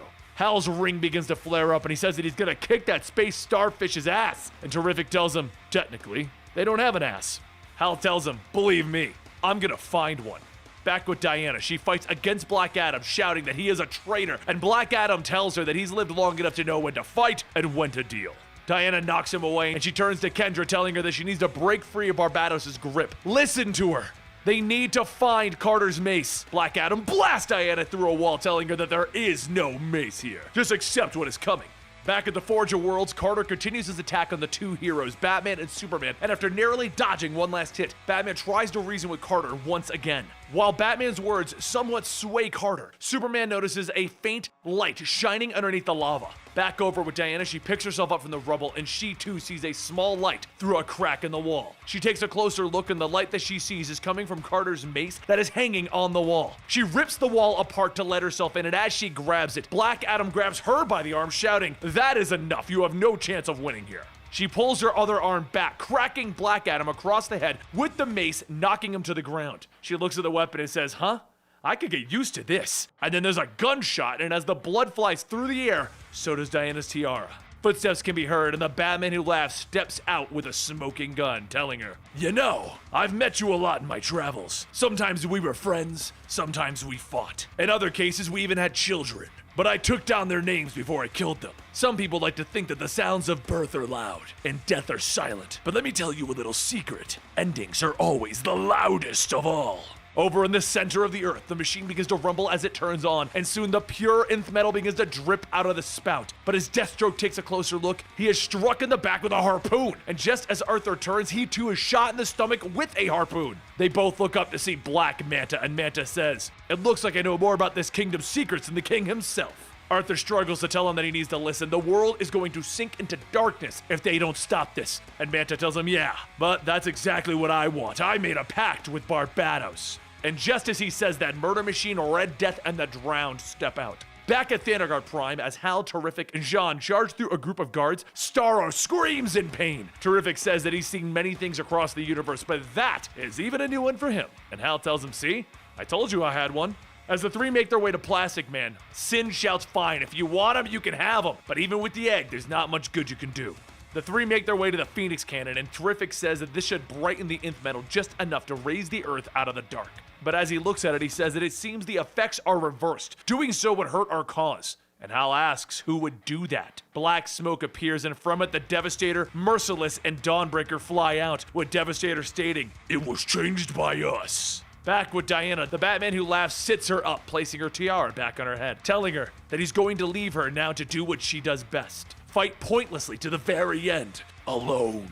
There's a bright purple flash, and soon the Batman who laughs disappears. Kendra raises her blade, and Diana calls to her that she's being manipulated. As she charges at Diana, Diana gets up, wrapping her lasso around her fist, punching into Kendra's face, shouting that she needs to see the truth. Kendra falls to the ground, and as she gets up, she asks what happened. Diana tells her that she is Kendra Saunders, Hawk Girl, and she needs her help. It's time for them to cross over into the dark. And as the two take each other's hands, they jump into the portal and land in a destroyed world covered in twisted villains. The different versions of Diana begin to scream out that all roads lead to darkness. And also at this time, Superman and Batman jump down into the bright light of the lava. And as Superman says that he's sorry, Batman yells that it's not over yet. Superman says he's right. Wherever this will take them, they'll do it together. And as the creatures of the dark begin to surround Diana and Kendra, Diana says that she needs her to do something for her, and that is yell. And the two of them jump into battle, with Kendra asking why would she scream, and Diana tells her it isn't a scream, it's a war cry.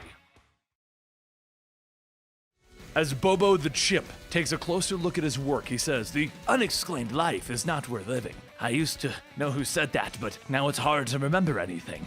I can remember back when I was just an act in a circus and how my handlers were always mean to me. They would often hit and beat me, and I didn't do what they wanted. But out of that group, there was one man, a friend, who would save me. Rumor was that Fred wasn't all there in the head after being in a battle, but he was still kind to me, bringing me food, and even tried to help me learn songs. But because of that, the others killed him, and in Fred's final moments, he left my cage unlocked." As Bobo escaped fleeing into the jungle, not knowing what to expect, there were so many dangers and horrors in the world. And just as things had come to an end, he appeared. And his name was Rex. And Rex told him not to give up. He's almost there. Follow him to the Fountain of Youth. Bobo followed Rex, even though he couldn't actually understand him, but that's what he thought he had said. After traveling through the woods, the two came to a beautiful river with crystal clear waters. They drank from this fountain, and all of Bobo's wounds were healed. The pain that he had had for years was gone, but there was something else. He began to understand things, and he saw clues, and he put them together, and all of it all made sense. Bobo returned to the circus and presented the evidence to have the men arrested, and from there, he set out to find out all that he could. And back in the current timeline at Black Hawk Island, why is he having trouble remembering? Why is he having trouble concentrating? Detective Chimp needs to learn what's going on. Bobo tells him that he thinks he doesn't understand what's happening. It feels like he's de-evolving. He can't remember who said the unexamined life is nor worth living. And a few moments later, Thomas Morrow steps down telling him that it was Socrates. And Bobo tells him, yes. Thanks to his hard work, he was able to make contact with the layers of the multiversal feedback with the Flash and the others. From his calculations, while escaping the dark multiverse, the challengers of the unknown used Red Tornado's wind harmonics to guide themselves to the House of Heroes. Before returning to Earth, that frequency appeared to be the same one that their allies were now riding, on board the Monitor ship Ultima Thule, en route to the heart of the multiverse. Thomas says that Socrates is the least of their worries. His immediate concern involves the immutable laws of physics, which is why he must borrow Dr. Magnus for a moment. As the two leave, Thomas mentions that he feels that Detective Chimp is losing it. The bigger the words that he uses, the lower his intellect seems to go. They also have something else. Thomas leads William to a boiling pot of water with an egg in it. And William asks, what is he looking at? Thomas then goes on telling him that the boiling point for the water is now 106 degrees. Whatever is happening is causing the laws of physics to fall apart. While Thomas and William begin to study the recent changes, Bobo continues to try and make contact with Cyborg and Flash aboard the Ultima Thule. Small patches begin to come in, and on the other end, the Flash shouts, "Mayday! Everything everywhere is going to die! SOS!" The Flash looks back, asking Raven, who is currently struggling to maintain the ship's emotions, how things are going on her end. And she tells him that the vessel's living music empathetic drive is confused, afraid. Everything is out of tune. The Musica Universalis is breaking down into noise and feedback. The Flash says that all of the 52 universes that make up the multiverse all exist at the same time in the same place, but they're separated by a frequency vibration. So the House of Heroes that we are looking at is right here. All we have to do is tune into its location. Raven says that she can't find it. The Ultima is lost. It's guided by instinct, trying to return to Otin, the super judge, the last of the monitors, to protect the multiverse. And the Flash says that this sounds like their guy. She won't have to experience the ship's pain any longer. The controls are designed for creatures who can alter their scale and pitch at will to travel throughout the multiverse. And that is something that he can do. Raven tells him that no, it's too late. Something is bearing down on them through the noise. Enormous, disoriented, faster than thought. The wild hunt is upon them. Outside, 2 missiles shoot by their ship, and the Batman who laughs says, "Look at them. They think that they can whistle a tune. The cosmos would give them a ride to Valhalla." The song ship's tune is weak. The carrier's drumbeat carries a darker authority. Let's make them hear it. Arm the warheads. The murder machine then pulls out the screens from the inside of the Ultima, and Cyborg explains to everyone that the carrier is powered by, get this, a caged baby universe. That's monitor scale nanotech. They can track and follow us anywhere. And the Batman who laughs begins laughing. They're finally getting it! Soon the Ultima Fall begins to pull out into the universe, and Cyborg says that he has an idea. The baby universe is rich in cosmic potential pulled straight from the World Forge. If they can free it, it will stop the carrier in its tracks. All that positive energy might set the multiverse back on the right track. They'll be able to correct everything and prevent the dark multiverse from taking over. The Batman who laughs tells everyone to prepare to board. Murder Machine, open the door!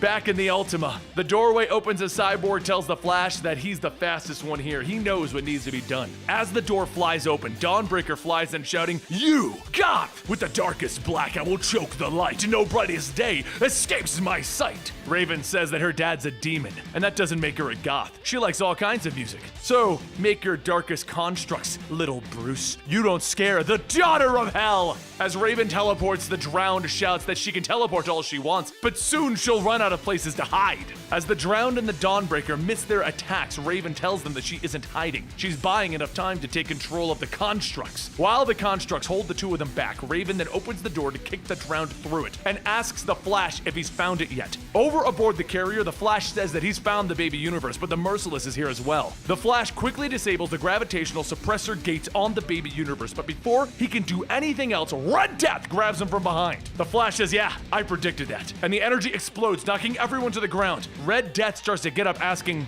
"What just happened?" And the Flash tells him that he just hit him with a pure positive energy of creation. It just shifted his polarity. It reversed you, Red Death. Red Death looks at himself, but he's now gold instead of red, and he tells him, "My name is Barry Allen. Bruce is gone. The screaming rage. How do I fix this?"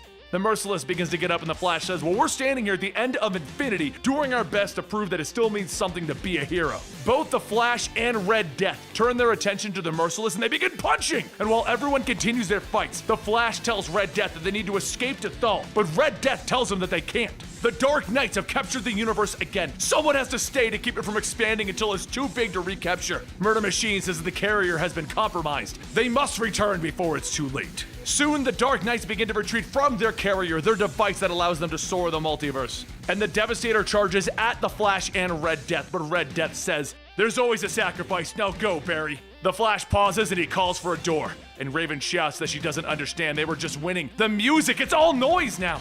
The Batman who laughs shouts to Red Death,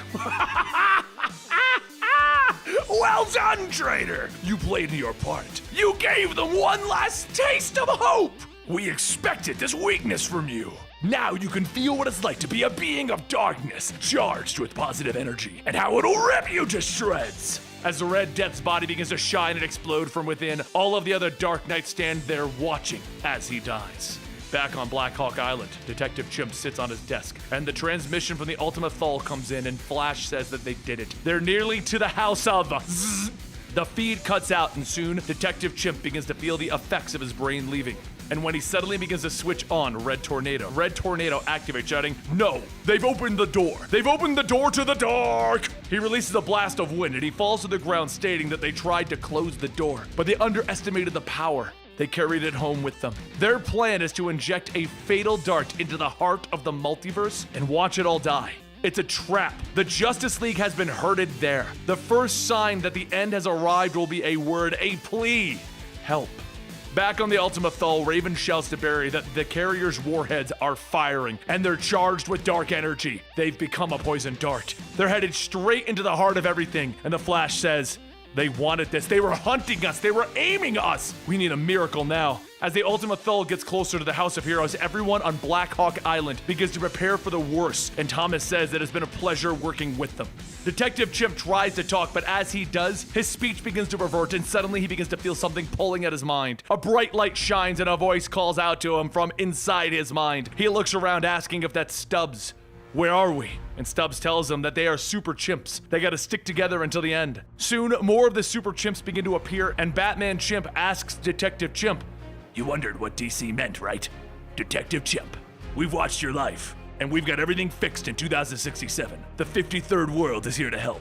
So, are you ready to save the universe, Detective Chimp? as Diana and Kendra begin to fight off against Barbados' endless horde of his dark armies. The remaining Dark Knights capture the other heroes, placing everything onto Diana, Wonder Woman's shoulders. The more that Kendra and her fight, the more that Kendra sees the odds are not in their favor. The two fight through the twisted versions of the dark multiverses, heroes and villains, but soon they begin to become overwhelmed. After cutting off the head of a Minotaur version of herself, Kendra tells Diana that it may be best to allow their friends to sleep in the darkness. Diana clutches Carter's mace, stating, "I will not let them stay in that dark dream. Even if it is just me alone, I can't leave them." Kendra says that they can't keep going on like this. She can't keep using her vambraces to make the note. They're only made from the 8th metal. However, the mace is the 9th. Use that to play the note, and hard. Diana takes the mace and slams it against her vambraces, calling out to everyone to hear her call. As the clang of metal rings throughout the air, the other Justice League members hear it, and all at once their eyes open. They awaken. Once the heroes have a clear mind, they all begin to battle against the Dark Knights. And Slade Wilson, Deathstroke, tells everyone, this is kind of pointless as we have no metal.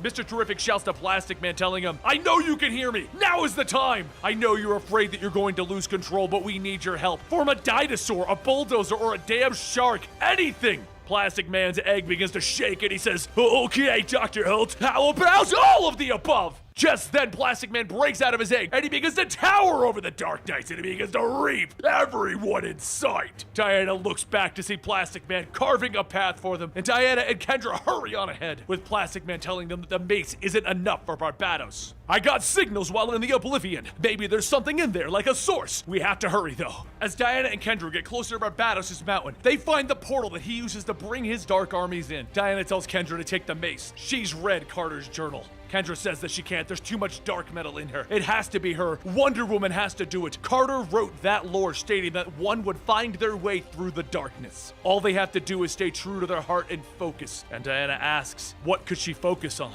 Kendra goes on telling her to focus on what she always focuses on, her friends. She makes people see the truth, that they are loved and worth it, just as she did for her. Wonder Woman is what binds everyone together, saving those who feel alone and hopeless. Diana takes her lasso and hands the end to Kendra. And as Diana lowers herself into the portal, Kendra tells her, "I won't let go."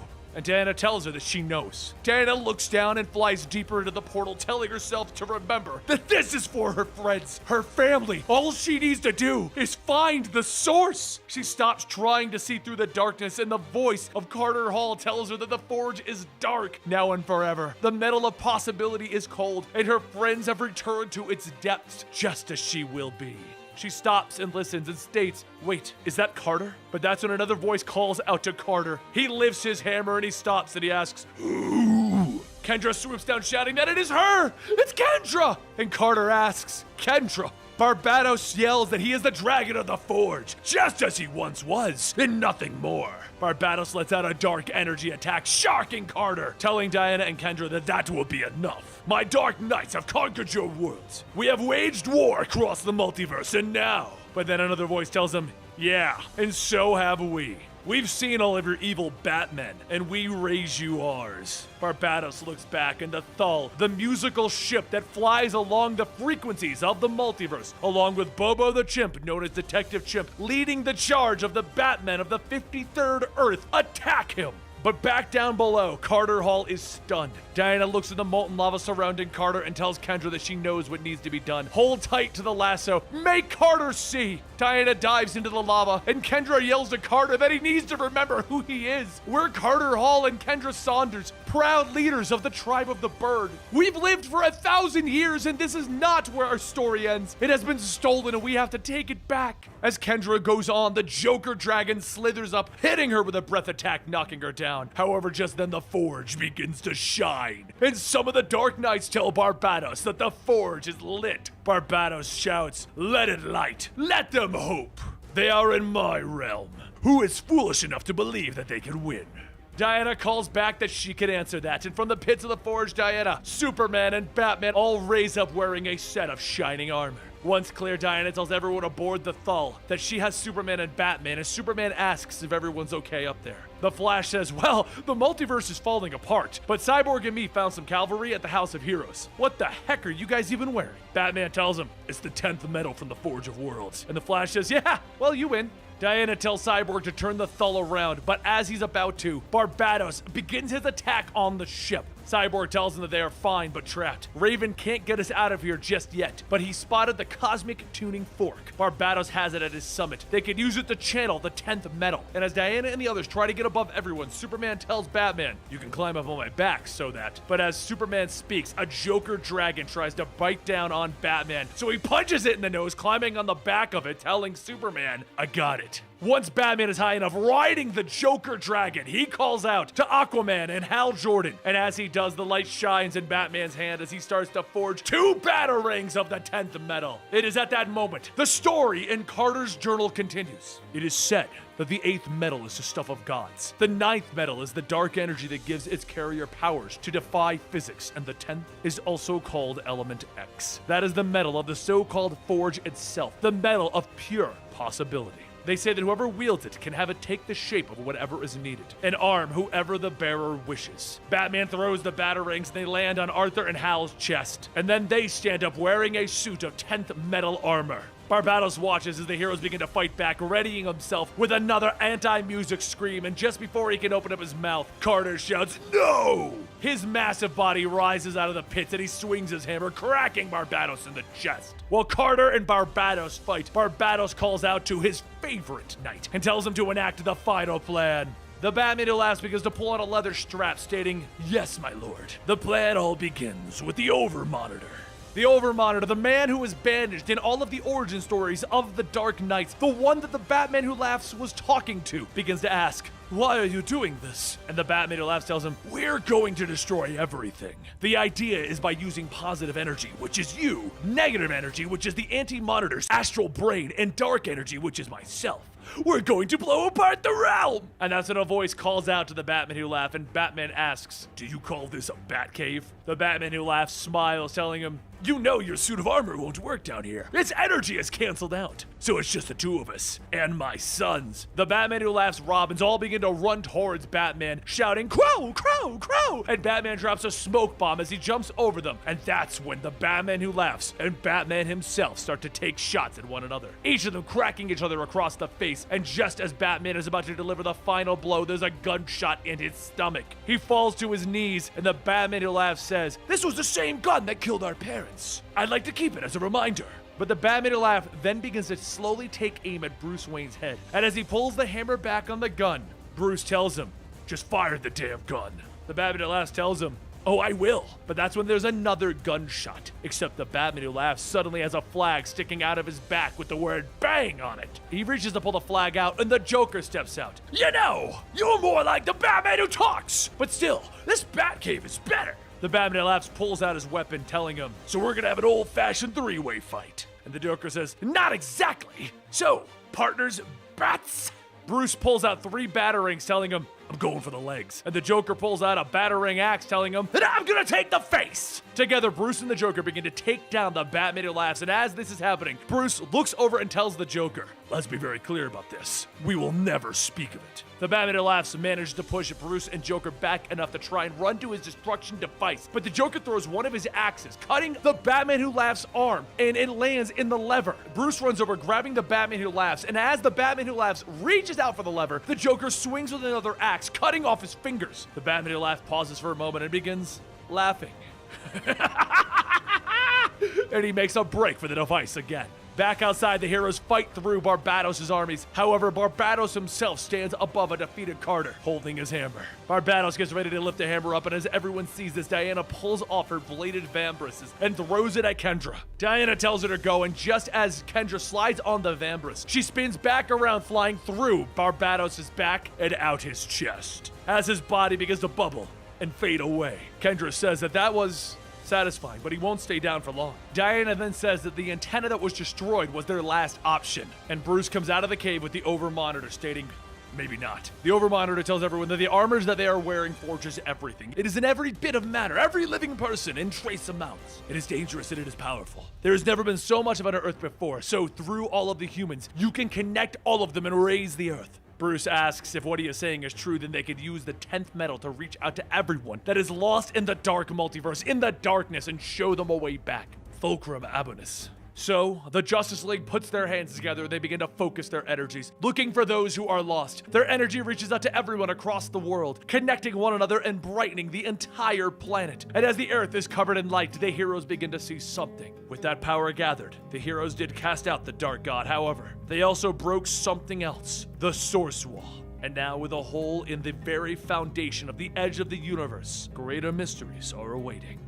In the epilogue of our story, the heroes returned home, where Bruce welcomed everyone to the Wayne Manor to hold a celebration for their hard-fought victory over Barbados. As everyone takes their seats, Bruce says that he would like to say a few words before they get started. For the most part, their world has been set right. The damage caused by Barbados and his Dark Knights has been reversed. By virtue of the 10th metal armor that they wore, Challenger's Mountain stands where it belongs in the heart of the Rockies. Barbados is trapped and changed, forged by the Overmonitor himself at the bottom of the Dark Multiverse, forced to watch the World Forge burn bright. Seeing them all here now, he just wanted to say that he is so damn proud of each and every one of them, and with that he wanted to thank them. However, there is another reason that they have all been brought here. It is not to revel in their victory, but to understand what is coming next. Bruce looks at Kendra and says that it's time, and she says that he saved the fun part for her, huh? Fine.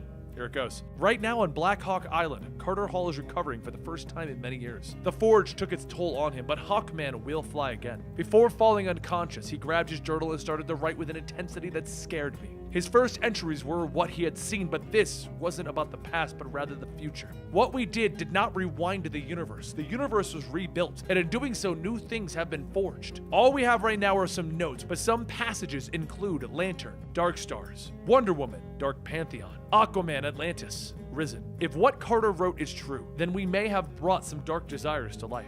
Bruce says this brings him to a larger point. He's been speaking with the gods of New Genesis, and they have confirmed what they all saw. The Source Wall, the boundary of the known multiverse, has been broken wide open. And Arthur says that from the sounds of it, their universe is like a tiny fishbowl that just got poured into the damn ocean. So then, they've all come here to strategize what to do next. And Bruce tells them no. These threats are real, but they are coming tomorrow. And what got us through it is each and every one of us. So tonight, we're going to acknowledge just that.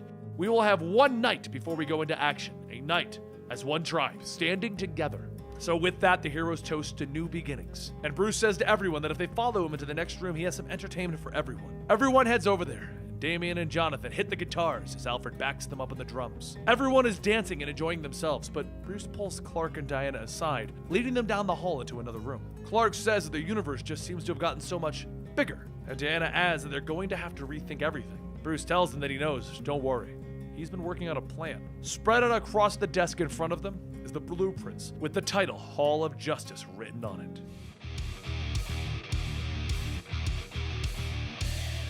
A rumble in the dark and the light clicks on. Sergeant Rock stands there smoking a pack of cigarettes, smiling. Well, look who it is. I told him you'd show up. Someone tells him to hurry up, but he yells, you gotta be quiet. He lets the person know that the battle is raging, that they've got a real turd burger topside. Another blast. It's like you're at a drive-thru and out comes a juicy half-pounder with curly fries, and you bite into it, bam, turd. And your fries, kablam, curly turds. He tells him, but Rock smiles, telling the person to take that burger and shove it down the waiter's throat. Because we're still fighting back, he tells them, holding up a massive rifle. And we're gonna have some fun doing it. Hoorah! In the realm of the DCU, Wonder Woman lowers her whirling chainsaw, sparks flying, reflecting and illuminating her wielder's goggles. A voice calls out, gaining her attention. I bring news. Swamp Thing tells her, his body smoking and smoldering. Well, good or bad? She asks, pulling down the goggles and staring at her friend. Alec looks at her, telling her, he's bringing a prisoner. Huh. I didn't know there were any villains left in the world above to imprison here, Diana notes, but Swamp Thing stares solemnly up at the ceiling. Oh, I can think of a few hundred at least. Pointy ears, bats on their chest. He tells his friend. Wonder Woman asks who are they bringing, but Alec isn't sure. It's someone important. He has muscle with him. I sense 3 bats. He tells her. Diana is shocked at who could warrant such a guard. They walk out of the chamber, leaving her chainsaw idle and the invisible jet waiting quietly. Donning her full regalia, Wonder Woman walks through the prison, bringing cries of freedom from the villains in prison there. Even the Joker leans out of his cell with bat-shaped sunglasses on his face. Psst, Wonder Woman, I think you're doing a bang-up job. He smiles at her. Alec pulls out the vines, grasping the glasses, ripping them off his face. Joker, where did you get these? You know that the symbol is forbidden to all except his Dark Knights. If they catch you, they'll throw you in the pits. He snaps angrily, but Joker begins to cackle. Go ahead. The world up there is ruled by Batmen. Down here is paradise to me. He laughs. Arriving at the entrance hall, Diana is greeting the 3 Batmen that stand waiting. Batmage holds up the chain to their cloaked and hooded prisoner, while the others wait quietly. Diana, you're late, Batmage notes. Diana nods, telling them that she would never receive them without her full regalia. She tells the mage that they are running out of cells, asking where he expects her to put this one. Oh, this one isn't going in a cell. Open the pits directly, Batmage tells her. The pits? Who the hell are you asking me to lock up? She asks. Bat Rex steps forward, a massive T-Rex that shares Batman's color scheme. Do as you're told, or it'll be your sister screaming in the pits. He roars at her, but the beast does not frighten Diana. Speak of my sisters again, reptile, she warns.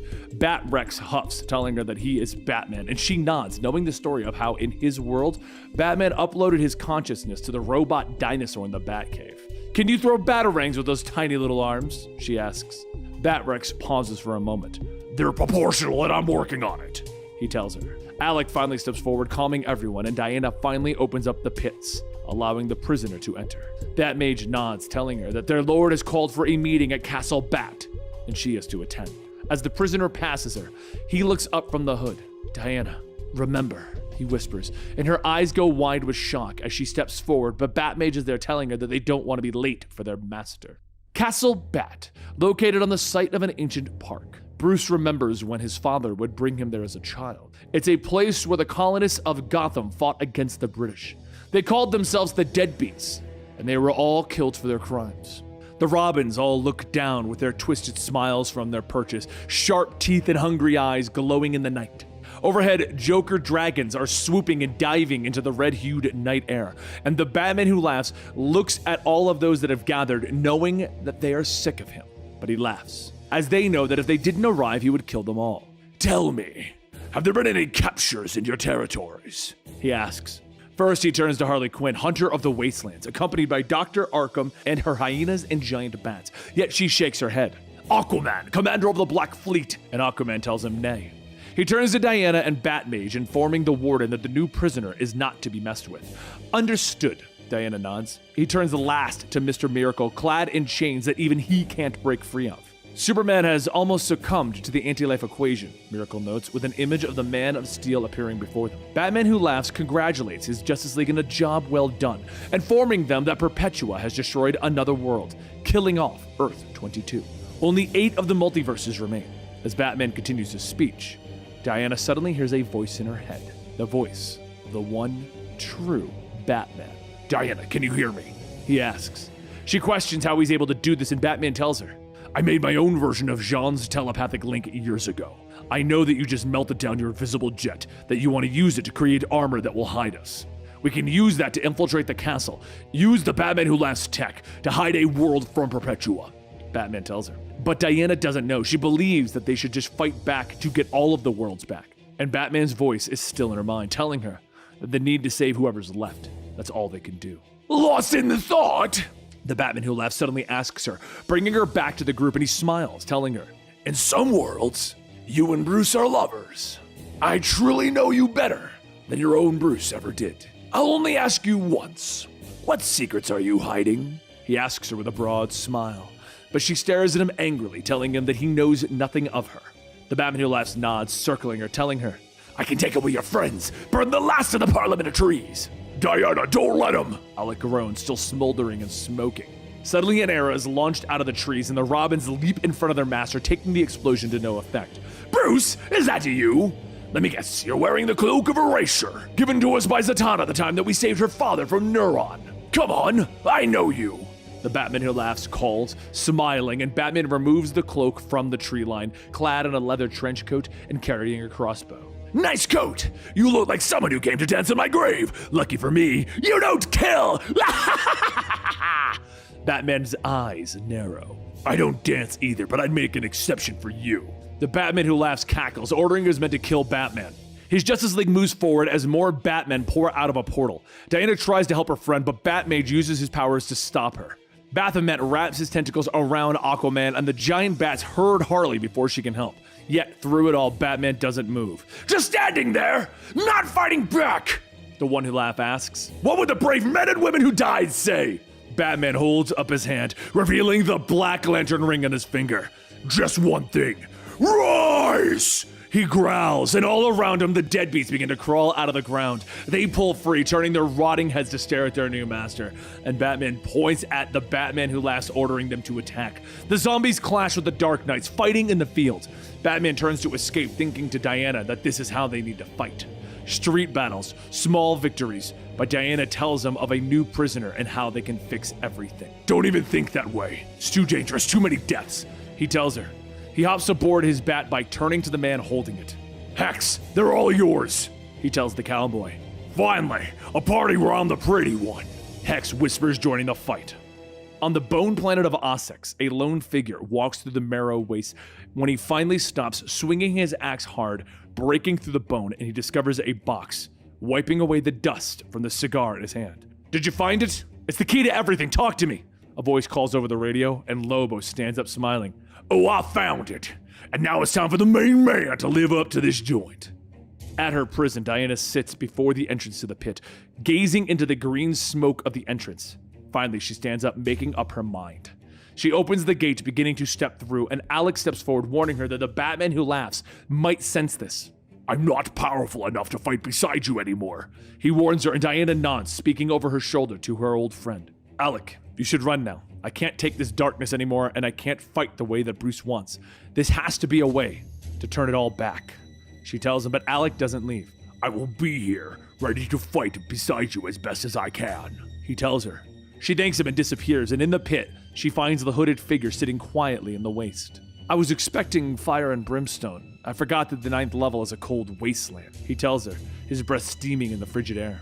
"Is it really you, Wally West?" she asks, and Wally pulls down his hood, revealing his blue costume and the Dr. Manhattan symbol on his forehead. "It's me, or what's left of me," he tells her. Wally stands, and Diana asks what happened. She doesn't remember how they got her, just that they fought Perpetua, and the next thing that Diana knew, Batmen were ruling the Earth. "If I could erase everything that I've done, I would, Diana. I'm so tired," he tells her. Diana nods, holding her friend, telling him to take this moment and rest. They sit, and Wally explains the multiverse to Diana. He tells her that there are 2 poles. For every positive energy in the multiverse, there is a negative. "I have come to call it crisis energy," he tells her. Beings like Perpetua are tasked with creating multiverses. They create these worlds and they die, yet Perpetua created their multiverse using the crisis energy, one that would forever live in a self-renewing loop of its own importance. A multiverse that would prey on others, absorb them and forget them. Her kind found out what she had done, and they began our reality over, trapping her in the source swamp, in the hopes that by watching our growth she would come to love us, he explains. Yet, only her rage grew. She began to whisper to those that she could, stroking their greed and anger, instigating crises. He tells her that a being known as Dr. Manhattan arrived and tried to fix their world. But it didn't have the desired effect. So the Quintessence gathered the energy and gave it to the Justice League. But Perpetua harnessed the crisis energy and they fought. I don't know what happened in that fight, only that it exhausted both forces in a powerful blast that burned away the sun. Diana questions why Perpetua will remain so powerful, and Wally tells her that the Batman Who Laughs continues to provide her energy from the dark multiverse, where the crises have endlessly happened. Maybe we can beat her at her own game, Diana suggests. Create the first anti-crisis.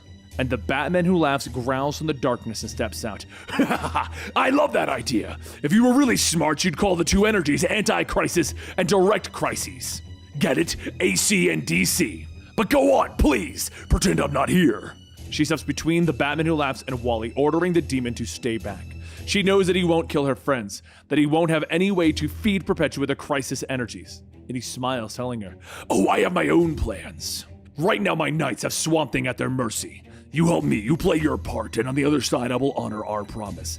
I will give you and all the people that Perpetua holds captive a planet of your own. You will be safe. You have my word," he tells her, stepping forward. "But fight me, and I will hurt your friends in ways that you can't even imagine." He smiles, seeing what she is thinking, and he tells her, "You can't outthink me.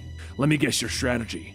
Knock me out, dip your armor in the cauldron where the invisible jet was melted down, and suddenly you have a shield to hide behind, he tells her.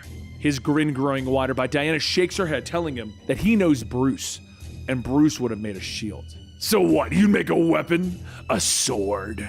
No, I have already made it, and it wouldn't have just been a sword. She tells him, pulling out the starter on an invisible chainsaw, and it roars to life as she lashes out, cutting into the Batman who laughs. Batmage jumps through the portal into Castle Bat, finding the Robins waiting for him, and they crowd around the mage. Yes, he's gone. You were his favorite 3, so you should know.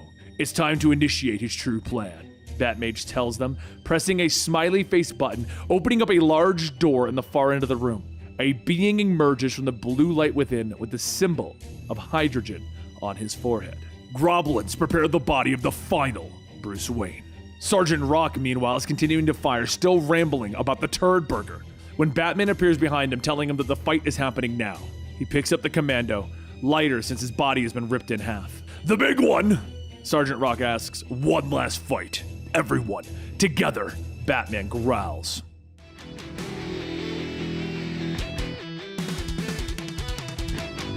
The lizard slowly creeps through the tall grass, occasionally peeking its head up and looking around.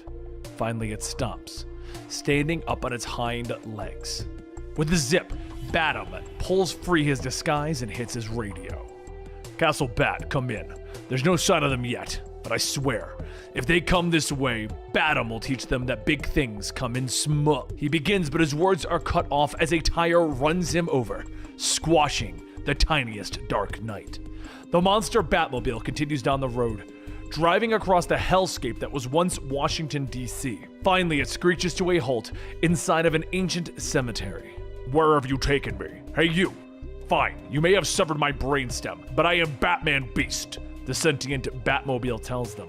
In a world of genius machines, I rose to sentience. You cannot best me. As they walk away, a Swamp Thing looks over his shoulder. If you're smart, why do they call elbows funny bones? He asks, a beep emitting from the hood. The answer is a joke. An elbow is called a funny bone because it's humorous. Batmobeast answers them as the Swamp Thing swings a tentacle from his elbow, smashing into the Dark Knight's face. A Dr. Manhattan-empowered Wally West tries to warn Swamp Thing that he just told a dad joke, but Wonder Woman cuts him off. Enough. We need to find Bruce fast, while the Dark Knights are still reeling from the Batman who laughs death, she tells them. Alec agrees, but tells her that he doesn't sense Batman in this large cemetery. And Wonder Woman nods, agreeing. That's because he's in the other cemetery, she tells him. Reaching out, she pushes aside one of the gravestones, revealing a stairwell into the darkness below. The group descends the stairs, journeying into this darkness. How do I not know about this? Wally questions. And Diana explains that they are entering the Valhalla Cemetery, the Crypt of Heroes.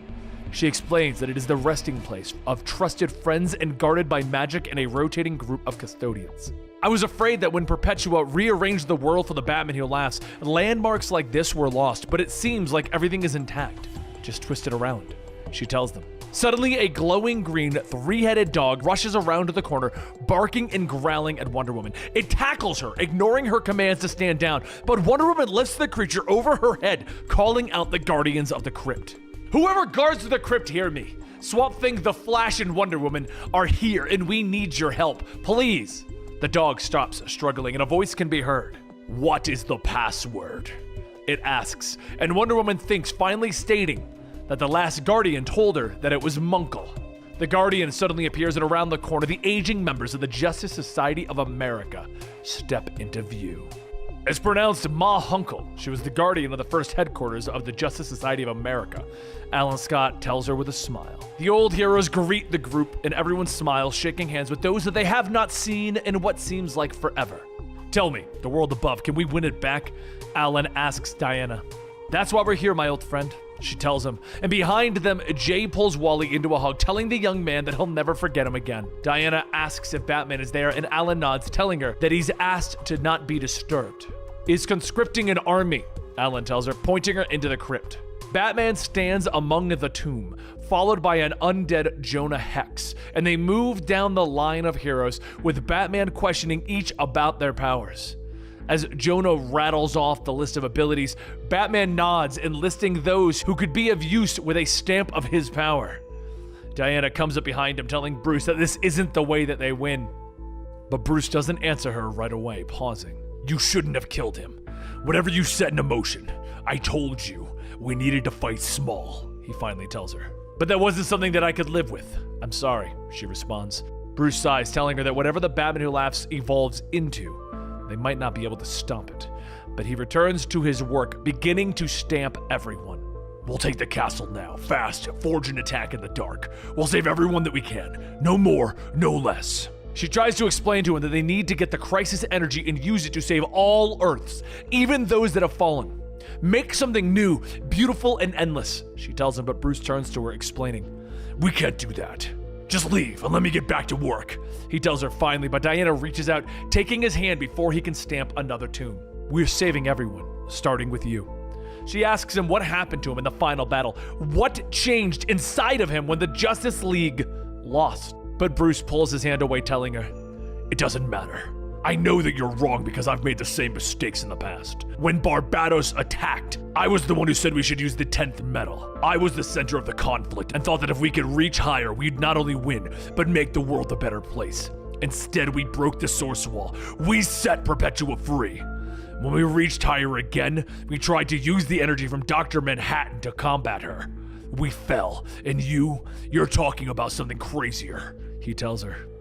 No matter how much she tries, Diana cannot get through to Bruce, and she finally turns away with Alex stepping forward. He's scared. Give him some time, Diana. But she looks at her friend, asking what will happen if Bruce is right, and Alec looks back, finally telling her of an ancient fern that he had studied when he was human. He tells her of a prehistoric fern known as a Gilboa that grew taller than any tree, and because of its height, other plants grew beneath it, strangling the life out of it. Do you agree with Bruce? She asks, but Alex shakes his head. No, because the Gilboa's height quickened the atmosphere's transformation, and now ferns are one of the most prevalent plants alive. My point is reaching for what we may never grasp is never wrong. But the fern, that's the same thing I just told Bats minus the fern, with more swearing. Hex tells him as Batman crosses the room. Bruce, you're in? Just tell me that you have a plan. She nods, telling him that Wally waits in the crypt while they travel to New Apocalypse and rescue their friends. They then travel to the Dark Multiverse, to the original Crisis, and they steal the energy that is being funneled to Perpetua. Use it to finally power up Wally so that he can destroy her and rebuild the universe using the abilities of Dr. Manhattan. Batman nods. Well, that's either a plan or you're having a stroke. Diana nods, telling him that they need to move fast. On it. Hey, Bear! Jay Garrick yells. Suddenly there's a blur of motion and the crackle of lightning, and Barry Allen stands before them. Yeah, what is it? What's wrong? I hope this is worth stopping, Jay. If he detects me. Wally? Barry says quickly, and the three speedsters come together in a triple flash hug, smiling. Jay asks how much Speed Force is left, with Barry explaining that he has used most of it while trying to go back in time and fix everything. There's no way out of the present, he explains. But Diana explains that they aren't looking to travel through time. Instead of going back and altering everything, instead of possibly creating a flashpoint, they're gonna go to New Apocalypse and save their friends. And then win, Batman tells them. Well, maybe this was worth stopping for after all, Barry smiles. Meanwhile, over at Castle Bat, the Robin Crows hold up the platter with the Batman Who Laughs brain on it as Alfred is slowly placing it into the body of Dr. Manhattan. Meanwhile, Batmage continues to tell them to be steady as Bat Rex explains that he doesn't understand what they're doing. Batmage explains that the Blue Man is a Bruce Wayne whose body is more energy construct than flesh. He explains that according to the Batman Who Laughs, the body should absorb his brain and he will become a being of near unlimited power. As the body begins to absorb the brain, the fingers twitch and Bruce Wayne sits up. He seems confused though, as those in the room question whether the operation worked. Batmage steps forward, standing before the new being. My name is Batmage, my lord. Be Rex and beyond. We await your orders faithfully. One who laughs, he states, but the being still seems confused. I knew it wouldn't work. Look at him. He's nothing more than a big blue vegetable. He can't even say his own name. B-Rex yells, but suddenly the very fabric of his being unravels before them, and the blue being smiles wickedly. There is no name for one like me. Not yet. he tells them, when suddenly everyone grasps at their heads as a voice echoes across reality. One who laughs! Perpetua calls, and Batmage tries to warn the one who laughs, but the being has already begun to shift into a form like his old body. My queen, you call me? He asks, and the eyes of Perpetua appear before them, staring into the room. I sensed a disturbance, and the one who laughs merely smiles. On the contrary, all is well here, and out there, the one who laughs explains. From the vastness of the multiverse, Perpetua looks down upon Earth 30, and she tells him that she has conquered another world and only 6 remain. She warns that if those of her kind sense what she is doing, they will come. Only I can conceal us. I trust you simply because you know that if you usurp me, the hands will come for us both. And my judgment, while harsh, is nothing compared to the reckoning that they will bring us both. With these final words, the light of Perpetua in her eyes disappear, and the others look up from where they were bowing. And Batmage looks back at their master. My lord, we are at your service. What would you have us do? The one who laughs waves his hand, unraveling them from reality. Nothing. He smiles, and all that remains is one of the crows. The one who laughs bends down to him, explaining that he found what the others wanted. But in you I sense the darkness. Tell me your story, child. He asks him, and the crow leans in, whispering his tale to the one who laughs' ear. And he stands. My power is still weak. I could use a like-minded ally. Tell me, boy, would you like to be the Robin King? Crow? The creature asks, and the one who laughs nods, smiling. He explains that the boy will have a crown. He knows of Diana's plans, and he knows that she hopes to rebuild the multiverse. Well, so do I, but I'm going to build something like they've never seen before. 52 planets of nightmare! Beautiful in their horror. He smiles a twisted smile, and his body begins to shift and morph back as he looks at the crow. Now take my form, child. Do not be afraid. Blue is for soldiers of morning and light. But me, I am no dawn. Now you can call me the darkest night. He growls as his shape becomes animalistic, shifting to the form of a shadow with the very darkness drifting off of him. In the Arkham Wastelands, the heroes continue to race forward, with giant bats following in pursuit. Batman, are you sure this is the location? I don't see no GPS in that bone mobile, Harley yells in the back of her mutated hyena. If he says he's sure, he's sure. Hex defends the Dark Knight, firing his pistol. You're sure, right? He asks in a whisper, but Batman points up ahead where a lone scientist guards an underground entrance. He orders them to stop firing his weapon and warning them that the rounds are laced with a substance that will cause permanent insanity. But Harley's hyena doesn't slow and bites his head clean off. The heroes race underground to find nothing but darkness, but Wonder Woman holds up her lasso, the glowing light revealing the group of dark multiversal Batmen that are standing before them. You will not pass, the Devastator growls. Dark Knight, stand down.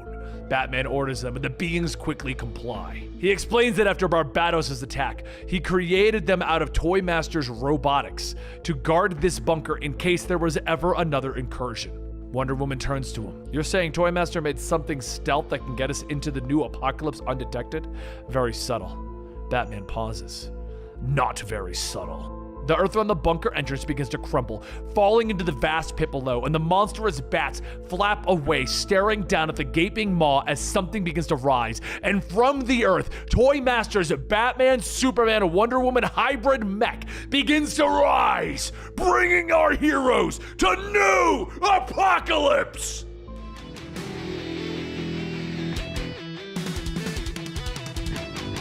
He knows what they're going to say before he even opens up his eyes. Did it work? One asks. Is you there, sir? Another says. Sir, can you hear us? The third questions. I am here. They ask if it's really me, but really, no. I am no longer the Batman who laughs. My life was much like the Prime Earth's Batman. My parents were murdered, and I rose up to become a symbol in the night, a dark crusader. I fought alongside some of the greatest heroes on the earth while facing against the most vile evil my city had ever come to know.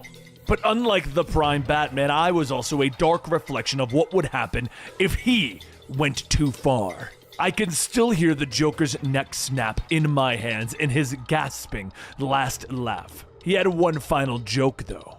a toxin in his heart that was released upon his death. The toxin would make whoever killed him the next Joker. But I became something far more powerful. Batman's mind mixed with the Joker's black heart, the apex predator.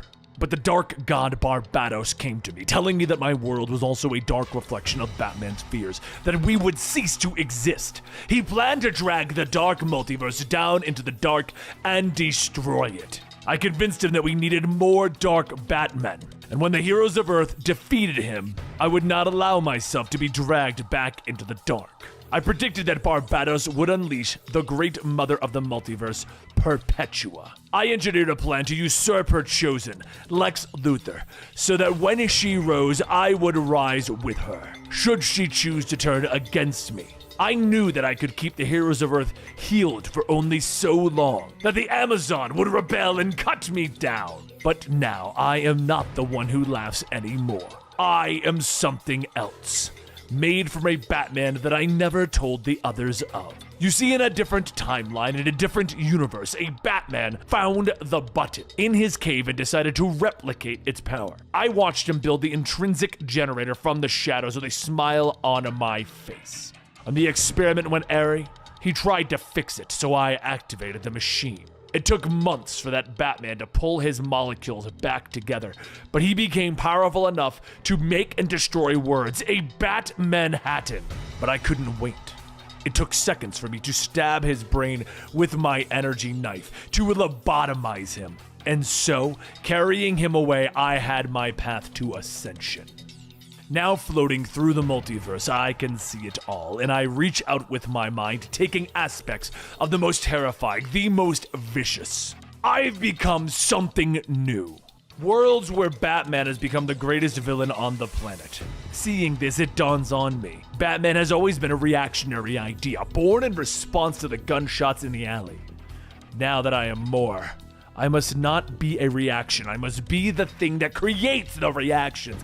I will be the bullet. The multiverse will be a dark alley, and its worlds will fall like pearls before me. I am a dark god, my mind crackling with cosmic awareness as I clutch the multiverse in my shadowy, jagged hands. I know what people are going to say before I even open my eyes, and they ask me to say something, and the dark evil that I've become begins to smile a wicked smile.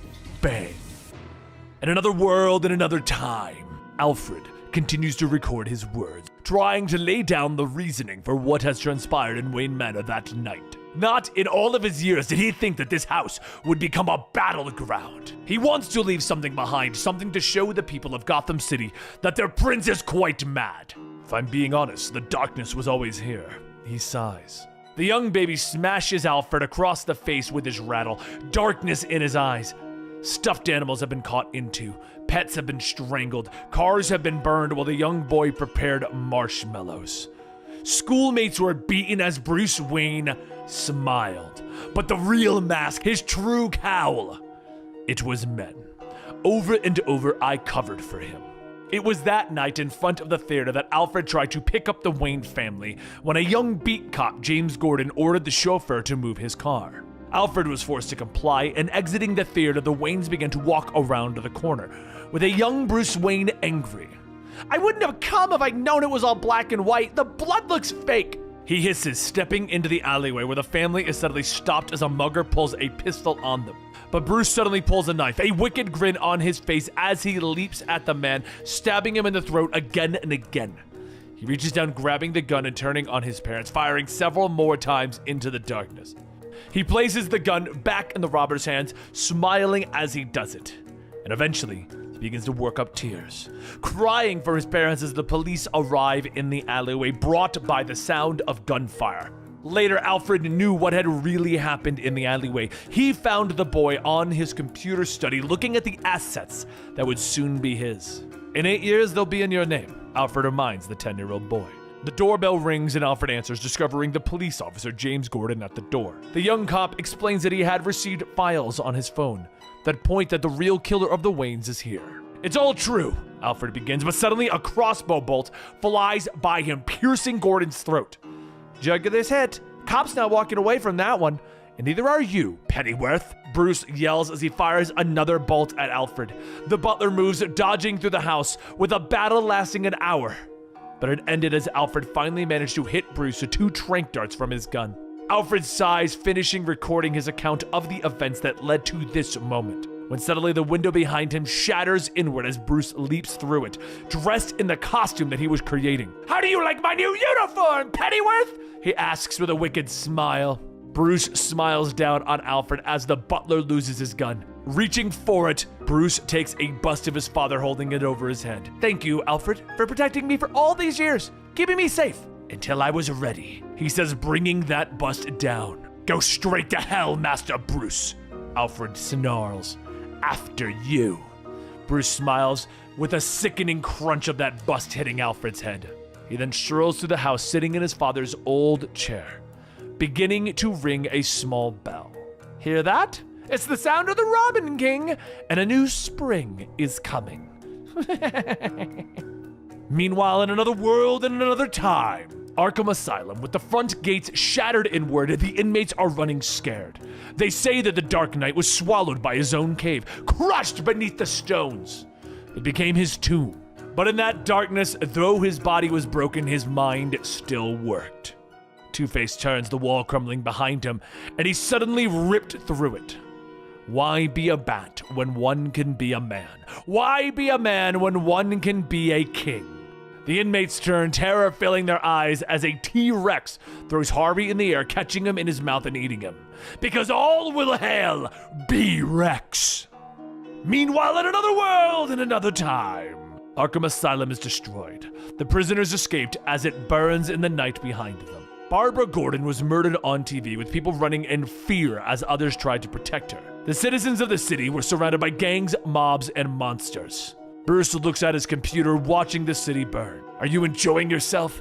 And watching how much I have failed at everything?" Damian asks as he enters the study in his batsuit, covered in cuts and blood. "Failed at being Batman, at protecting your city." Bruce regards his son, asking if he wants him to tell him the truth, and anger flashes through Damian, but Bruce finally stands, telling his son that he doesn't have to be him. He walks over to the bookshelf, pulling out an old book with strange symbols on the front of it. "The truth is, you're not getting the job done, and while I might not be able to put the cowl on anymore, maybe I can help." Bruce explains, and he tells his son about the book, that in the 1600s, Gotham was the home to a cult that worshipped a Native American god that demanded an undying devotion. They believed that the greater the love for the sacrifice, the more the god would reward them. Damian looks at his father, confused by the story. "I don't get it. So you want me to perform a secret demonic ritual from an ancient occult book to save Gotham?" Bruce whispers, "No. Everything that's happened, Damian, I want you to know that I never would have put this on you. This is my fault."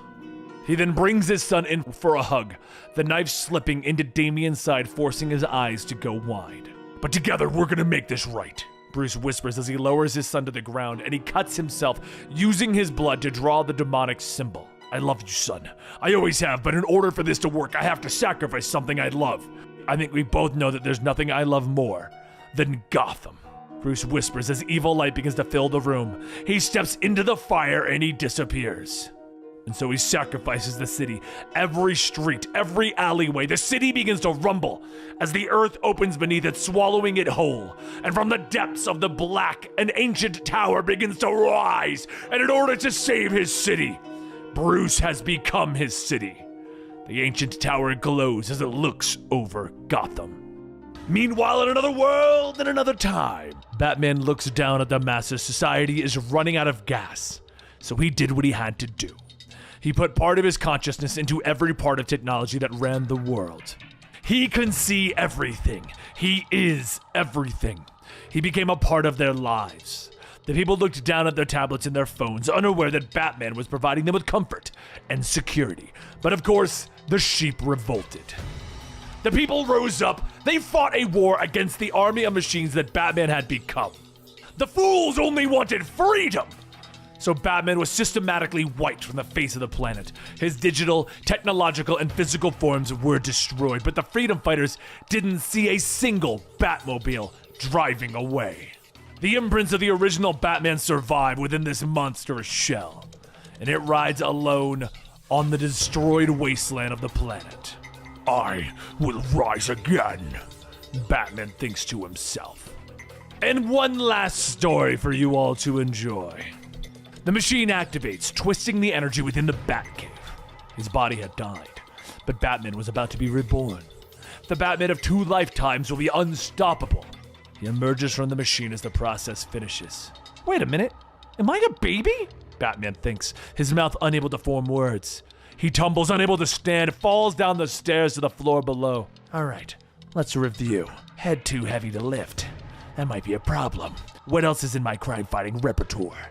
Soft spot on my head where a foe could potentially poke a finger into my brain. Inconvenient, he thinks, lying on the cold floor. Very well. Such a conundrum might leave a lesser mortal flummoxed, but not Batman. Not when I have my ultimate weapon, he thinks. And baby Batman opens his mouth, beginning to cry.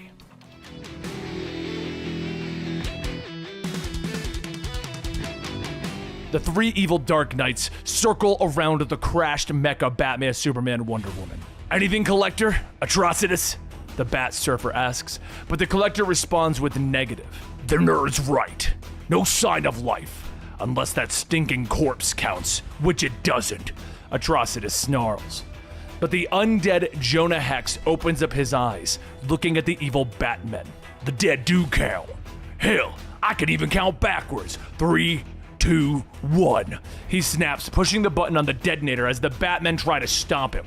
In the distance, Batman, Wonder Woman, and Harley Quinn are traveling through the world of Apocalypse, the explosion ripping apart the landscape behind them from the giant mech being destroyed.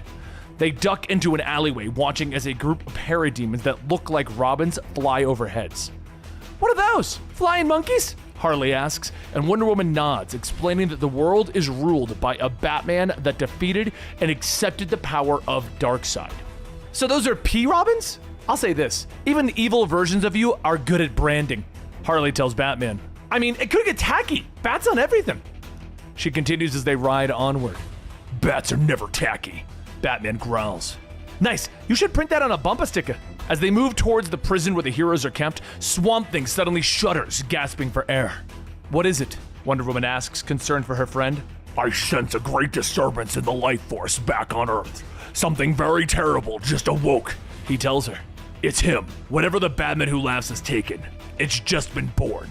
We need to get who we came for now, Batman tells them, gunning the motor on his man-bat cycle. Inside the hero prison, Superman screams in agony as various shades of light are beamed onto him. Impressive, huh?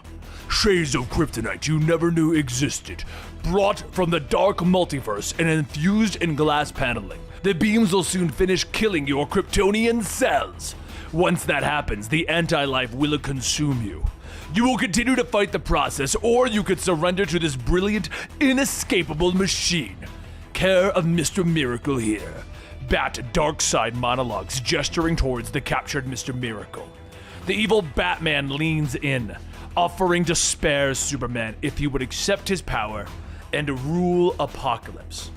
Batman promises that if Superman gives in to his true nature, his true power, he will retire and disappear. He turns as a hole is cut into the wall of his prison, and Wonder Woman steps through, carrying her magic chainsaw, flanked by Batman and Harley. Release him, Dark Father. Now, she demands. And what, you'll spare me? He asks with a smug smile. Well, no one said that, Harley whispered. Darkfather yells, ordering his para-Robins to attack. Batman rushes over, with Superman overjoyed to see his friend. No time, Clark. Scott, how do you get him out of this thing? Batman yells across the room. You can't! The machine killed too many of his Kryptonian cells. If his feet come off the panels, the glass panels above will blast him with the anti-life and those dead cells will mutate, changing him into Darkseid permanently. Superman turns to Batman, telling him, leave me. But Batman waves him aside. Shut up, I have an idea, he hisses. Darkfather knocks Wonder Woman aside, turning his sight onto Batman and Superman, and then he pulls free a weapon, aiming it at Batman and smiling. He reminds Batman that this was the gun that Darkseid used to send him back in time.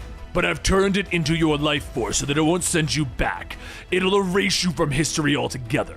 Beings that were pulled from the dark will remain unaffected, but your friends, your people, no one will know you existed. Dark Father gloats. He fires the weapon, but Batman doesn't move. The beams hit him, and in a brief moment, he seems to blink out of existence before falling to the ground. What? Why are you still here? Dark Father demands. To watch this part. He looks up at Clark, who nods, stepping off the platform. The anti-life blasts him, but Superman keeps walking. How did the anti-life not affect you? Dark Father demands, fear in his voice. It affected me. I mean, it tickled. Superman tells him, stepping up to the villain. He explains that Batman's Black Lantern ring controls the dead, which he used to stop the dead cells in Clark's body from changing. Hey Batman, you think he's ready to retire? Up, and away! And in a two-snap, Superman punches the Dark Father hard, sending the evil Batman up and out of the prison in a single blow. His friends rush to his side, but Batman pushes them away. Bat blocker, I came prepared, he tells them as they ask how he withstood the bullet. Wonder Woman moves away to help Mr. Miracle, and Superman leans into Batman. Does she know the truth about you? He whispers. No more than she does about you. But she needs soldiers right now, old friend. So let's help, Batman whispers back. Wonder Woman frees Mr. Miracle, asking him where the prison is actually located. Superman nods, telling her that it's right beneath them. Stand back, he orders as his eyes begin to glow. Meanwhile, in the fifth dimension, the imp screams as his head is blown off, the blood flying away like soap bubbles, and Lobo keeps firing his machine gun, chomping on a cigar as he walks through the land of imagination. There you are, he smiles at a friendly-looking tree. Me? Well, Mr. Wopo, I'm just a little tree, ah crap! The cartoon-looking tree screams as Lobo jams his hand into its mouth. Gotcha. Memento mori, bastitch. Meanwhile, in the Crypt of Heroes, Dr. Fate turns, shocked as a portal begins to open. Good morning, all! The Robin King smiles as he steps through the portal. Good to meet you all! He continues looking around at the gathered heroes. Barry nods at him. Nice getup. The belt is a choice, Barry tells the small villain. The Robin King thanks him for the compliment, telling him that it took forever to make. That each compartment has a way to stop different heroes. King Robin pats one, telling Barry that this one's designed to kill him. Do not listen to this fiend, Dr. Fate tells him. But the Robin King continues to smile.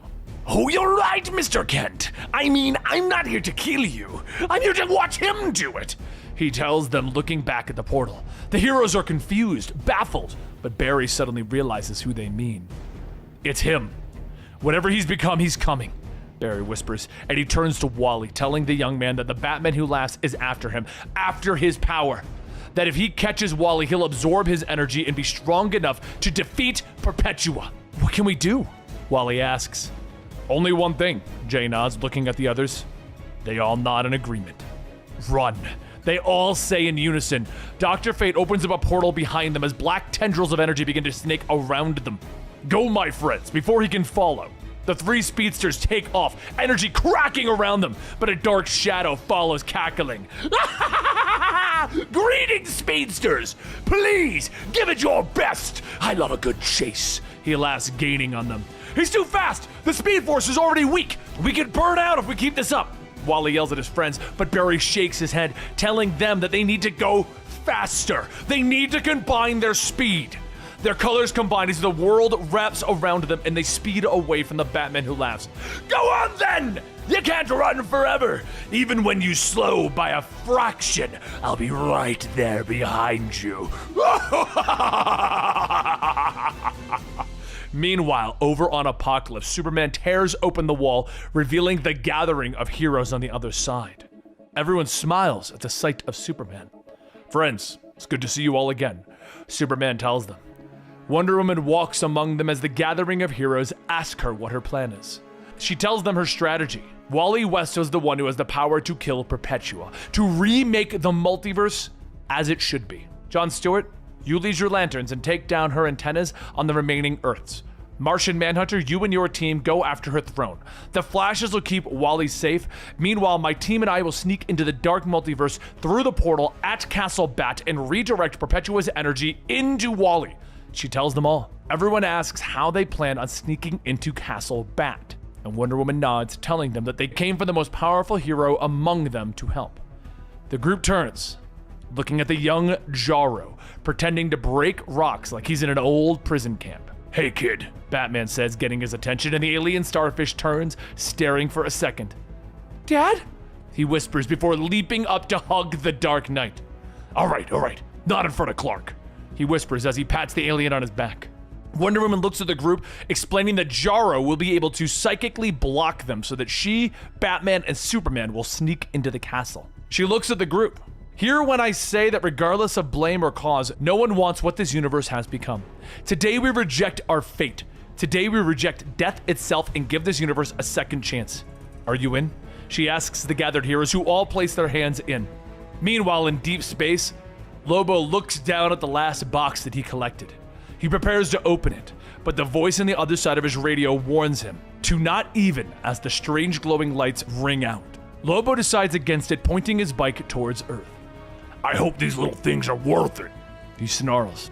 Back on Earth, in the Legion of Doom's destroyed original headquarters. They're more than worth it, I'm sure of it. As sure as my name is Lex Luthor. And those boxes are the death metal, and with them, I will change the story of this universe once and for all.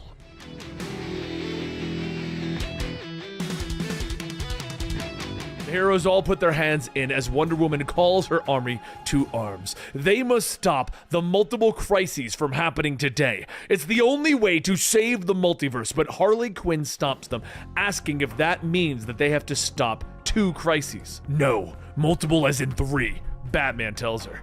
Wonder Woman steps forward, explaining to our gathering of heroes that Perpetua, the ultimate evil being, thrives on crisis energy. It's what she is using to destroy their reality, and that energy is coming from the Dark Multiverse, the home of the Batman Who Laughs. The Batman Who Laughs has created these 3 worlds where these crises are continually happening. Wonder Woman's plan is for her, Batman, and Superman to infiltrate Castle Bat with the aid of Jarro. Use a portal to travel to each world and trap their energies inside of an Alfred box.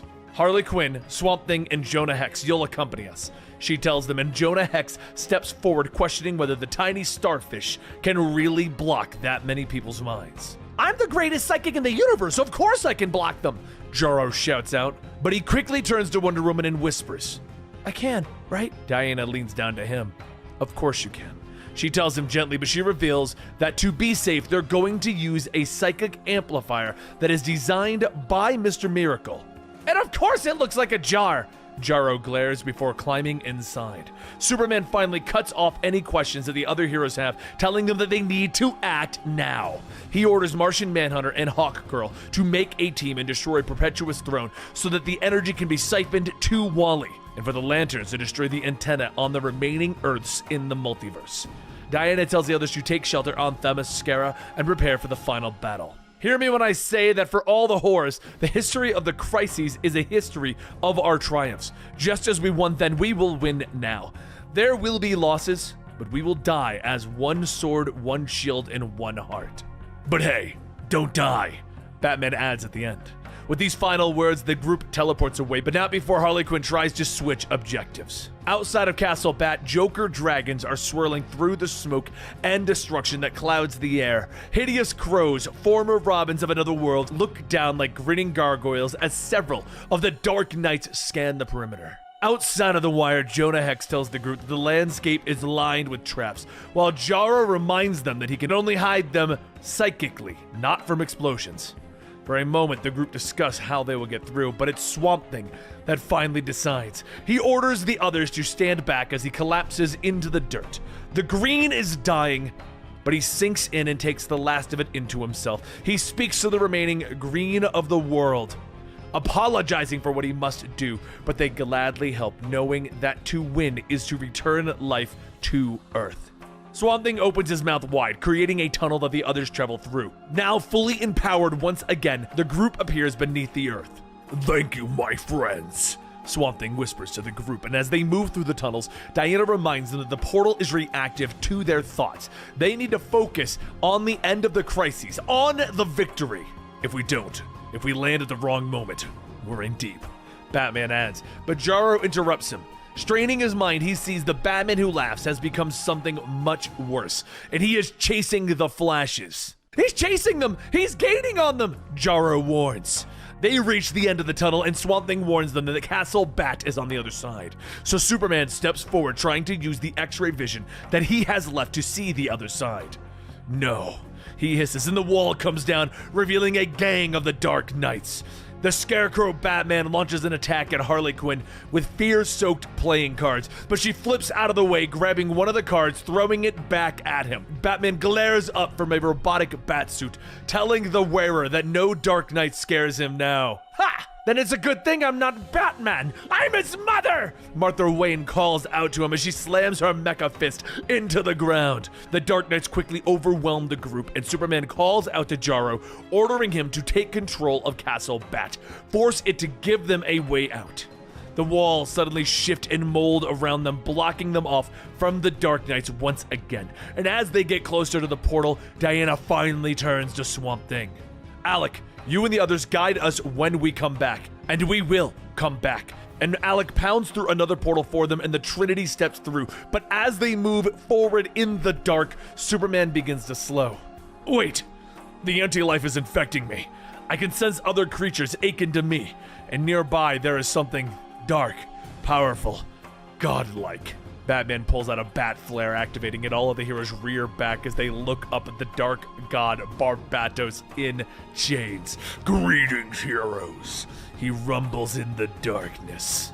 Batman glares at the monster that started the first Dark Knight's Metal event, shouting at him that everything is his fault, that he is the one who brought the Batman who laughs into their world. Is it? In the last years, I've watched my realm fill with more nightmare planets than ever before. World upon world of anger and selfishness and fear and hate, and all I did was bring my realm here for you to see. I showed you what has grown in people's hearts under your watch. Heroes. So, whose fault is this crisis really? The god rumbles at them. The heroes turn away as Barbatos explains that each crisis is their failure. But Superman suddenly turns, punching the god hard in the face. What? He could have called for help, and it felt good. Superman smiles as Wonder Woman and Batman look at him. Outside of the tunnel, Hex and Jarro continue to argue until Swamp Thing tells them to be quiet. Something evil is coming this way, he whispers to Harley, and a portal suddenly opens and Hex draws out 2 pistols. Show who you are! Show yourself! He orders, cocking those revolvers, when suddenly a grinning Robin steps from the shadows, smiling at him. Sorry, my name's Robin King, guys, and I've just come to show you my utility belt. It's got something special for each of you. Pretty neat, huh? He smiles. Finally, the Trinity arrives at the portal. Diana reminds them what they have to do. She turns back to her friends. The one who laughs is using our history to power Perpetua, but it's our history. We won together, and we will win this time too. Yes, we will. Superman nods as they step into the light. Meanwhile, back in the caves, the Robin King avoids another attack by Swamp Thing, taunting him the whole time. Hex shouts for Jarro to drop the little punk, but the Psychic can't do it. I'm trying, but the little punk has a good defense. The Robin King pulls out one of his R's, throwing it. Alec roars in pain as the blade cuts through him, and the Robin King reveals that it is coated in the rot. Harley leaps into the battle, but the Robin King avoids her kick, revealing that she had figured him out in his world, and she came to his house with a mallet. You almost got me, too. Didn't have my belt back then. He laughs as he clocks her with the same mallet.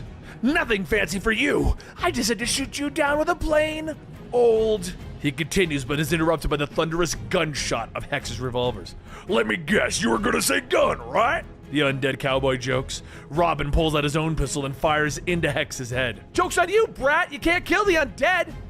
Harley shouts, but Robin and King just smiles, revealing that the bullet was coated with a Deb Rider, which eats necrotic tissue. Hex begins to waste away, his eyes turning upon Harley, reminding her that everything matters. She reaches for Hex's body as Swamp Thing brings the tunnel down around them, hoping to buy them some time. But I need to be near the portal to guide them back! Jarro shouts as the walls collapse and seal them away from the Robin King. But the Trinity, they pass through the portal, with Diana telling them to picture their victories. I see the anti-monitor right at the moment we brought him down! Batman shouts, but suddenly he's alone in a white, featureless landscape. The ground suddenly reacts to him, creatures rising up and reaching for him. You matter! Matter! They hiss. Get off of me! Where the hell is everyone? Where's the anti-monitor? Batman shouts as he fights off the creatures. The ground suddenly shifts again and Batman finds himself trapped as a voice speaks to him. Why, I'm right here, Batman. Don't you recognize me? The child asks the anti-monitor. Clark lands in the final crisis, but the world is wrong around him and he's suddenly struck by another Superman and sees the forces of apocalypse. On the contrary, Kal-El, this is exactly how it should be, Darkseid tells him.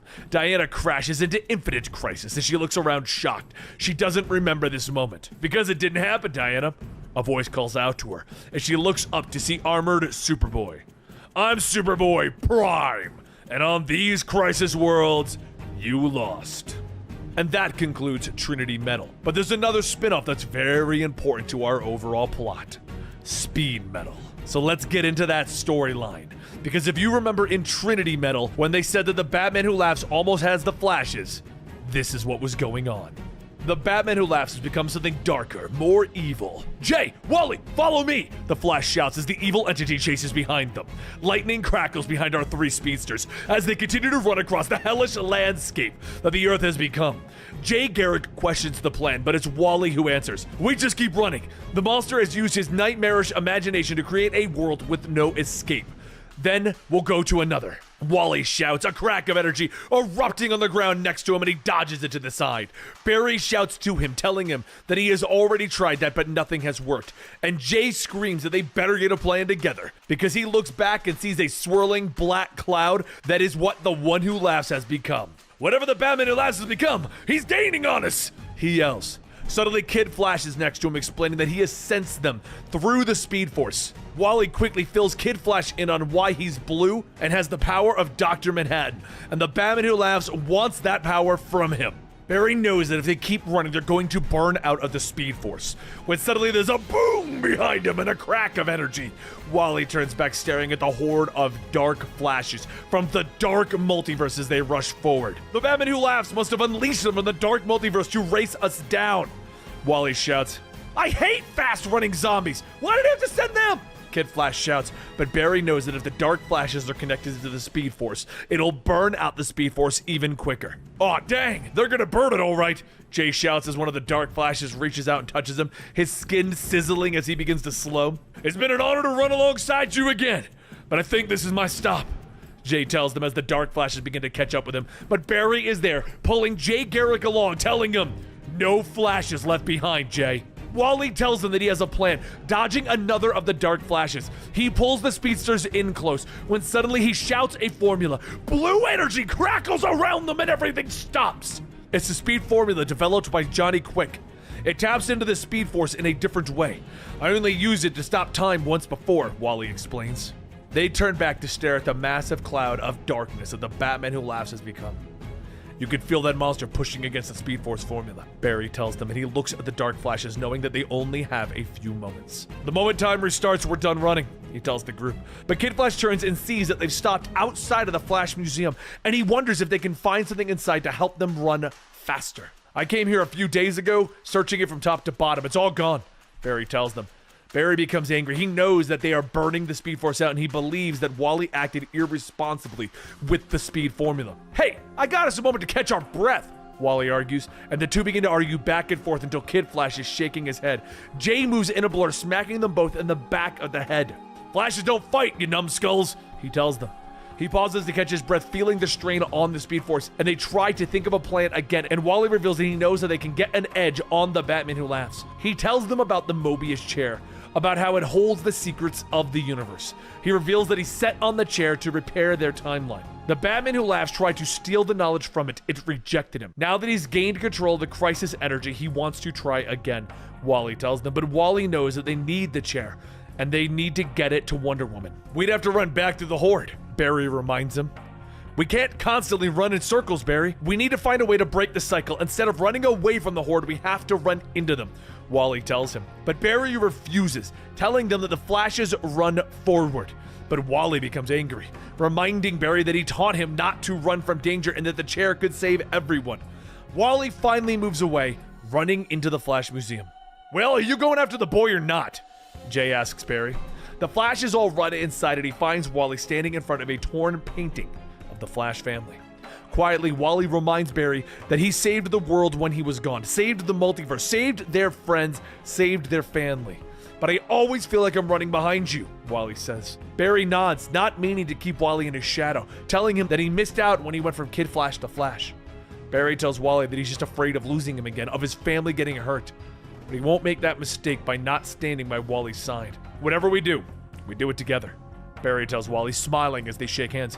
And they run back to the others, telling them that they're doing Wally's plan. We're gonna dive headfirst into a horde of evil Flashes to run past an evil Batman into a castle filled with more evil Batmen to steal a cosmic chair? Kid Flash asks. Pretty much. We're in, Jay nods. Suddenly, energy cracks around them, pain crashing through their bodies, and the others have been transformed, their costumes now more metal than ever. It's him. I can feel him putting pressure on the Speed Force, finding cracks to get at us, corrupting it. Wally tells him. Well, then I guess we better hit the road, Jay nods. The Flashes all get ready, preparing to run faster than they've ever run before. I've always wanted to see if I can outrun you old-timers anyway, Kid Flash jokes. The Batman who laughs glares at them as the formula drops and time restarts. The Flash is racing forward at a blur of lightning and speed. Nice trick, Redhead! But I got some of my own!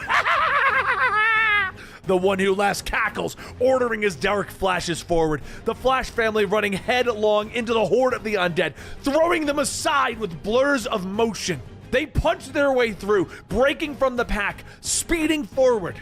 Where are you running off to? The Batman who laughs questions as he chases after them, gaining rapidly. Hey, Flash family! Is it true that a Flash has to die in every crisis? The Flashes keep running with Castle Bat coming into view. They plow through a group of crows out in front, but Jay stumbles. Sorry, gents, these old bones ain't gonna make it, but I'll cover you. Keep going this time. You hear me?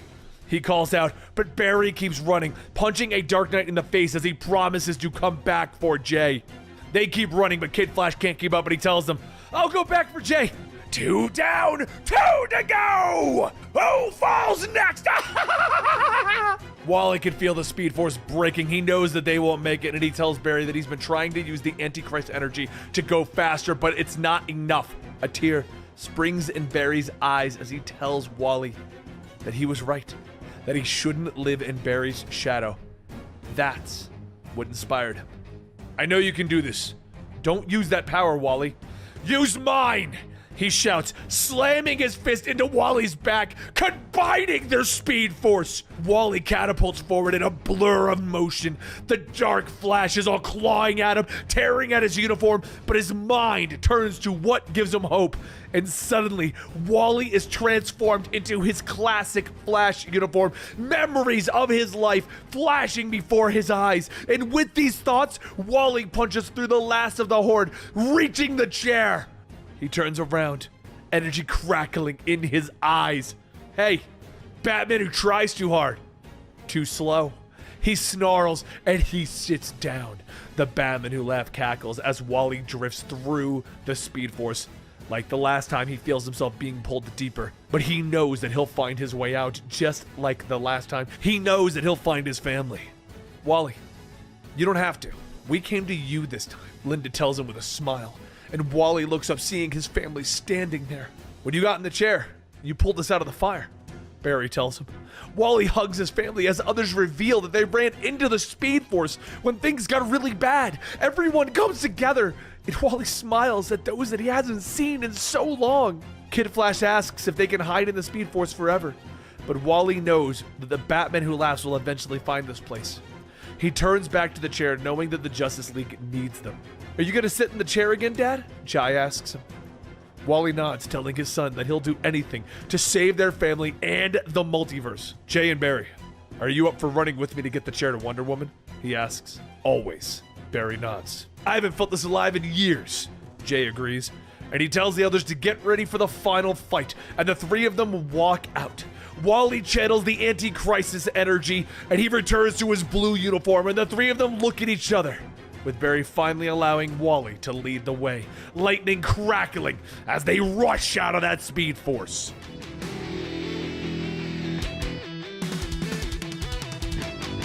Deep in a part of the galaxy you wouldn't want to be in a bar you wouldn't want to be at, sits Lobo. and Lobo has a problem. He doesn't have a drink. Lobo calmly asks the bartender why he doesn't have a drink. The bartender tells him that he would love to give him a drink. The only problem is, he beat everyone to death in the bar and he used his arms to do it. Lobo scoffs as he helps himself behind the counter, stating, "You're a bartender. Figure it out for frag's sake. There was one time I saw a rather inventive Galarian pour a drink with her. Well, anyway. This wouldn't have happened if someone just told me where my bounty Joe was." The bartender says that, actually, Joe is right over there. He beat him to death before anyone could tell him who he was. Lobo wipes the booze from his lips. "Cool! Saves me some work! This should cover the drink and the bar." He tosses a detached arm, and the bartender says that this isn't even worth his. Forget it. But as Lobo picks up his bounty, a chain bursts through the wall, pulling him out. Lobo looks up asking, "What the frag is this? Frazetta Batman?" Batman, costumed as a Caesarian, watches as Lobo gets back up, and as he swings, the Caesarian catches Lobo's attack, flipping him down to the ground. That's right, we've got a Batman Lobo, or Lobo Batman. I don't even know how you pronounce this one. He tosses his bat cigar and he smiles. "As for who I am, let's just say that I'm a Batman who injected himself with Caesarian DNA. In the process, it added your strength and healing factor to my already impressive skills and fighting prowess. Simply put, I'm the Batman who frags!" Lobo gets to his feet, charging and headbutting the Batman who frags, telling him, "Oh, I'm scared! And what is this with all the bat stooges showing up lately? Like one of you uptight bat fetish losers wasn't enough." The Batman who frags returns with his own headbutt, hitting Lobo twice, asking, "Did you really think that you could headbutt the main man? You do know that there's still a Batman under this hood, right?" As blood pours down from Lobo's face, he says, "Oh, I know, but there was something else about that headbutt." The Batman who frags looks down to see his batarang jammed into his stomach, and Lobo gets back up asking, "How does it feel to be fooled by someone who knows how to play possum? Now get ready to become the Batman who's missing a spleen!" Suddenly, Lobo feels himself getting sucked into a portal as he yells, "Wait! I had the bat stitch! I had!" Lobo falls flat on his back, getting up to a voice welcoming him and apologizing for the rough ride getting here. It's not how they usually like to do things, but then again, these are unusual times. As the hooded man pulls down his cloak to reveal his scarred face, Lobo jumps over to the floating rock asking, "Luther, I'll give you it's unusual times. How about an unusual kick in your bald ass? What's the deal bringing me here?" Despite their differences, what's at stake is everything. Lex then opens up his cloak further, displaying several projects, all involving different forms of Batman, stating that if he doesn't accept this mission, then it all ends. Everything. Lobo scratches his chin, telling him, "Well, the end of everything could solve a lot of my problems. Can't stand Superman, every kind of Batman, and Guy Fieri. But on the other hand, it would also be curtains for stuff I do like babies, dolphins, brew, myself, and hell, money. Can't very well see dollars if everything's going belly up. All right, Lexi, you got yourself a deal. But who the frag is getting the bad news that the main man is coming?" Soon the projections change to a box with a skull on it, and Lex says, "It's not who, it's what. Death metal itself." Lobo smiles. "All right, as long as I'm getting paid. But we're just kind of floating out here, wherever this place is in space. I'm gonna need something that..." At that moment, the Space Hawk screeches to a halt, and Lobo says, "All right, Lexi, guess we gotta get this show on the road." Meanwhile, back at the bar, the Batman who frags looks down at the batarang, flexing his muscles, pushing it out. "That bastard got away, and that just don't happen to the Batman man. Yeah, I'd say someone's about to learn the hard way, something every single resident of my Gotham is well aware of. The Batman who frags doesn't send anyone to Arkham. He sends them to hell." Later at Black Hawk Island, Lobo crawls his way through the swamps asking, "What is this place anyway? Someone thought you were real clever leaving this off the map. The place stinks like Jurassic shit. Better find that fragging death metal before some freak." But at that moment, a large man jumps out of the water growling, and Lobo yells, "Black Monday! Should have known that you were the one stinking up the joint. How many more of you bat stitches do I gotta kill? Got you guarding the building probably because you're too stupid to know what the job really is." Black Monday punches Lobo, shouting, "Stupid! No, you stupid!" The two wrestle their way out of the swamp and towards the nearby building, with Lobo taking out a giant gun, telling him, "If you're wondering where I hid this enormous gun, well, a lady never tells." Lobo opens fire, laughing. That's right! Nobody likes you! You smell bad and you got no friends! Black Monday pushes through the gunfire, putting Lobo in a chokehold, yelling, Black Monday is bad guy, but me, I'm good friend. Lobo coughs. Alright, I get it. You did your job. Hell, maybe after this we can grab a drink or something. You know me. You know, just shoot the shit. Black Monday pauses for a moment, asking, Friend? And soon part of the wall comes crashing down with Lobo getting up, telling him, No, you lunkhead! That's just something we have in common. Neither of us has friends. Only difference with me is I don't want any! Ha! After lighting up his cigar, Lobo looks through all of the relics on display as he sees the box that he's after. He takes it looking inside and he finds nothing, and a voice then asks, Did he really think that something that powerful would just be lying around? Lobo tosses the box, telling him, No, I didn't, Hawk dude. Hawkman goes on telling him that he knows how tempting the power can be, which is why it's been kept away for all of these years. Lobo tells him, Good, thanks for doing that. Now go on and relax. Maybe take a nap or something, because that metal is coming with me. And if that means ripping your arm off and beating you with it, Hawkman sighs. Maybe he is, and fate's helped them if it's true. Maybe Lobo is their only hope. Come. The metal is all-powerful. Whoever wields it can rewrite history and can remake the universe. You must be careful, Lobo. As Lobo looks up at the pedestal, he reaches for the small box and takes it, stating, Thought it'd be heavier. But just then, something explodes with Hawkman asking, Did somebody follow you here? Lobo tells him, Yeah, I got a hunch about that. The Batman who frags starts laughing as he shoots down from his bat jet. As the walls begin to fall around them, Hawkman yells that they need to get out of the inner sanctum. There's a portal here, and honestly, there's no telling where it leads. He'll stay back, and Lobo grabs onto Hawkman as he jumps into the portal, telling him, Oh no, you're not! You're coming with me! As the two go tumbling out of the portal, they fall onto the ground, and Lobo looks around at a unicorn and crystals, asking, Frag Gem World? Really? Hawkman gets up, stating that he was ready to die back there. He made his peace a long time ago. Hawkman waves him off, telling him, Yeah, you can just suck it up. No one cares. Now, as for this... As Lobo opens up the death metal box, the world begins to change and everything turns to black. And what we see now is the beginning of Superman's life as he left that dweeb planet Krypton. His ship crash landed on Earth. Jonathan and Martha Kent witnessed it and were stupid enough to get out and try opening it. What they found was a disgusting cesarean baby. Oh, which one of you bastards is going to change my diaper? Next is Batman. The Waynes left the theater after seeing the terrible movie Zorro or some crap like that, except this time, Lobo is the gunman who shot down the Waynes. And then there's Wonder Woman, Cyborg, Green Lantern, and even Martian Manhunter. Every hero in the timeline is now a Lobo. Lobo sits back laughing as he looks at all of the realities, stating, I'm a damn genius! Lobo Land! All I gotta do now is just think and it comes to life. And that's when a voice calls out, Attention, Lobo. Cease! This is worthless nonsense. A hand reaches out of the portal, pulling him through, and Brainiac welcomes Lobo to the Hall of Doom. Lex had secretly instructed him to make sure that he relinquishes the death metal. Now relinquish. Lobo uses the death metal to put Brainiac in a dress, and she shouts, Does not compute! You bland purse of proteins, attempting to humiliate an artificial intelligence. Your buffoonery is damning the multiverse. Lobo yells, No one calls the main man bland. My Lobo senses have revealed your secret stash, oh guns. A small gun appears in Lobo's hand, and as he looks at it, he says, Nah, too puny. And then it grows and grows, and finally it grows to the extreme.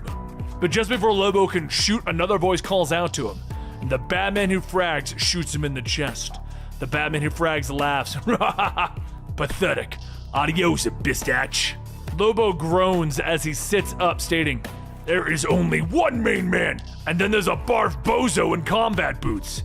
Lobo kicks the Batman who frags, reaching into another reality, stating, Fine, but before I give this thing up, there's one last thing I need to do. Moments later, the Batman who frags crash lands into the Hall of Justice, getting up laughing. You idiot! I'm still alive. You can't keep a good Lobo down.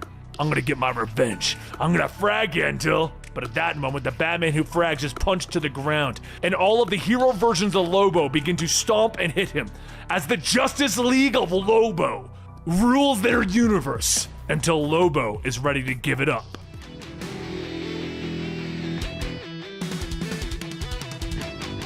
The metal horse and its rider ride through the blasted waste that was once the world.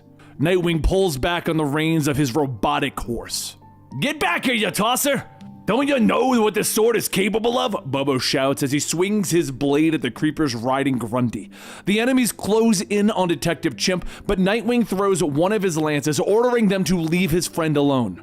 "Oh, look at that horse! What a fine machine!" One of the creepers laughs. Nightwing nods, removing his hood, telling them that Comet was a gift from Wonder Woman. "This is the fastest horse in the world," he tells them, but Bobo merely turns away from his would-be friend. "Go away! I don't need the Justice League!" He mutters. "I'm not the Justice League, Bobo." Nightwing tells the Chimp, and the creepers begin to laugh, taunting Nightwing, but they stop laughing as Hawkgirl slams into the back of them with her mace. The Grundys launch into an attack, but Hawkgirl whirls, smashing another away with her mace. "Good to see you, Chimp," she calls as she leaps back into the air. "You two some kind of wing-themed team?"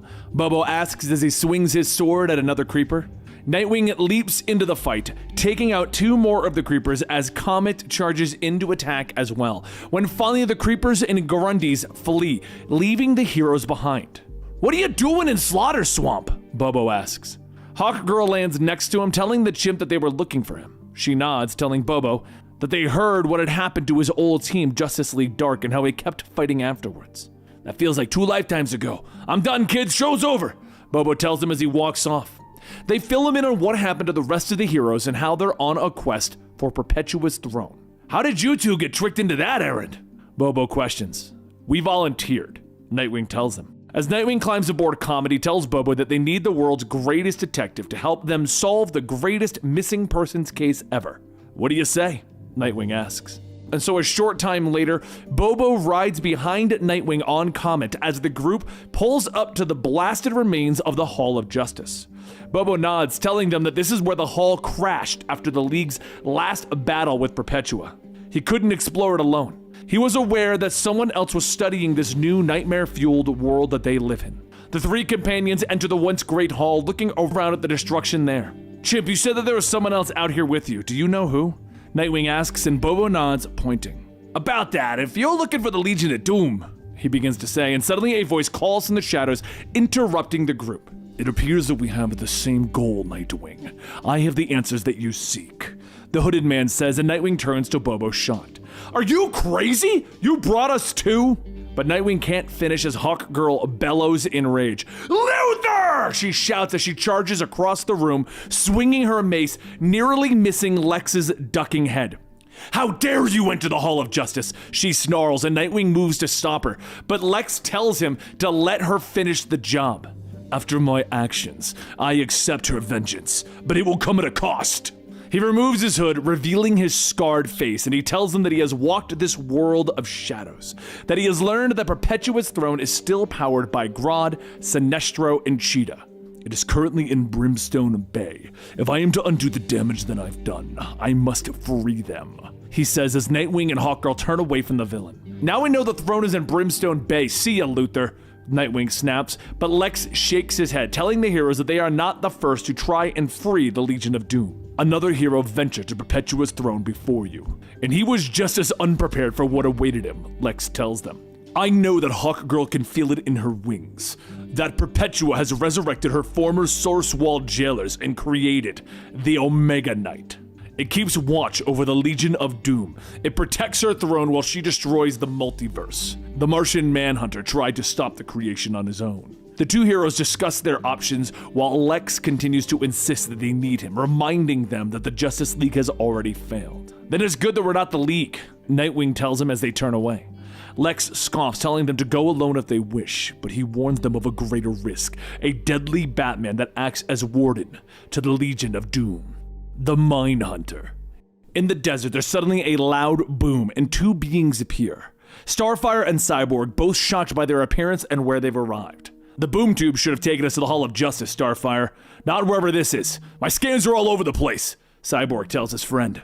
Suddenly, the pair are shocked as they are surrounded by mutated creatures. "Corey, move!" Nightwing shouts as the group comes running in, Lex with them, explaining that Dr. Arkham used the Wasteland's radiation to experiment on Batman's enemies and they must have escaped.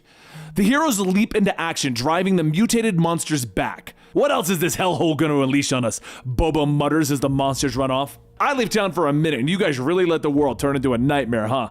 Cyborg jokes. Good to see you too, Vic. Nightwing smiles, and Starfire questions why she shouldn't just blow Lex apart.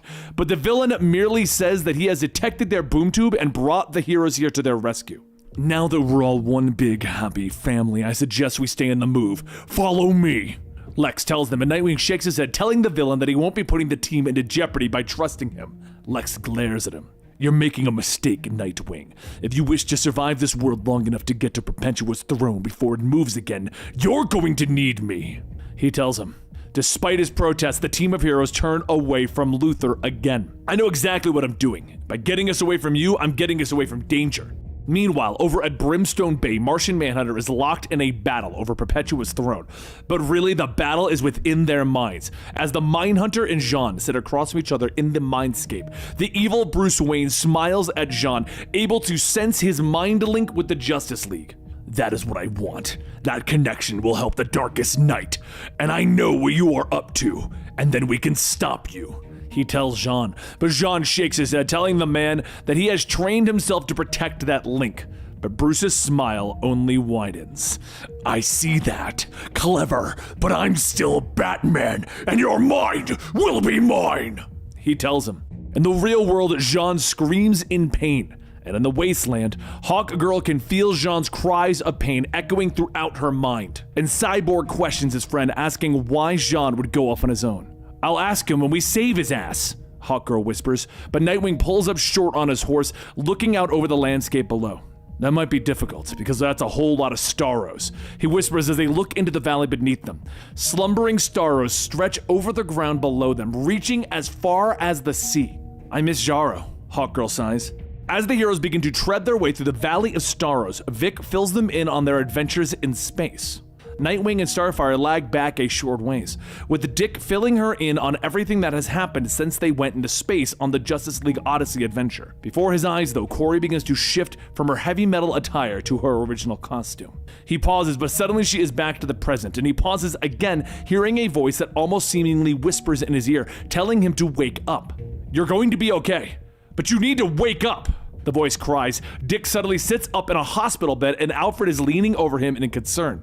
Master Richard, you're safe, Alfred tells him, Batgirl standing nearby in the Batcave as the butler explains that Dick had a concussion from the KG Beast bullet. You gave us a scare there, Barbara tells him with a smile. Nightwing leaps up, hugging the man that he thought was dead, but in a flash, everyone changes again. Their costumes and appearances morphing, and Dick is shocked as he tells them about his dream. It was more like a nightmare, he whispers, when suddenly appearing in his bat suit, he realizes that this world is the dream. What are you talking about, Master Richard? Alfred asks. Batman will be back soon. You could talk to him then, Barbara tells him, now sitting in her wheelchair. They morph again, now wearing their younger costumes. Dick standing before Batman dressed as Robin. You've been through enough. It's time you went back, Batman tells him. Hawkgirl stands before Jean as the Martian asks her to come with him. Cyborg stands before his father, who is alive and well, and Corey is standing with her sister. Bobo with Nightmaster and Robin with Batman. This isn't real, Dick whispers. Wake up, you fool, Lex screams as he knocks Nightwing out of the gaping jaws of a Starro. I said that you would need me, Lex shouts as he pulls the hero away. They dash through the valley as the Starros rumble and move, with Lex explaining that they sleep until someone is dumb enough to offer themselves as lunch. In their own dream worlds, the other heroes begin to snap out of their stupors, fighting against their illusions. But it's not quick enough. Nightwing and Lex stop, looking up as the heroes turn to them, still under control. Starro might be a giant starfish, but he's a conqueror, and he knows the best way to defend himself is by controlling your team to kill us! Meanwhile, Jean screams as the Mindhunter continues to assault his mind, searching for his link to the Justice League so that he can learn their plans. Over in the Valley of Starros, the heroes continue to battle against the illusions in their minds. But in the real world, the heroes have turned on Lex and Nightwing. They leap and dodge out of the way of Starfire's energy blast, but Lex explains that he built up a tolerance against Starro's mind control. Nightwing questions how the heroes are controlled without any Starros attached to them. It's in the air! We're breathing it in! Lex yells, realizing the problem. He grabs a hold of Cyborg, ordering Nightwing to help him as he hotwires the hero. This is going to work. Vertigo should do the trick. Lex shouts as Nightwing grapples with his friend from behind, when suddenly Vic's arm cannon erupts in energy, blasting the ground around them. The heroes suddenly snap out of their stupors, shocked by what is going on, and Starfire moves quickly to help Nightwing to his feet. "Did I hurt you, Richard?" she asks, but Nightwing smiles, telling her that he's only singed. She glares at Lex, but Nightwing tells her that he's the one that saved them. Hawkgirl points out that Bobo is still missing, but the team is interrupted as the whole ground begins to shift around them. Nightwing puts his hand on the ground, realizing that the valley itself is breathing.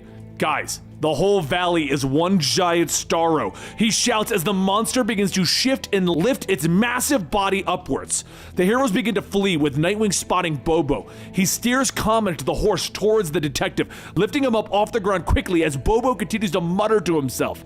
"It's not real, chimp!" Nightwing yells, and Bobo continues to talk to Nightmaster, thinking about just sitting back and letting the world end. But Nightwing smacks his friend out of his dream, bringing yells of shock from Bobo. Lex leads them all the way to the shores of the sea, and it is there that he shows them the boat that he pieced together from parts of the wasteland. "I have christened her Lana," he tells them.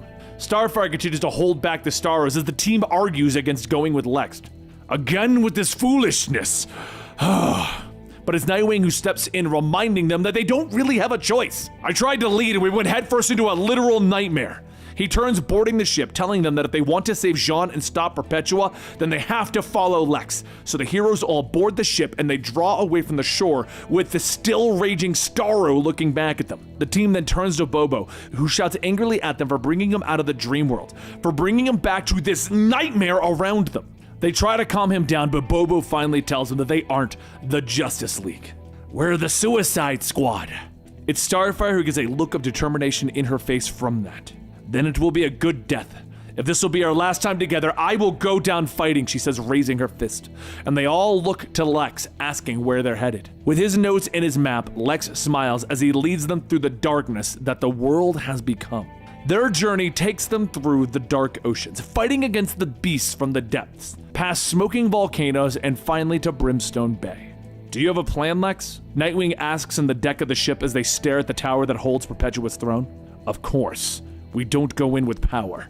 We must act as thieves in the night," Lex tells the hero as he glances at him, but Hawkgirl suddenly falls to the floor with a scream. She can feel that Jean is close and that they must go to him, but Lex steps forward. "No! That could jeopardize everything. We must act now before Perpetua's throne moves again." But Hawkgirl looks up, shouting that Jean needs her. "The world has more concerns than you being in love," Lex snaps. Hawkgirl leans up, punching Lex in the face, and then she leaps into the air, calling out to them as she flies away. "Once Manhunter is free, he can help us against the Omega Knight. Get to the throne and be ready," she says. Nightwing yells to Lex that they need to catch up to Hawkgirl, but the villain shakes his head. No, she's right. Finally, someone who understands being a hero always comes with a cost. So at the tower, Hawkgirl flies upward, shocked to find Jean wounded on top. Meanwhile, the rest of them sneak up to the tower, and Starfire and Cyborg try to keep the monsters busy while Lex and Nightwing sneak around. But the Omega Knight is already waiting for them. Kendra turns, shocked that the Knight knew that they were coming, but Jean begins to morph. "Because of you, Jean's guilt keeps him from fighting back, but you were first and foremost in his thoughts, made it easy to access a connection and call you here." The Mindhunter gloats as he stands up. "So that you can watch your friends die, Hawkgirl!" he cries as the Omega Knight opens fire on the heroes below. Meanwhile, Bobo watches the destruction from the deck of Lena. Sadness fills his voice as he pets the horse. "I told Nightwing and Starfire I didn't want to be a part of this, but I can't watch my friends die again. We need a miracle. Comet, any ideas?" he asks the robotic horse. And below, from the destruction of the Omega Knight, Nightwing tries to crawl away, and in her mind, the Mindhunter is gloating at his victory over Hawkgirl. He needs Jean's connection to the rest of the Justice League, and he wants her to help him get it. "Bite me! Stop with the games inside of Jean's mind and face me in the real world," she snaps, when suddenly they are once again flying through the sky and the Mindhunter is shocked that she lashed out at him.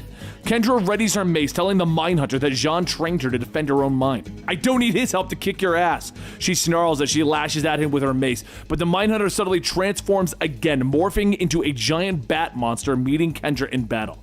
On the ground, Nightwing is struggling to his feet, calling out to his friends in the destruction created by the Omega Knight, only to see the Omega Knight standing over him. "Come on! If I got my friends killed, I earned this. Just get it over with already," He cries up at the monster, and as the blast is about to hit him, he's suddenly yanked off his feet. I'm done watching my friends die, kid! Bobo yells as he pulls Nightwing onto Comet's invisibility, and they speed away. Comet can turn invisible? I guess you really are the world's greatest detective. Nightwing laughs as Bobo explains what happened. The two heroes begin to scour the battlefield looking for their friends when Kendra continued to fight the Mindhunter in the sky. The Bat Monster grabs her with his talons, throwing her hard against the tower alongside Jean. The Mindhunter reaches out, grabbing the Martian and holding him up. Watch as I use my heat vision to burn your love. Say goodbye, hot girl. The Mindhunter snarls, but Jean reminds this version of Bruce that he's also part Martian. Jean turns his head, shooting his own heat vision to heat up the end of Kendra's mace. Hawkgirl then rushes forward, slamming the weapon into the Mindhunter. Superheated nth metal! She shouts, and as the monster falls away, Jean falls before Kendra. I'm sorry, I should have. He begins, but she stops him, pulling him in for a kiss. Shut up, Jean. Help me find my team. She tells him as they fly down to the battlefield. Using Comet's invisibility field, the heroes regroup at the shore, and it is Nightwing who suggests that they retreat and return with the other heroes. There is no backup, Nightwing. It is us and us alone, Starfire tells him. She informs him that she knows that he wants to return to a past version of himself, but they all need to continue to move forward. Cyborg nods, agreeing that they can do it together. Lex sighs. Oh, please. Can we get on with it? I thought I was working with the Justice League. If I had known that it was the Teen Titans, I would have come alone, he tells them. And at that moment, Kendra and Jean land with the team. The Martian glares at Lex, reminding him that they have much to discuss after this is over. And Nightwing finally smiles, petting Comet as they go over the plan. They decide that a frontal assault is their only option. If we free the Legion of Doom, we might have a shot at destroying the throne before it moves again, Lex suggests. The team charges forward with Vic, Jean, and Starfire attacking the Omega Knight. The others leap onto the tower, trying to free the Legion of Doom. Their bindings are too strong, Lex, Nightwing calls out, and Lex nods, knowing that their last option is to destroy the tower with the Legion still attached. We don't have enough power for that, Lex shouts. Bobo begins to climb the tower, telling the others that he thinks he has an idea. Climbing to the top, Bobo turns and begins to yell for the Omega Knight. Hey! You Frankenstein Omega Titan! I thought you were supposed to be scary! You want a piece of me? Bring it! The Omega Knight turns, firing his energy blast at the tower, and the explosion throws the heroes and the knights to the ground. Recovering, Nightwing pulls himself to his feet. Dang, Chimp, you did it! He whispers as he looks at the fallen knight, but he glances at his feet, seeing Bobo's helmet. Thanks for saving us, Boy Wonder, a voice calls from behind. Nightwing turns to see the Legion of Doom standing on the destruction of Perpetuous Tower, the destruction that contained the throne. Now who's going to save you? Cheetah asks. Nightwing leaps away from Grodd's attack, cartwheeling through the air, but he is knocked off balance as Cheetah meets him mid-flip. Your cat-like reflexes are impressive, Boy Wonder, she snarls when suddenly the ground quakes as Martian Manhunter lands with a mighty blow. Enough! He bellows. Cyborg steps forward, ordering the three villains to stand down while they explain the situation. We don't take orders from you, Cyborg, Grodd rumbles. And Cheetah questions what happened to the world, with Sinestro smirking. My readings of the world are very unusual, Cheetah, he tells her. Lex steps out of the shadows, telling his former allies that they have lost. But I have come to rescue you, he says. One of Sinestro's constructs slams Luthor to the ground, and the others move forward to attack him. You betrayed us to Perpetua! Grodd snarls. Lex agrees, knowing that he made a mistake. But I will rise and show the world that I am Lex Luthor, and the Legion of Doom can rise with me again. You sold us that lie before! It's time you paid for it! Grodd cries as he prepares to attack Lex's head, but he is thrown aside as Starfire blasts him with energy and Hawkgirl lands, reminding the Legion that they need Lex alive. The Legion attacks them, and the heroes and villains meet in battle, with Nightwing pulling Lex aside, trying to keep the villain out of danger. Why did you save me from their vengeance? Lex questions. You saved me from Starro. Consider us even, Nightwing tells him simply. As the two groups continue to fight, suddenly they are interrupted as Bobo rides over the hill, ordering them to stop. You dummies are too busy fighting to see that the Omega Knight is not dead! He warns them, and behind them, the Omega Knight has begun to rise back up. Even though one of its arms has been severed, the being attacks, blasting the group with its energy. The two teams are thrown away by the power of the blast. We should run! There's no reason to battle that monster! Grodd tells the group as they all begin to pick themselves back up, and another blast hits them with Sinestro throwing up a shield to save them all. The construct begins to crack, and Nightwing leaps in to push Sinestro out of the way. If we leave the Omega Knight, Perpetua will know that you survived the throne and come after you. If you want to keep your freedom and your lives, we have to stop the Omega Knight now, he tells them. He orders Jean to connect the group telepathically and leads them on a charge against the monster. He orders Hawk Girl Jean and Starfire to attack the Knight to try and make it mad, and Lex and the Legion rush to the remnants of the throne with Lex hooking Sinestro back to the machine to amplify his power. This will burn out all the extra forces, including the ultraviolet spectrum. Lex warns Sinestro. I prefer the color of fear anyway, Sinestro sniffs, blasting the Omega Knight in the chest, burning a massive hole into the monster. The great creature falls, creating a massive quake as it slams into the earth. And with it finally done, Bobo turns to look at the villains that have gathered. Hey team, what now? Isn't it obvious? We get back to what we were doing before the giant attacked. Yeah, we kill Lex. Grodd rumbles in agreement with Cheetah. Lex stands before them knowing that he broke their trust. I can earn it again only if you join me, he tells them, letting them know that they can reach their goals without the help of the League. But Jean steps forward, reminding Lex of a conversation they had a long time ago, when the Martian first asked Lex to join the League, and he refused. There is an Earth saying that we also had on Mars. If only I knew then what I know now. But you do know now, so I tell you this again. The League could use your help, Lex. What path do you choose? Suddenly there's a massive boom and the Legion of Doom are gone, teleported away via boom tube. Please tell me that Lex couldn't have used a boom tube that whole time? Cyborg mutters and the group agrees that it doesn't matter, and Jean informs them that he has a link with the Green Lanterns and they are all going to meet on Themyscira. How are we gonna get there? Bobo asks. We'll find a way, Nightwing tells his friend, and the group begins their journey with a few brief steps. How can you be so sure? Starfire asks. Because we're the Justice League, Nightwing answers with a smile. Elsewhere, the Justice League is facing the massive visage of the Castle Bat. As all hope seems lost, a blast of energy hits the monster, and the group looks up to see the Hall of Doom floating above them, with Lex standing ready to join the fight.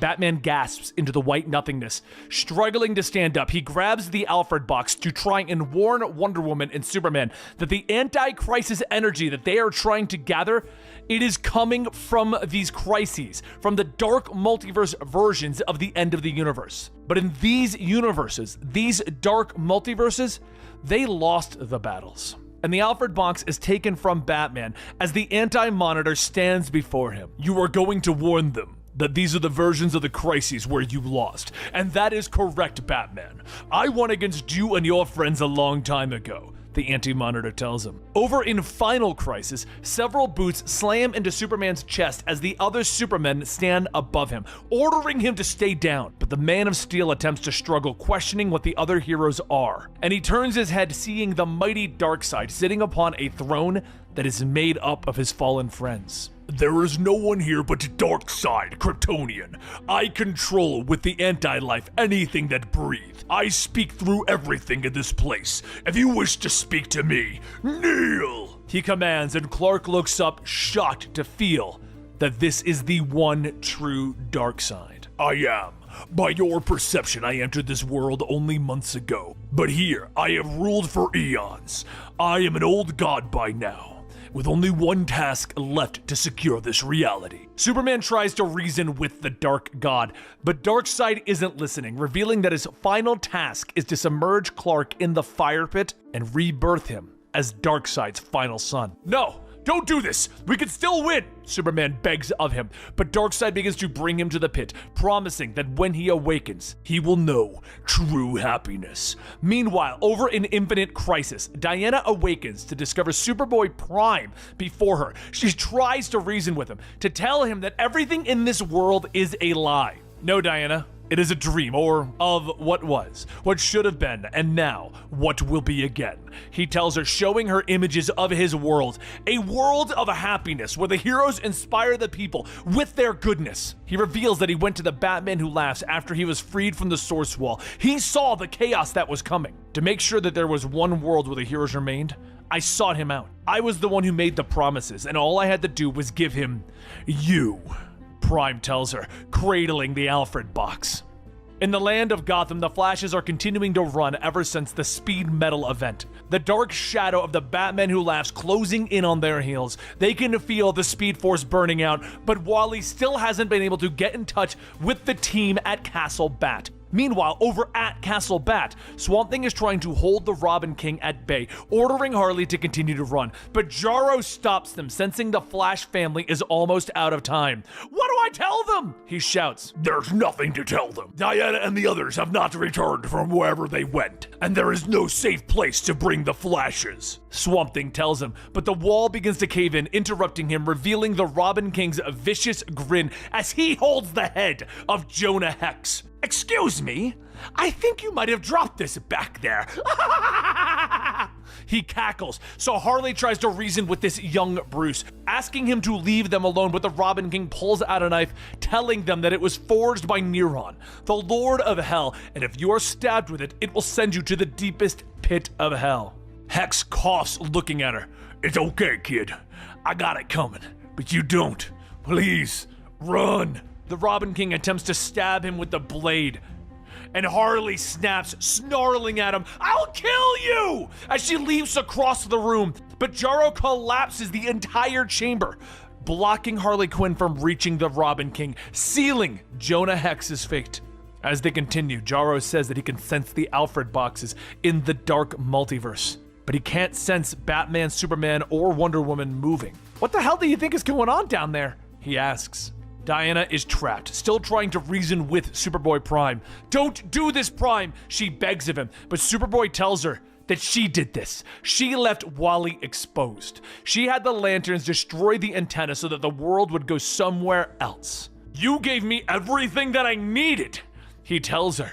He explains that moments from now, he will redirect this crisis energy to the One Who Laughs, that they will power him up, and he will make these worlds real and lasting. "I'm saving you, Diana. Saving you all. If making a deal with the devil is the only way to do that, then so be it." Meanwhile, Batman can feel himself being torn apart as he asks the Anti-Monitor what he is doing to them. "Doing? Not doing. Undoing. You are the last bit of matter in all existence. Once you are gone, I can finally devolve. Then all will be still," the boy tells him. Batman begins to be pulled apart as the Anti-Monitor is watching. Meanwhile, back with Superman, he's being lowered into the fire pit, pleading with Darkseid not to do this. And the ruler rumbles. "Superman is," while he burns the Alfred box in his hand. Superboy Prime looks down at the box in his hands, and he prepares to send the energy to the Batman Who Laughs. "Look, I'll admit it, you're right," Diana tells him, telling him that the world isn't what it used to be because the only constant is change. But she asks him to picture the multiverse, where all the worlds exist, each unique and connected. He can have a world like this one, and it won't be alone. It won't be created at the expense of others. "It's the dream, Prime, the real one," she tells him as she puts her hands on his shoulder. Superboy Prime turns, and he backhands her through the wall of his fortress. She pushes off and they rush at each other, locked into combat. "What good is a world of hope if it is born from evil and death?" she asks him. Batman is being torn apart. Superman emerges from the pit, and the Flashes continue to run, aware that they cannot outrun the Batman Who Laughs any longer. Superboy Prime and Wonder Woman are continuing their battle, slamming each other into the walls. "You talk about an endless multiverse, but all that means is that another world could destroy ours. That nothing would be safe. You're just taking some shot in the dark, Diana," he yells at her. "You're right, but isn't that what all of this is?" Diana coughs. Superboy pauses. "Superman, isn't that all he is?" Diana asks, and Superboy Prime screams, bringing his fist down. Wonder Woman, Superman, Batman, and Superboy Prime come back up out of the dark multiverse. They arrive in front of Jarro and Swamp Thing, with Wonder Woman calling out to Jarro, letting him know that they are on their way. "I'm here, but you need to hustle! The Flashes, we're out of time!" he tells her. Wonder Woman turns back to Superboy, ordering him to target Wally with all of that crisis energy, and the beam shoots out of the Alfred box. Almost at the same time, the four heroes emerge from the portal, crashing into the doomed Earth. "We did it!" Wonder Woman cheers, and she pulls herself out of the crater to see Wally sitting on the Mobius chairs. "Guys, I don't think it worked, he tells her. Suddenly, the Batman who laughs reveals himself. Before you came to Gotham, I rigged the Mobius chair to redirect that power to me! He cackles. So let me be the first to welcome you to the last 52! I know. This is the part where you're expecting someone to give you a pep talk. The Robin King smiles as he steps up to the fallen Wonder Woman. I could use the one that Wonder Woman gave me on my world, telling her how the Wonder Woman of his world gave a speech about never giving up and that the heroes managed to defeat him. He holds up a medal to her, telling her that the people in his world gave it to Wonder Woman for stopping the Robin King. But I had already booby-trapped the medal with God-Killer Sword Needle, so I killed her, and then the world fell to me. But that speech, woohoo! Diana glares up at him as the Robin King begins to start the speech, but he is interrupted by a rumbling, dark voice. Robin King, come. You can kill them soon enough. The one who laughs calls. Diana struggles to her feet, demanding that they fight now, but the one who laughs merely smiles. The fight is long over, Diana. You lost the moment you struck me. Now if you'll excuse me, I have a god to kill. He tells her, and the one who laughs flies away, ordering Castlebat to hold the heroes until his return. The building quakes around them as it begins to fold in on itself. Yes, my lord. The castle rumbles. The building forms a stone version of the Batman, and the heroes rush to attack it. Everyone take a limb, Diana orders, and the heroes try to fight the literal castle, but none of their attacks seem to be working. If this creature's my consciousness infused with Gotham, it's made of every material produced in Kane County. As the heroes begin to fall, Batman shouts for Wonder Woman to escape. No, we can beat this, she shouts. And seconds later, Batman is trapped by the living castle. And as Castlebat's hand begins to close around Diana, it wonders how it should destroy her. Regardless, this is where you meet your... The castle rumbles, but suddenly it is hit by a powerful beam of energy shattering. I think the word he's looking for was doom. Lex calls out from the Hall of Doom. The heroes are gathering, and Diana looks at the scarred Lex Luthor. You're supposed to be dead. Much of me is dead, Wonder Woman. What's left is offering you refuge in the Hall of Doom. But you must hurry. The heroes climb aboard, with Harley questioning what Lex did to Castle Bat. And he smiles, handing her a snow globe, explaining that he transferred Castle Bat's soul into the tiny version of Gotham, and he will be trapped here for centuries. Harley nods, smashing the globe into the ground, stomping it with her boot. Or you could step on him, I guess, Lex says with a nod. Diana questions why the villains have come, and Lex tells her that it's time to end things, once and for all. Meanwhile, out in the multiverse, Perpetua is looking down on Earth 49, one of the last Earths of the multiverse. It is time for you to choose your god. Will you side with me and become a part of my universe, or with death? She questions the world when suddenly a dark voice rumbles from behind her. Actually, I go by Darkest Night, or the one who laughs, but I'm often mistaken for death. The one who laughs rumbles. Perpetua turns, throwing Earth 49 at him. And on their Earth, the heroes and villains watch as the sky erupts with a blinding light, and the sound of an Earth dying rumbles out over the landscape. It has begun, Lex intones, explaining that the one who laughs will kill Perpetua, and then use their fears to build his own nightmare universe. Right now, he only has a handful of baby Earths. We need to act if you'll hear me out, Lex tells the gathering of heroes. Clark looks at him, telling his enemy that a part of him has no interest in listening for what Lex did to free Perpetua. But seeing what's happened to you, say your piece, Clark says. Lex nods, looking at them all. To gather more crisis energy, he believes that they will need to think small, rather than big. Batman steps up, demanding to know what Lex means. The plan, Ears, is this bistach. Lobo snarls as he steps into the room, holding up a small box that he had been sent to collect. And if you want to know that story, check out Death Metal Extreme. Lex nods, taking the box, explaining to the group that once they had defeated Barbados with Metal X, the Monitor had locked the shards away on different levels of reality. Lobo was one of the only beings who could obtain them all, Lex tells him. But Diana shakes her head, stating that the one who laughs is too powerful for 10th Metal to defeat him. Lex nods and tells her that the only thing that can fight the one who laughs is the truth. Like great inventors throughout the ages, Lex has invented a machine that will seek out the truth. The Metal X shards can guide you there so that you can take the machine, he tells her. And he tells her that if she can build his machine, it will unknot the timeline and restore everyone's memories, connecting everyone to the truth, creating a powerful stream of anti-crisis energy that Diana can use to defeat the One Who Laughs. Diana is confused, believing that the crisis energy was more powerful, but Lex shakes his head, explaining that it isn't true, when suddenly Diana remembers her fight with Perpetua, remembering being afraid of unknowing the truth and laying the world bare. She steps up to Clark and Bruce. "Tell me the truth, please." She asks them quietly, and Bruce stares at her for a moment. I'm dead, Diana. I've been dead this whole time. I died after the first battle with Perpetua, when the Batmen first invaded. It's how I've been using the Black Lantern ring. I'm sorry. He tells her. Clark steps forward. "There's no changing me back. I can feel it. For both of us, we're ready to fight with you one last time, as long as you'll have us."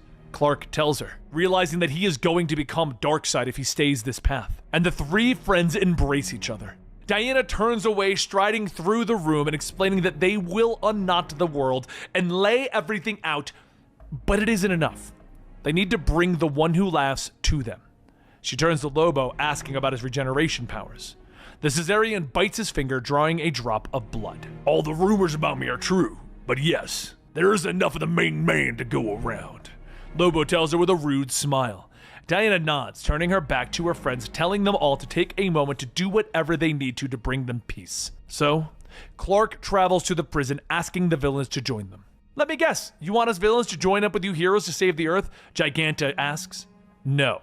I want you to help me destroy it," Clark tells her as his eyes glow. Meanwhile, Diana, Lobo, and Lex hover over the Rock of Eternity. Lex nods and tells her that this is the quickest way to forge worlds, and he hands her the journal of Carter Hall, telling her that his design is at the very end. Lex leans in, telling her that this is her task, that Superman seeks the best in people while Batman curbs the worst. "But you, Diana, you seek the truth," he tells her, and she nods, readying herself. "All right, my main men. Let's do this," she orders, leaping into the air, and behind her, an army of Lobos follow close at her heels. Floating in space, Clark readies his group as they prepare to attack the Earth. "Clark, what are you waiting for?" Superboy Prime asks. "Taking one last look, just in case," Superman tells him. He nods, and the heroes launch themselves at the planet, and in the midst of their battle, the One Who Laughs can feel the Earth under attack. "Those fools!" he bellows, and he tries to pull away from his battle, but Perpetua stops him. "We finish this here and now," she tells him, and the One Who Laughs throws his dark worlds at the battle, ordering his children to stop the heroes of Earth. And on the wasteland of what is left of our Earth, Superman can feel the evil Earths approaching and orders everyone to get ready. Batman nods, looking back at his army of undead heroes. "Everyone, let's show them what a real Earth can do," he yells out, and suddenly the sky splits and the dark Earths arrive. The heroes all look up, staring in disbelief at the number of worlds that tumble towards them. "What do we do?" Guy Gardner asks. "We do what Diana told us to do. We fight like there's no tomorrow," Donna Troy shouts out.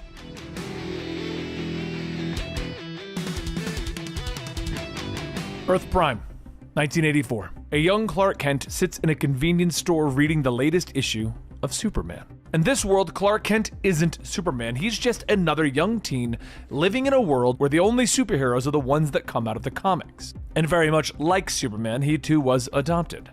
He was found in a field, abandoned. It always made him feel unwanted. But he had Superman. He always had Superman.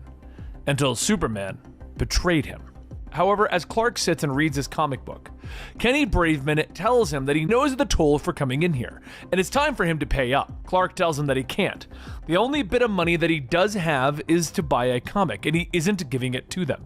Kenny laughs, looking at the comic. Superman is lame, and he takes the comic and he rips it in half. The rest of Kenny's friends begin to gang up on Clark Kent, when suddenly Kenny has a drink thrown at him. Lori, the store owner's daughter, tells them to get out of there. They're banned for life for destroying merchandise. She picks Clark back up, telling him that he was pretty brave to stand up to Kenny like that.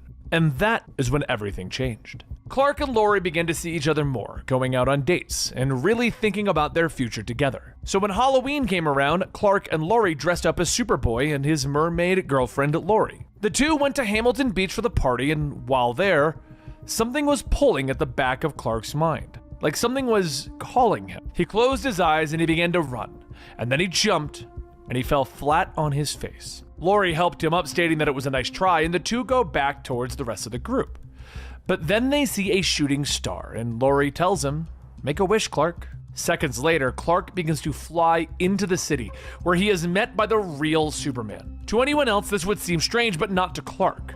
He's read about an infinite number of parallel Earths in the comic books that he's read. Everything that he's read about, it all turns out to be real. Superman tells him that they need his help as the multiverse is collapsing into a single universe. The only thing is, this Clark, he never got to say goodbye. He wasn't there when Laurie died, or his parents, or his friends, and when the adventure was over, they were all gone. Clark tried to accept it, but it was difficult. And when there was a chance to bring Laurie and everyone back years later, he had to try. He was in such pain that he lashed out and he became a monster. To the others, he became known as Superboy Prime, or now just commonly called Prime. The Batman Who Laughs is doing what a bunch of other villains tried to do: remake the entire multiverse in his own vision. It felt like Prime already knew this story, like he'd already read about it, so maybe that's why he understood things a bit different than the others. Though it still didn't help, since everything in this universe was turned upside down and jumbled together like the greatest and worst hits album. The worst part about it is that he doesn't care anymore. Everyone dies and comes back. Even he has killed a few himself, and they all got rebooted. So what does it matter? What does anything matter anymore? The heroes don't want him there, the bad guys don't want him there, so what is the point of Prime? And as Prime sits awaiting the coming battle with everyone else who arrived at the final battle at the edge of the multiverse, he hears a bark. Krypto sits in front of him and Prime asks, "What does he want?" "You stupid dog." Krypto barks again and Prime reaches out, petting him. Prime smiles as he remembers the first story about Krypto.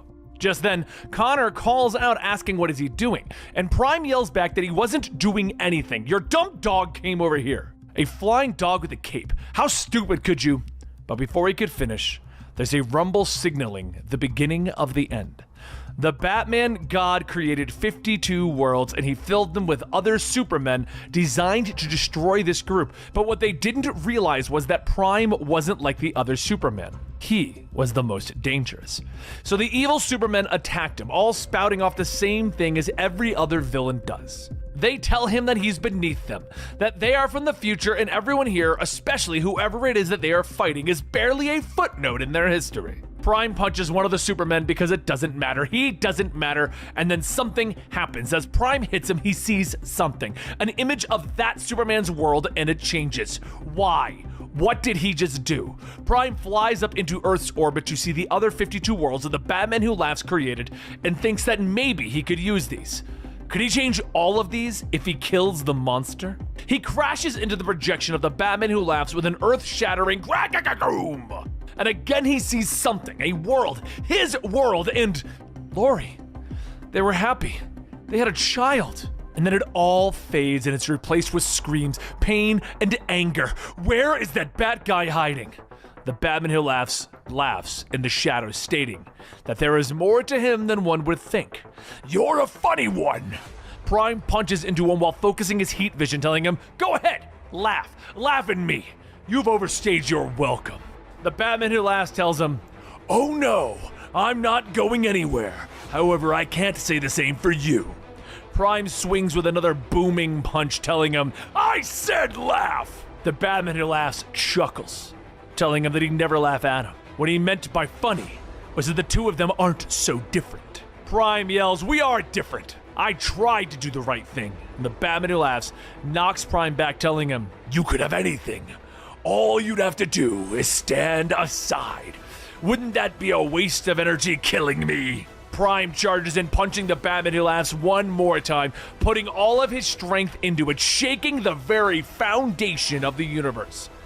And he won. The Batman Who Laughs' power, he could take it. He could take it and destroy all of this and rebuild his own world. He'd have Laurie back, but why would it matter? Everyone hates him, so he can hate back. And then there's a bark. Krypto stares and Prime asks, "What is he doing? Get out of here, you stupid mutt, go." Krypto sits beside him, and the Batman Who Laughs tells him, We can't destroy each other, so let me help. One of these worlds could be yours. All the people down there fighting, they aren't worth it, Prime. Join the army of Supermen. You can have what you've been so desperately wanting. Prime can see it. A world where he is loved and respected by everyone, where he is a hero again, the kind that he always wanted to be. But his parents wouldn't be there, and neither would Lori. So Prime tells Krypto to go, and he closes his hand one last time. All that anger, all that rage, concentrated, focused onto one point, and Prime let his dreams go. Everything begins to shatter, and the reality of what could breaks. The shockwave travels down to Earth where everyone is fighting, and they all begin to see the evil world disappearing. Supergirl asks who was that? They gave them a fighting chance, and Cyborg Superman tells her whoever it was is dead. No one will ever know who it was that gave them the fighting chance except Krypto. And Krypto howls over the lifeless body of Superboy Prime as everything begins to fade, and Clark blinks his eyes reading the comic asking, wait, what's going on? I was fighting in this comic. Is it about me? At that moment, Lori knocks asking if he wants to get some lunch at the diner. And Clark is surprised. You can't be here. Lori tells him, right. You want to be left alone to read. Forgot it was Wednesday. Or do they come out on Tuesdays now? Clark stares at the comics and he puts it down stating, we should be outside. I don't need to finish this one. Lori laughs. Okay, let's bring the dog. Clark is surprised. Dog? I don't have a... But at that moment, a dog very similar to Krypto runs into the room barking. Clark pets him, telling him good boy. And as the two go out, Clark asks Lori if she remembers much from the night on the beach. And she asks how couldn't she? He tried flying into the sky and he fell on his face. You're the Clark Kent without powers, remember?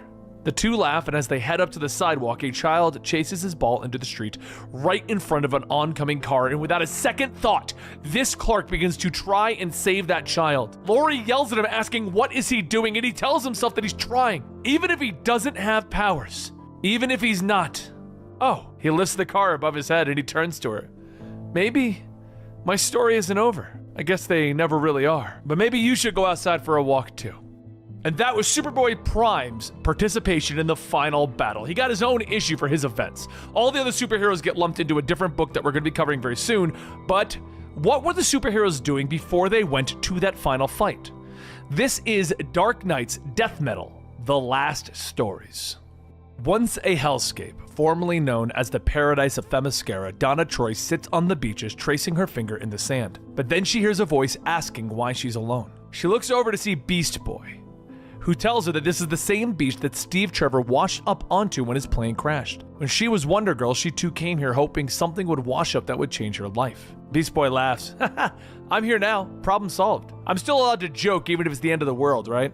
Donna goes on telling him that even if this is their last night together, tomorrow is going to be the greatest fight of their lives. She still would like to make one last wish. And after what Diana said, she's worried. The Justice League lost. Wonder Woman lost. The Batman Who Laughs remade their world into this nightmare. And now the Batman Who Laughs fights with Perpetua over which one of them will finish the job. Donna gets up. It's a lot to take in. We've seen so much, but never a crisis of this scale. How do we know if we're ready for a war like this? Beast Boy laughs. Yeah, about that, we have all the Titans of the party. After Wonder Woman, Batman, and Superman told everyone the plan, people started to show up. And it's not everyone who was in the Titans, but he'd like to think that they're here in spirit. The two walk over to the field to see the Titans who have ever been. And Beast Boy says, even Robin's new kids are crashing. Though I'm not sure if they count. Donna tells him of course they do. Maybe they're just drawn to each other. That's how it's always been with the Titans. Being a Teen Titan or a Titan was more than just a name. If you were young and hoping to make a difference in the world, you were always welcome in Titan's Tower. As Beast Boy runs off to talk to a few people who showed up, Donna smiles, stating that she knows a pair of troublemakers when she sees them. Garth laughs. Ha! Look who I found leasing the Justice League on a do-or-die mission. Donna says that the word around New Apocalypse was that he was riding a horse in a new costume, and Nightwing responds, yeah, me, Starfire, and Cyborg all changed back the moment we stepped foot in Themyscira. But I have to go. Batman called a meeting, and there's something else that they need to take care of. However, as Nightwing leaves, there's a bolt of lightning that strikes down in the middle of the crowd, setting a tense mood for everyone. And Donna asks, why is everyone? But at that moment, through the smoke, Wally West stands up. Everyone stares as Wally waits, and the first to move is Donna. He says that he knows that he's not welcome here, and he understands that. They have every right to be angry at him after everything he did. But he had to tell them before Wally could speak, Donna hugs him. It's okay. You don't have to say it. We know. However, the feeling of dread washes over everyone and their hope fades. Donna smiles to herself, telling everyone that the Justice League couldn't hack it as Teen Titans. Ever since they were kids, they've gone up against the same challenges the Justice League did, sometimes worse, and now they're on the eve of the greatest battle of their lives. They are standing around doing what? Feeling sorry for themselves? Cowering in fear?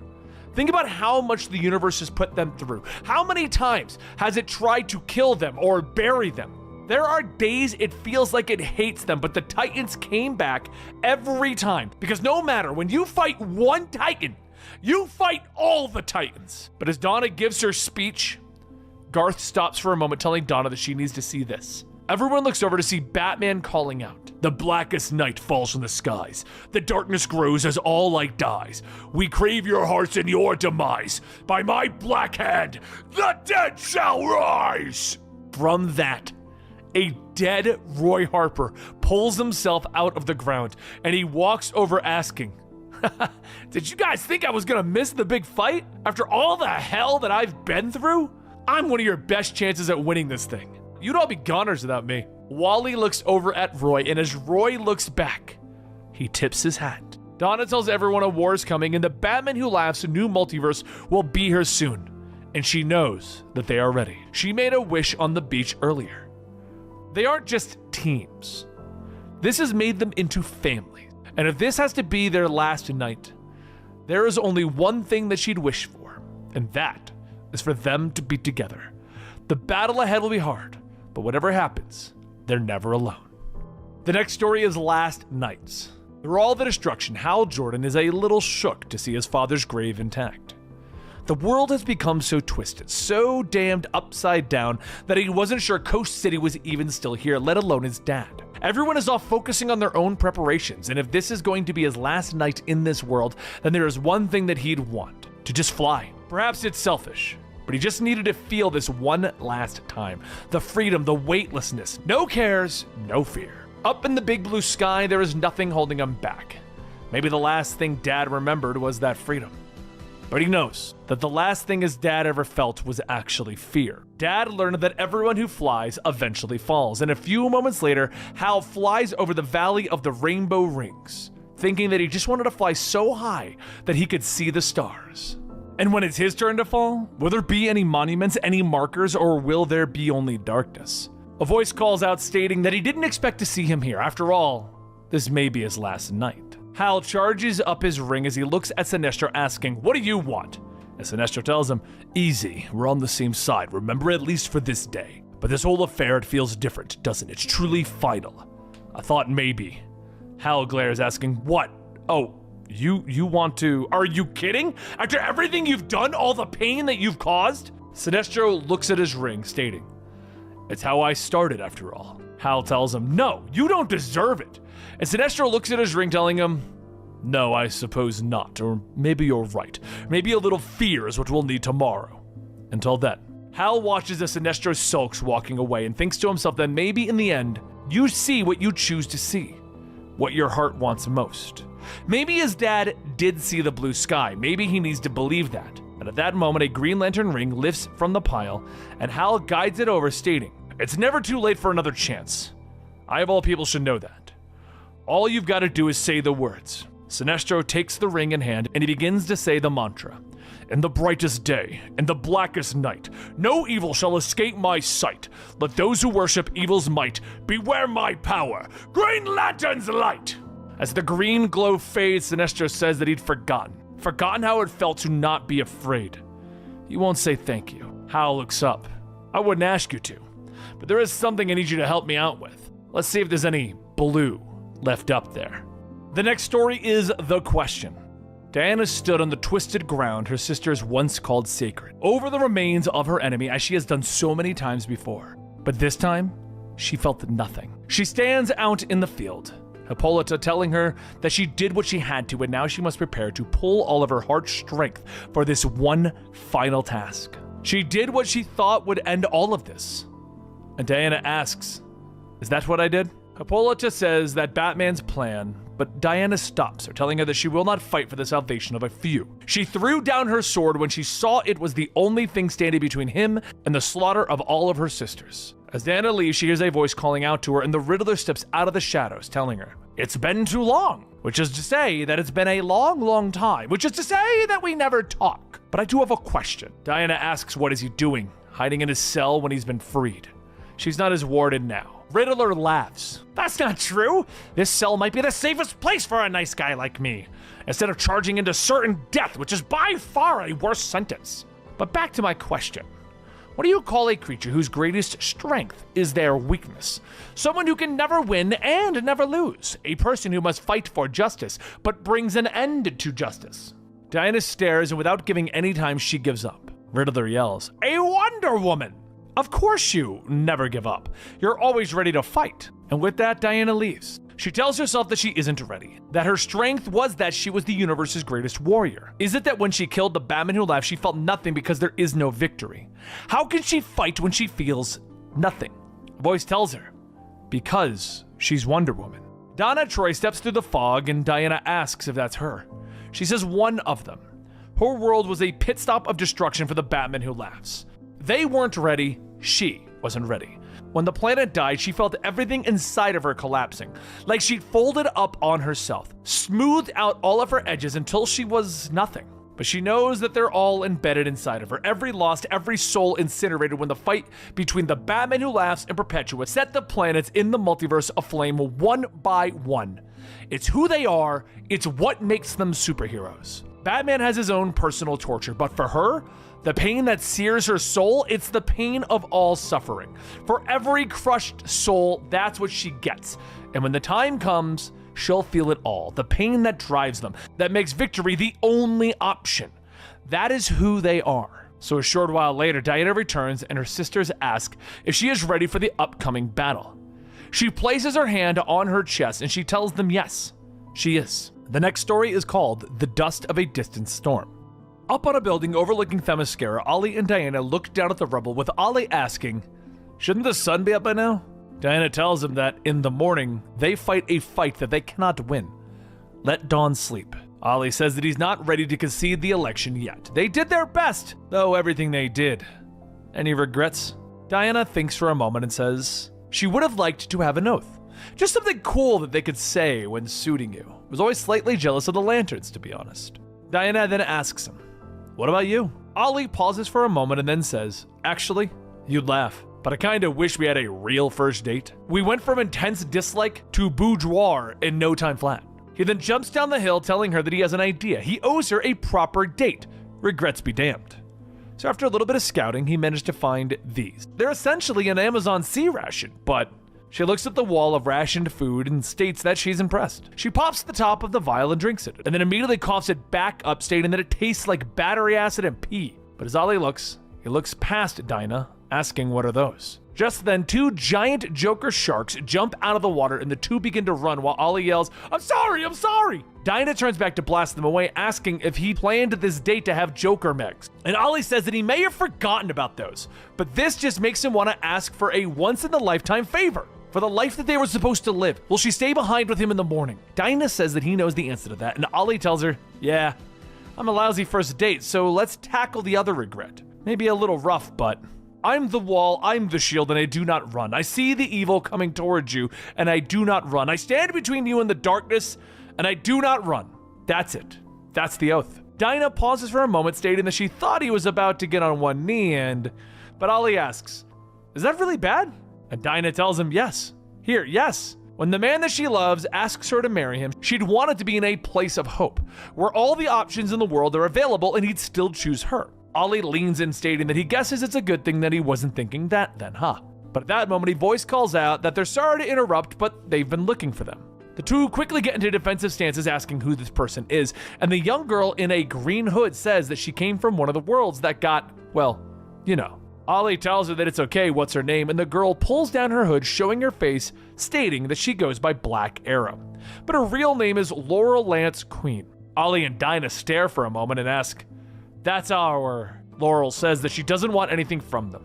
Her parents are gone, her family is gone, she just wanted to meet them. Ollie tells her it's okay. "Let's get a good look at you. You have your mother's eyes. Canary eyes." But that's when she laughs and tells him that on her Earth, their roles were different, like backwards. Ollie turns back telling Dinah to come look. She's practically there, and Dinah says that she knows what she practically is. Hi. Laurel laughs, stating that she's going to fight with them. There's nothing they can do to stop her. Dinah tells her that she knows. She will be there under his wing, so stay close. And this is for all of them. Dinah recites the oath that Ollie gave her, and then hugs Laurel, stating thank you for reminding her what they're fighting for. The sun is coming up. They should all go get ready. And as the girls leave, Ollie reaches into his pocket, taking out a ring, and he quietly says, "Ah, well, regrets be damned."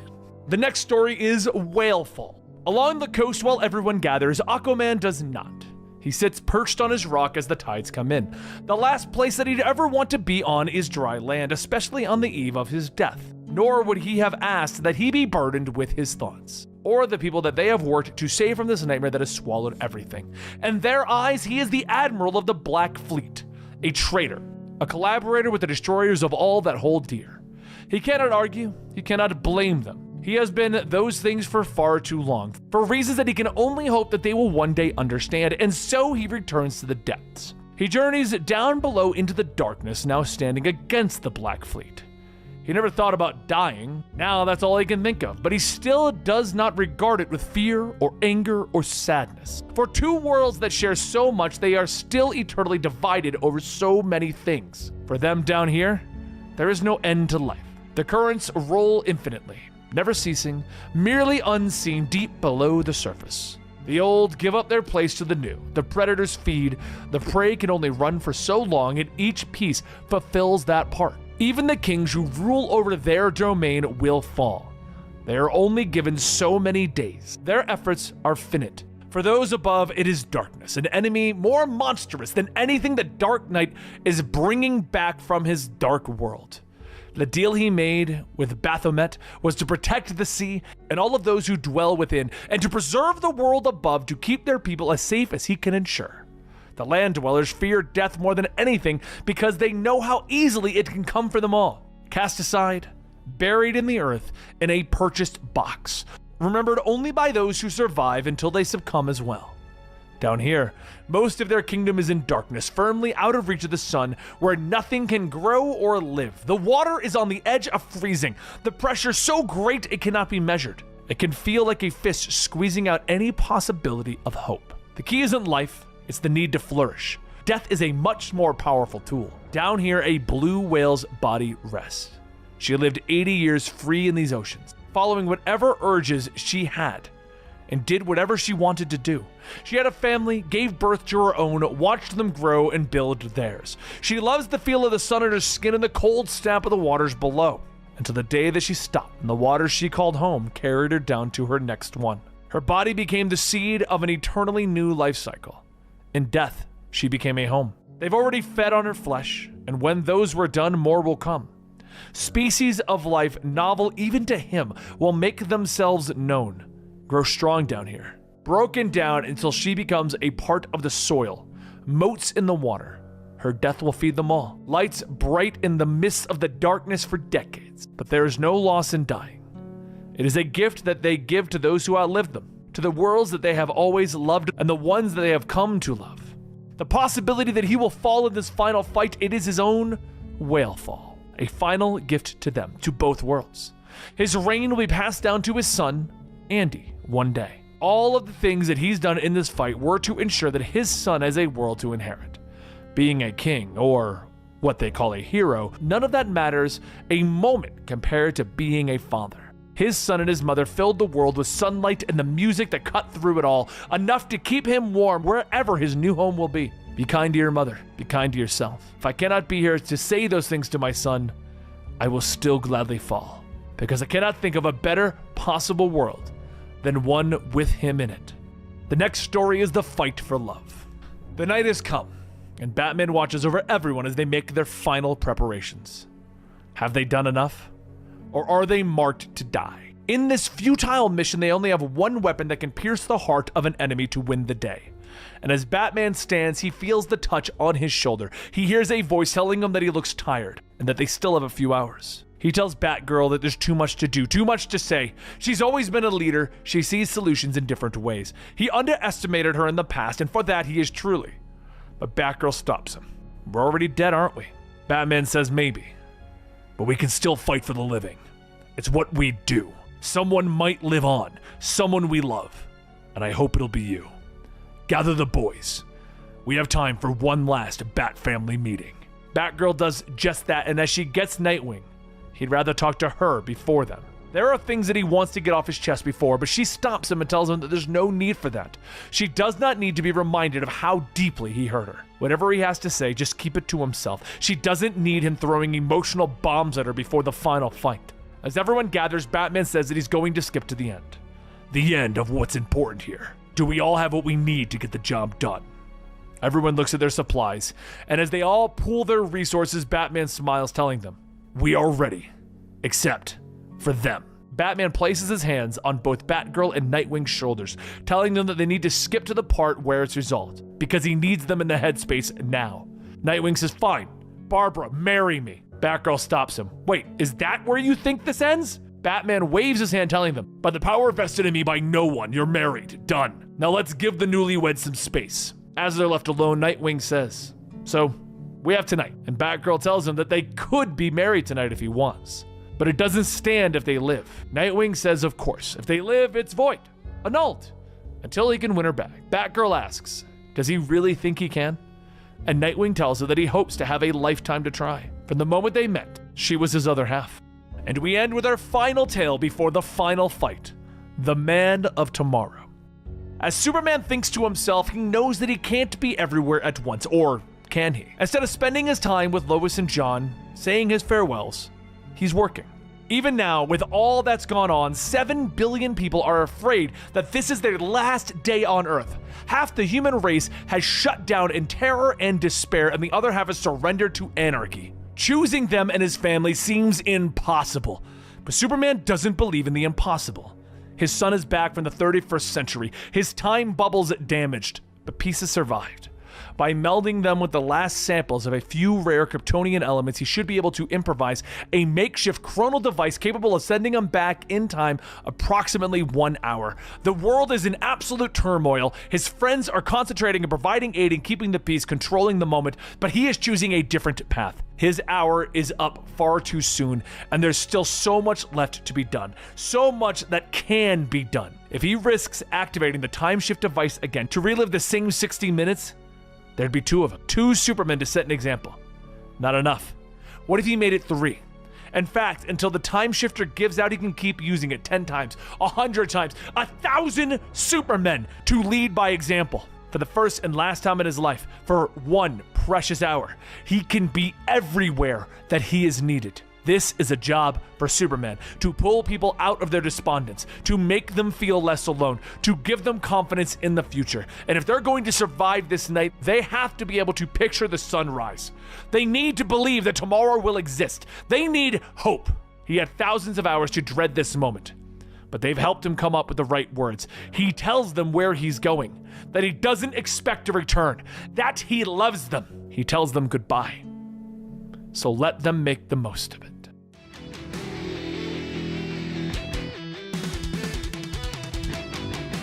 The monsters of the Dark Earths begin to drop onto the battlefield, twisted and grotesque copies of the true Earths. They roar and bellow with an animalistic rage. Superman stands ready, his hair blowing in the wind as he orders his army of Earth's heroes, villains, and citizens. Gone. I wish I still had my hair. Look at you, you fiend. Lex whispers jealously. The Dark Earth warriors ready, showing the heroes of Prime Earth their numbers. Fine, let's show them ours. Batman snaps as the fighters of Prime Earth gather and prepare for the final battle. Harley nods, pointing out that the Dark Earths have way more fighters. So what? We got powers, we've got heart, and we're way hotter. Jarrow shouts from her shoulder, and Batman looks at Clark, pointing out that the one who laughs didn't have a lot of time to create these Earths. I was thinking the same thing. This might be his whole army. Batman nods, throwing down his bag and using the Black Lantern ring to resurrect the dead body of the former Batman who laughs. We're getting ready to attack! Swamp Thing shouts, and Harley lifts her hammer in anticipation. You want to say it, kid? She asks Jarrow. All right, everyone. Freaking charge! The tiny starfish shouts. Language, kiddo, language. Batman shouts at his sidekick. The battle is joined, and in the darkness of the passage to the Forge of Worlds, the passage is supposed to hold the world's fear. But Diana believes that there is no room anymore. Lobo suddenly turns as the darkness shifts and it warps. Laughter begins to echo all around them. Look out! He screams as the hands begin to lash out, attacking him and his clones. It's him, the one who laughs. The fear of him taking form. He's the last terror in existence, Diana shouts, in the cosmic realm between the multiverse. The one who laughs and Perpetua continue their battle. The ancient god is becoming tired, and she tries to reason with the one who laughs, offering a deal. Sure, how about I kill you and take the last of your power? Sound good?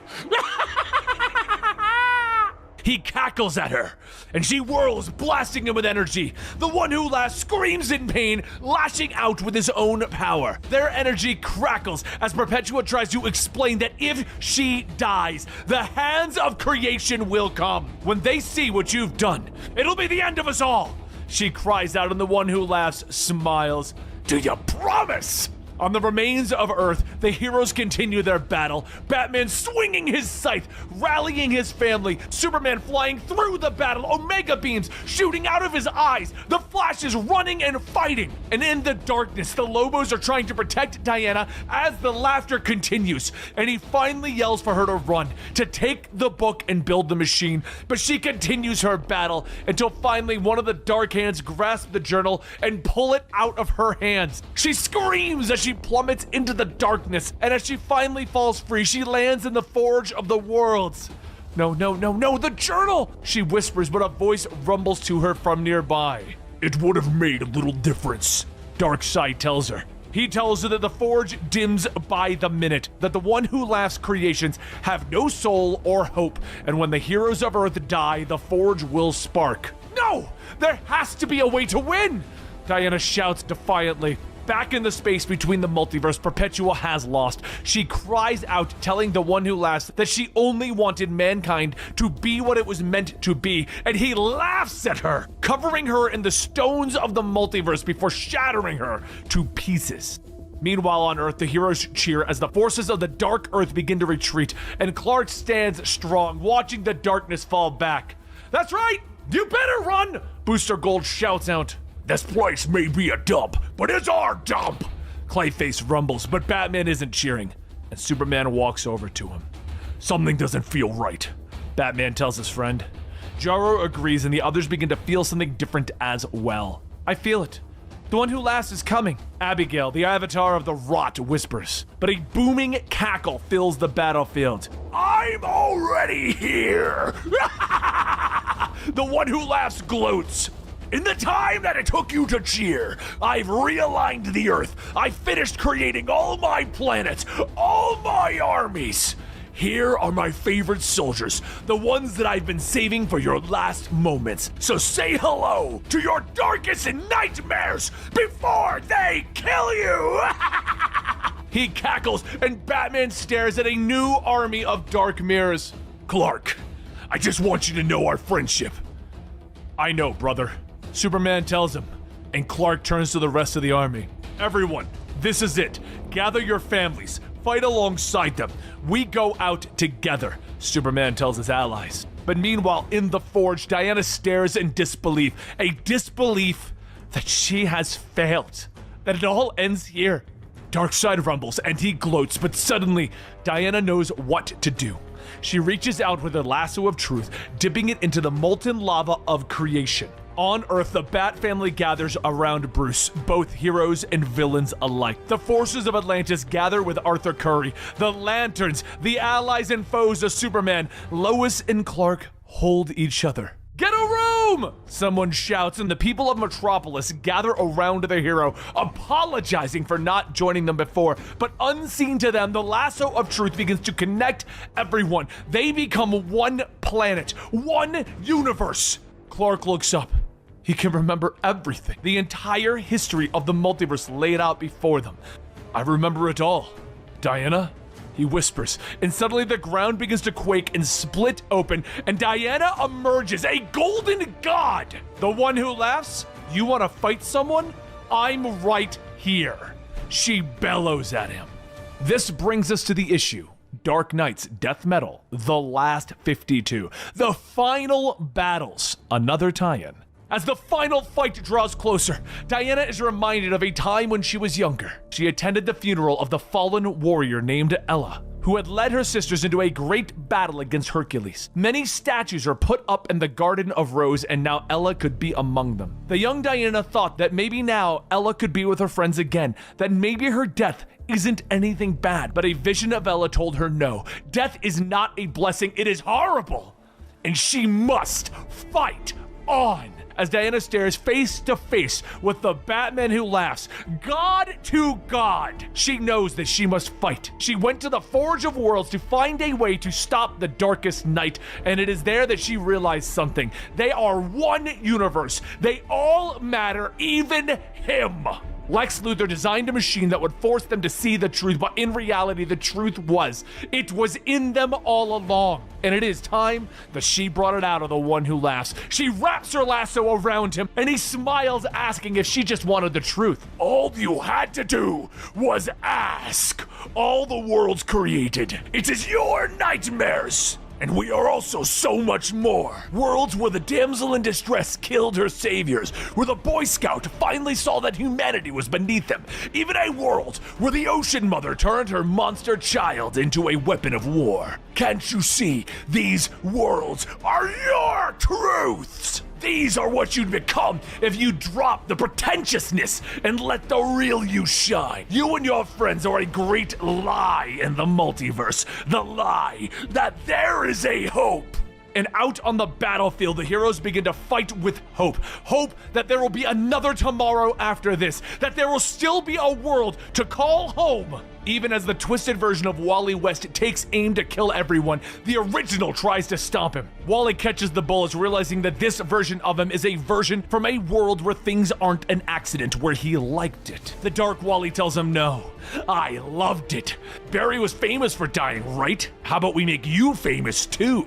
But before the twisted Wally could pull the trigger again, there's a thump as an arrow is shot into the back of his head. The reanimated zombie Roy Harper tells him that it wasn't him. Not by a long shot. Wally that he knew was a good man and would never act like a tool. He was there with them. We were both hurting, and there's no hard feelings for what happened. But you do owe me. Now, how about we forget the guilt trips and take down some of these ugly boy wonders? I'm up 2-1. And so the heroes press on, even as all hope is seemingly lost. There are always friends beside you to help keep that spark alive. But as Diana watches, the Batman who laughs whispers in her ear that she knows war better than most. Hope on the battlefield can be a killer. So gaze upon the reality of this lost war and tell me what you see.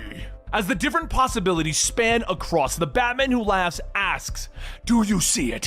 What do your friends not want to admit? What is the truth of the battlefield? Diana tells him that war has no happy ending. The Batman who laughs tells her, exactly! Yet the others keep fighting. Heroes and villains working together for a common cause, and they all risk their lives for you. You are no god! Gods are cruel, like me. So you will submit. You will fall. You will bend the knee. And if you ask nicely, we can stop all of this fighting. All the pain can stop. And your final moments will be peaceful while the multiverse turns to nothing. I will gift you that blessing. Diana turns back to her childhood once more, seeing the statues of Ella's fallen. A second statue is being constructed of Ella beside them. But as the young Diana watched, her mother asked if Ella. Diana stops her. What did Ella mean? That death has no blessing. Hippolyta says that during the war with Hercules, Ella's faith wavered. She prayed the war would just end. The reality of war scarred her. She believed that she lived because she didn't push herself as hard as her sisters. And if she had given her all, without fear, her sisters might have lived as well. She would rather have given everything and died there, then her death would have had meaning. So the Batman who laughs asks again. She could stop it all right now. Just say the word. Diana pushes back, telling him no. She'd rather die. The Batman who laughs cackles in delight. Now that's the spirit! I knew you had it in you! Who better to be the harbinger of death to the multiverse than the avatar of truth? Your death cry will signal to your world that the end has finally come. Diana pushes forward, telling him that the only sound the multiverse is going to hear is the sound of her kicking his ass. Meanwhile, over with Superman and the side story, First and the Last Men. The ground trembles in the wake of the fighting Supermen, but Superman stops for just a moment. He watches as all of the Supermen surround him and says, "It doesn't have to be like this." Saint, an evil variation of Superman, tells him, yes, it does." Superman looks past him, telling him, "I wasn't talking to you. I was talking to the last son." Saint laughs, "He has nothing to say." But Superman ignores the comment, flying up, trying to convince the last son that things don't have to be like this. Remember what your S stands for. Join us. Fight for what we've always stood for. The last son clenches his fist and punches Superman to the ground with a thundering krawoom. Superman rushes back fighting, telling him, "You've got to be in there somewhere. Some part of you still believes in the truth, in justice, in tomorrow." The last son punches again, launching Superman with a crack-a-goom back into the ground without saying a word. Everyone watches as Saint tells him, "This is a lesson. The Superman laid low because his principles stand between him and victory." As blood drips from Superman's face, he stands up, telling him, "I don't need to win. All I need is to believe that I still can. That's what hope means." Superman and the last son fixate their eyes on one another, and with all of their energy, they focus their heat vision, blasting away, creating a massive explosion. But as the last son still stands, Superman falls to the ground exhausted, and Saint tells him, "That hope is a refuge of the insignificants like you. It's embarrassing that we share the same name and blood. How about we just wait for hope to save the day? Surely it'll be here any." But at that moment, a voice tells him, "Sure as shooin'." Superman looks up to see Henshaw, Luthor, and Zod all coming to aid him. Henshaw states that Superman has been a pain in his side for a long time, but considering the situation, Saint grabs a pointed rock ready to slam it into Henshaw, shouting that only the mighty will prevail, but Superman punches him back, knocking him away, and then falls to his knees. He tells Supergirl that he doesn't have anything left, the anti-life. "Don't give up. We still need," and she tells him that they won't. Superman doesn't ever give up. And we are all Superman. Over with Batman and the Batman who laughs. Batman watches over the fight, and he knows that even he has his limits. He has to know them. You can't fight alongside gods and aliens without knowing how far your body can go. How many punches can you take? How many can you dish out? How long can you stay on your feet? How long can you stay awake?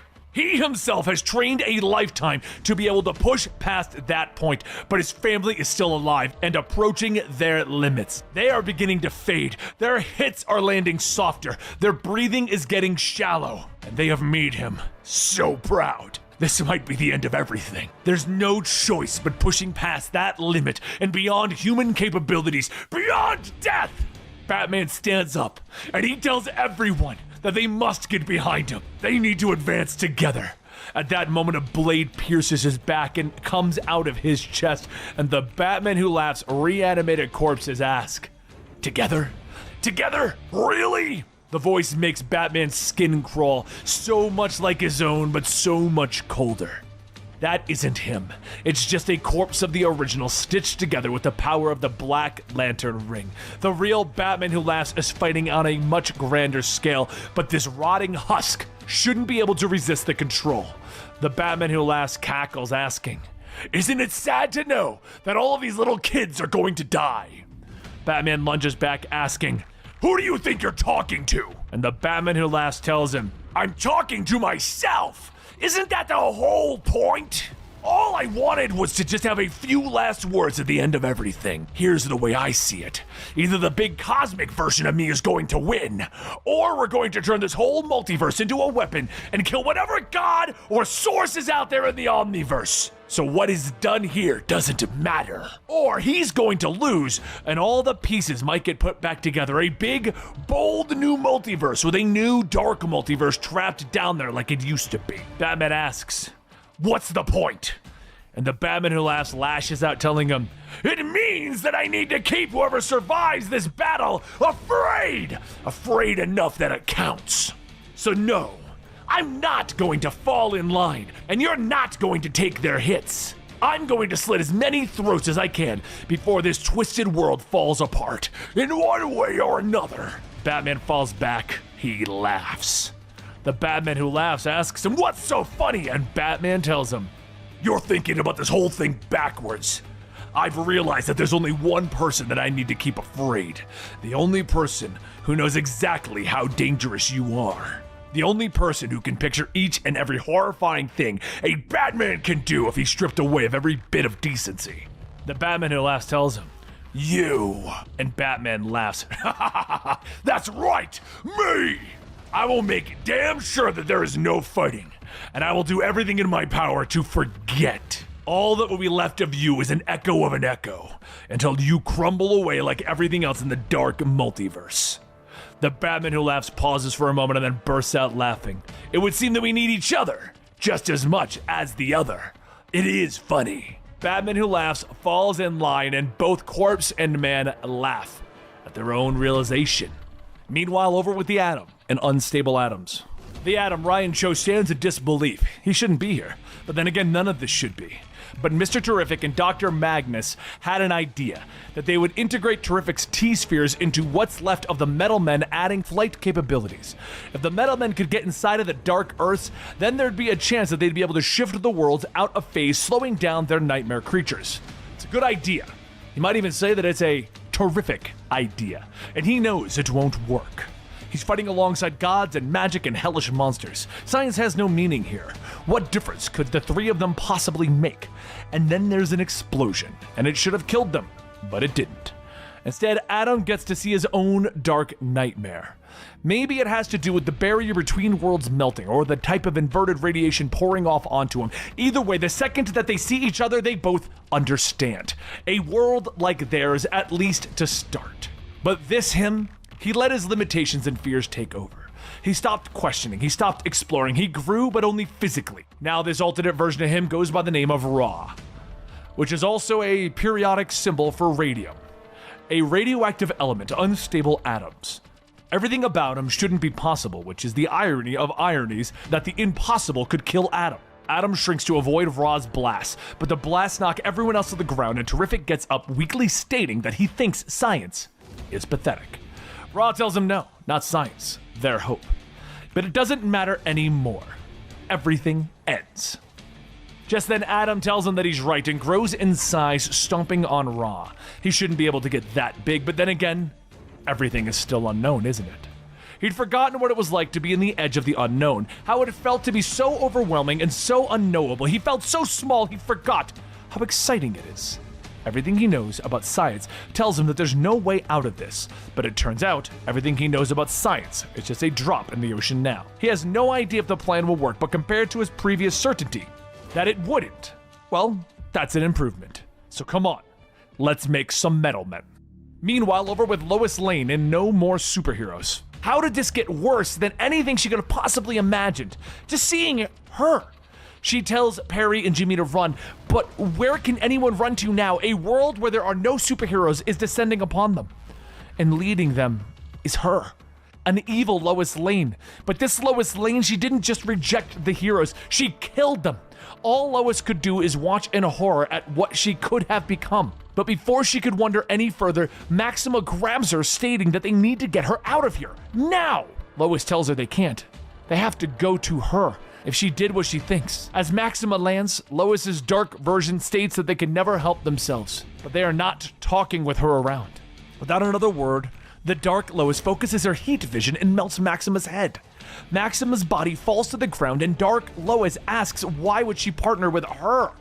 thought she'd be smarter than that. But it doesn't seem that some things ever change. The Dark Lois grabs her alternate by the hair, stating that the Earth that she came from, the superheroes were a menace, genetic abominations, thinking that they were above the humans.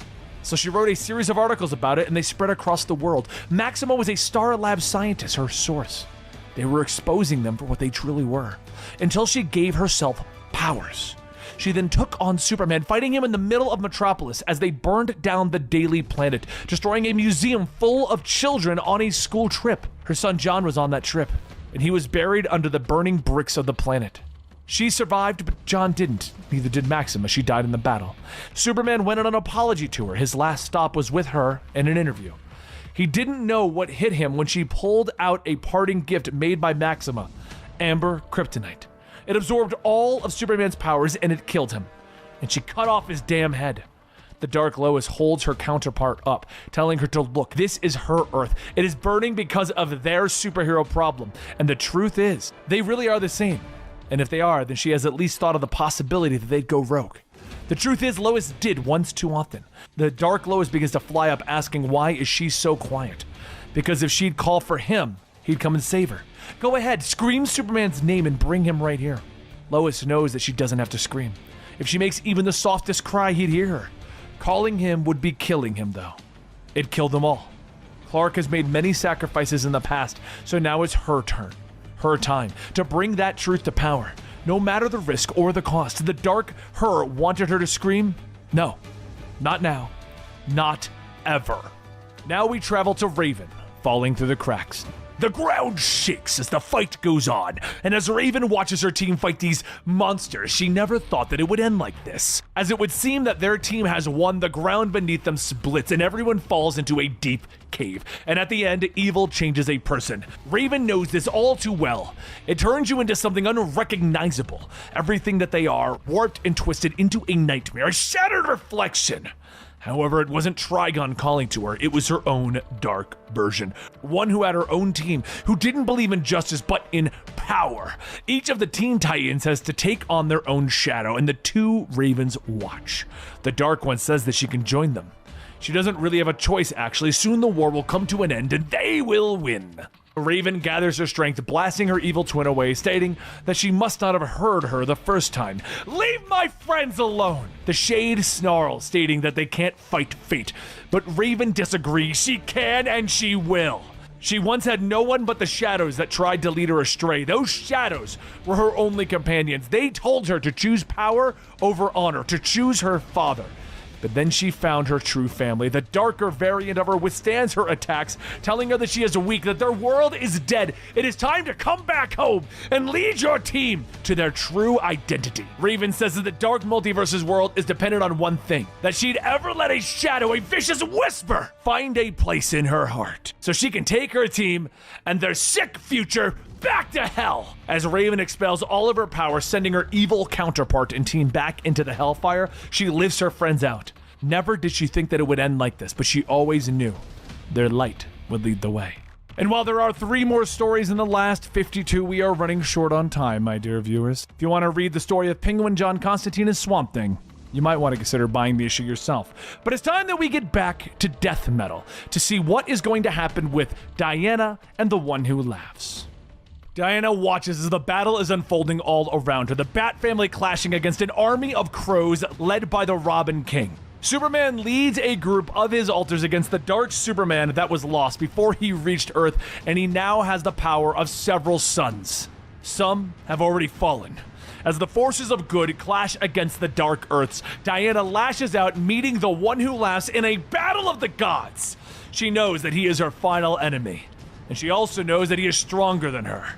She reaches out, shrinking one of the Dark Earths, slamming it hard into his face, and he laughs, reaching down for the Teen Titans, lifting them up and throwing them across the battlefield. Diana takes precious moments to catch them.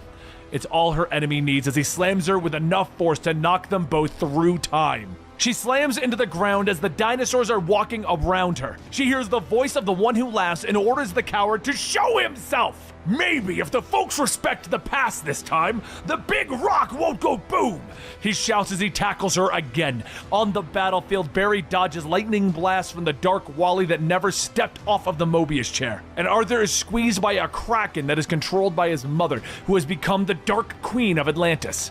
Harley and Abigail try to free Swamp Thing from a much bigger and angrier Guardian of the Green. The Bat family continues to fight against waves of crows. Tell me our shorts weren't this short, Jason yells as he cuts off the head of another crow. No way! They were so much shorter, Barbara shouts to her friends. I will not die by pixie boots. I will not die by pixie boots. Dick keeps repeating as he kicks and leaps among his enemies. Batman's villains stand by his side, Joker laughing as he kills Robins, the Robin King laughing and gloating as he watches the battle. My family can do this all day, Junior.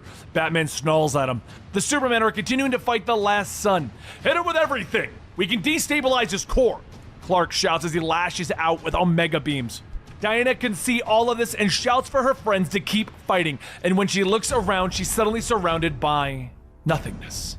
Where am I? At the beginning of it all. The one who last cackles at her when suddenly they look up to see Perpetua's hand of creation.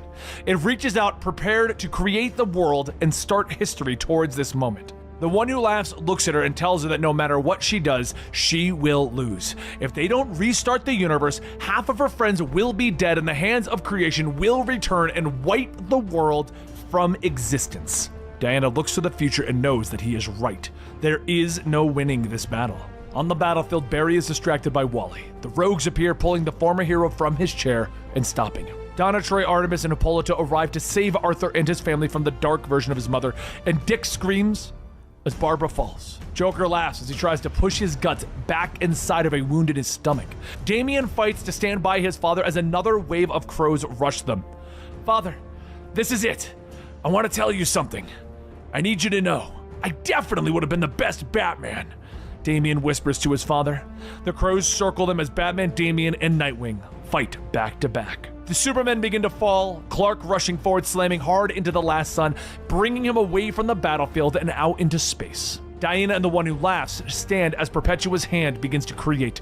He tells her that she has two choices. If she continues to fight, then neither of them will be strong enough to fight the hands of creation. Or you surrender. I kill the hands, and I will grant you, your friends, and everyone on Earth a restored Earth, safe and happy, he tells her. But he uses this moment of distraction to lash out at Diana. She dodges the attack, kicking the hand of Perpetua back into the one who laughs face. On Earth, Harley has fallen, and Batman's ring hand is cut off and the Black Lantern ring falls away. Clark is burning as he carries the last sun into space. Diana punches the one who laughs forward in time while this is going on. Past round tables of friends coming together, rockets bringing a young baby to Earth until they reach the fiery end of time, where all realities burn up in the ever-expanding sun that cannot be stopped. This is where you die, monster! She screams, and the one who laughs smiles. Better hurry then, because they're here. He cackles at her. Diana turns as she can see them coming, the hands of creation. The one who laughs tries to convince her one last time, just join him, and he'll restore her world. It doesn't have to end this way. He whispers to her, and back on Earth, Batman falls to his knees, surrounded by the bodies of the crows and his family. Man, oh man, what a neat fight! The Robin King laughs. He begins to gloat. He knows that Bruce can't hold his undead body together. Not without the Black Lantern ring. But you can rally! You're Batman after all. Say it for me, just once in that voice. I'm Batman. He laughs. Bruce nods as he looks down at the severed stump of his arm. Sure, kid. But first, I've met a lot of me and I've gotta say, you're not the brightest if you think that I would keep the real ring on my hand. Batman says to him. The bat symbol on his chest begins to glow with the light of the Black Lantern symbol as he stands. See, now I have your army and mine. So yeah, I'm Batman. But it feels better to say, we're all Batman. Except you, punk. He tells him as the Bat family rises, the crows alongside them, now all under control of the Lord of the Dead, Batman. Isn't that right, old friend? Batman asks as Alfred steps out of the shadows. It certainly is, sir. And let me say how much I've missed you all. Now, let's give this little brute a timeout, Alfred tells him. Out in space, Clark is dying as the last sun gloats. But suddenly Lex is there in one of his suits. Clark looks up, barely conscious, as he asks Lex what he's doing. No way this universe ends without me getting to kill at least one Superman. Now go, he shouts as he knocks Clark away. He smiles at the last sun, telling him that his suit is powered by a miniature black hole. Nonsense. Such a suit would be unstable. Any real damage would cause a black hole event. Huh? I guess that's why I've never worn it before, Lex says simply as that suit detonates and begins to suck everything into the black hole.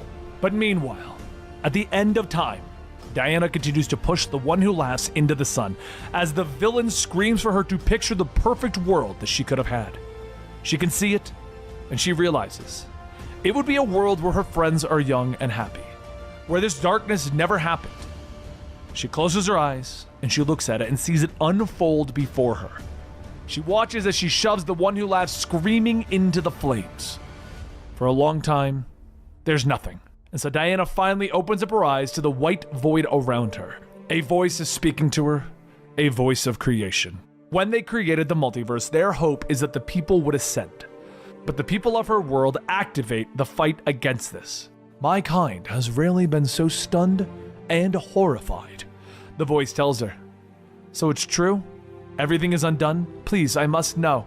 She whispers to the void, and the voice refuses to tell her until they have appeared as a form that she can understand. To show you an example of a being my kind does admire, a creation that we celebrate for its heroism. In moments, Diana stands before the younger version of herself, and she is confused. The young Diana smiles as she explains that she saved them, even though it would mean the end of her being. We have never seen any other multiverse do something so foolish or admirable. As such, you have caused us to rethink our methods, the young Diana explains. The hand tells her that her multiverse will be restored. All history and stories will be remembered and set once and for all. That there will be no more walls or boundaries in their reality, and so there will be greater threats, but greater possibilities, the young Diana says. Diana nods and promises that they will make the hands proud, but young Diana smiles and tells her, there will be a cost. If my life is a part of that cost, I will gladly give it, she says simply. But young Diana takes her hand and begins to lead her through the void, telling her, let us greet the future and let the truth be the metal that cuts our path always. The world has been restored. Superman gathered the heroes at the steps of the Hall of Justice, and he thanked everyone that fought in the battle, heroes, villains, and citizens alike. A great party is being thrown for everyone, for they have survived and the world is going on. But eventually, Barry took Wally away from the party, and he brought him into space. He should give him a new base of operations. The Totality. Something new. Think of it as a shield protecting the world from future threats, manned by the greatest minds, villains, and heroes together. The next stage of the Halls of Justice and Doom. Barry explains as he introduces Wally to the new team. Wally is shocked. The group explains that the multiverse has been restored with a myriad of new futures opening up every moment, but Lex explains that whole multiverses are being created, forming an omniverse, an infinite frontier. It is Mr. Terrific that explains that their Earth is no longer the center of the multiverse either. There are two others. Martian Manhunter explains that at least one of them is an Earth, and they are calling it Elseworld. And there you have it, a supercut of two events that seemingly line up easily. I hope you guys enjoyed today's video. Don't forget to like and subscribe, and we'll be bringing you another giant supercut next Monday.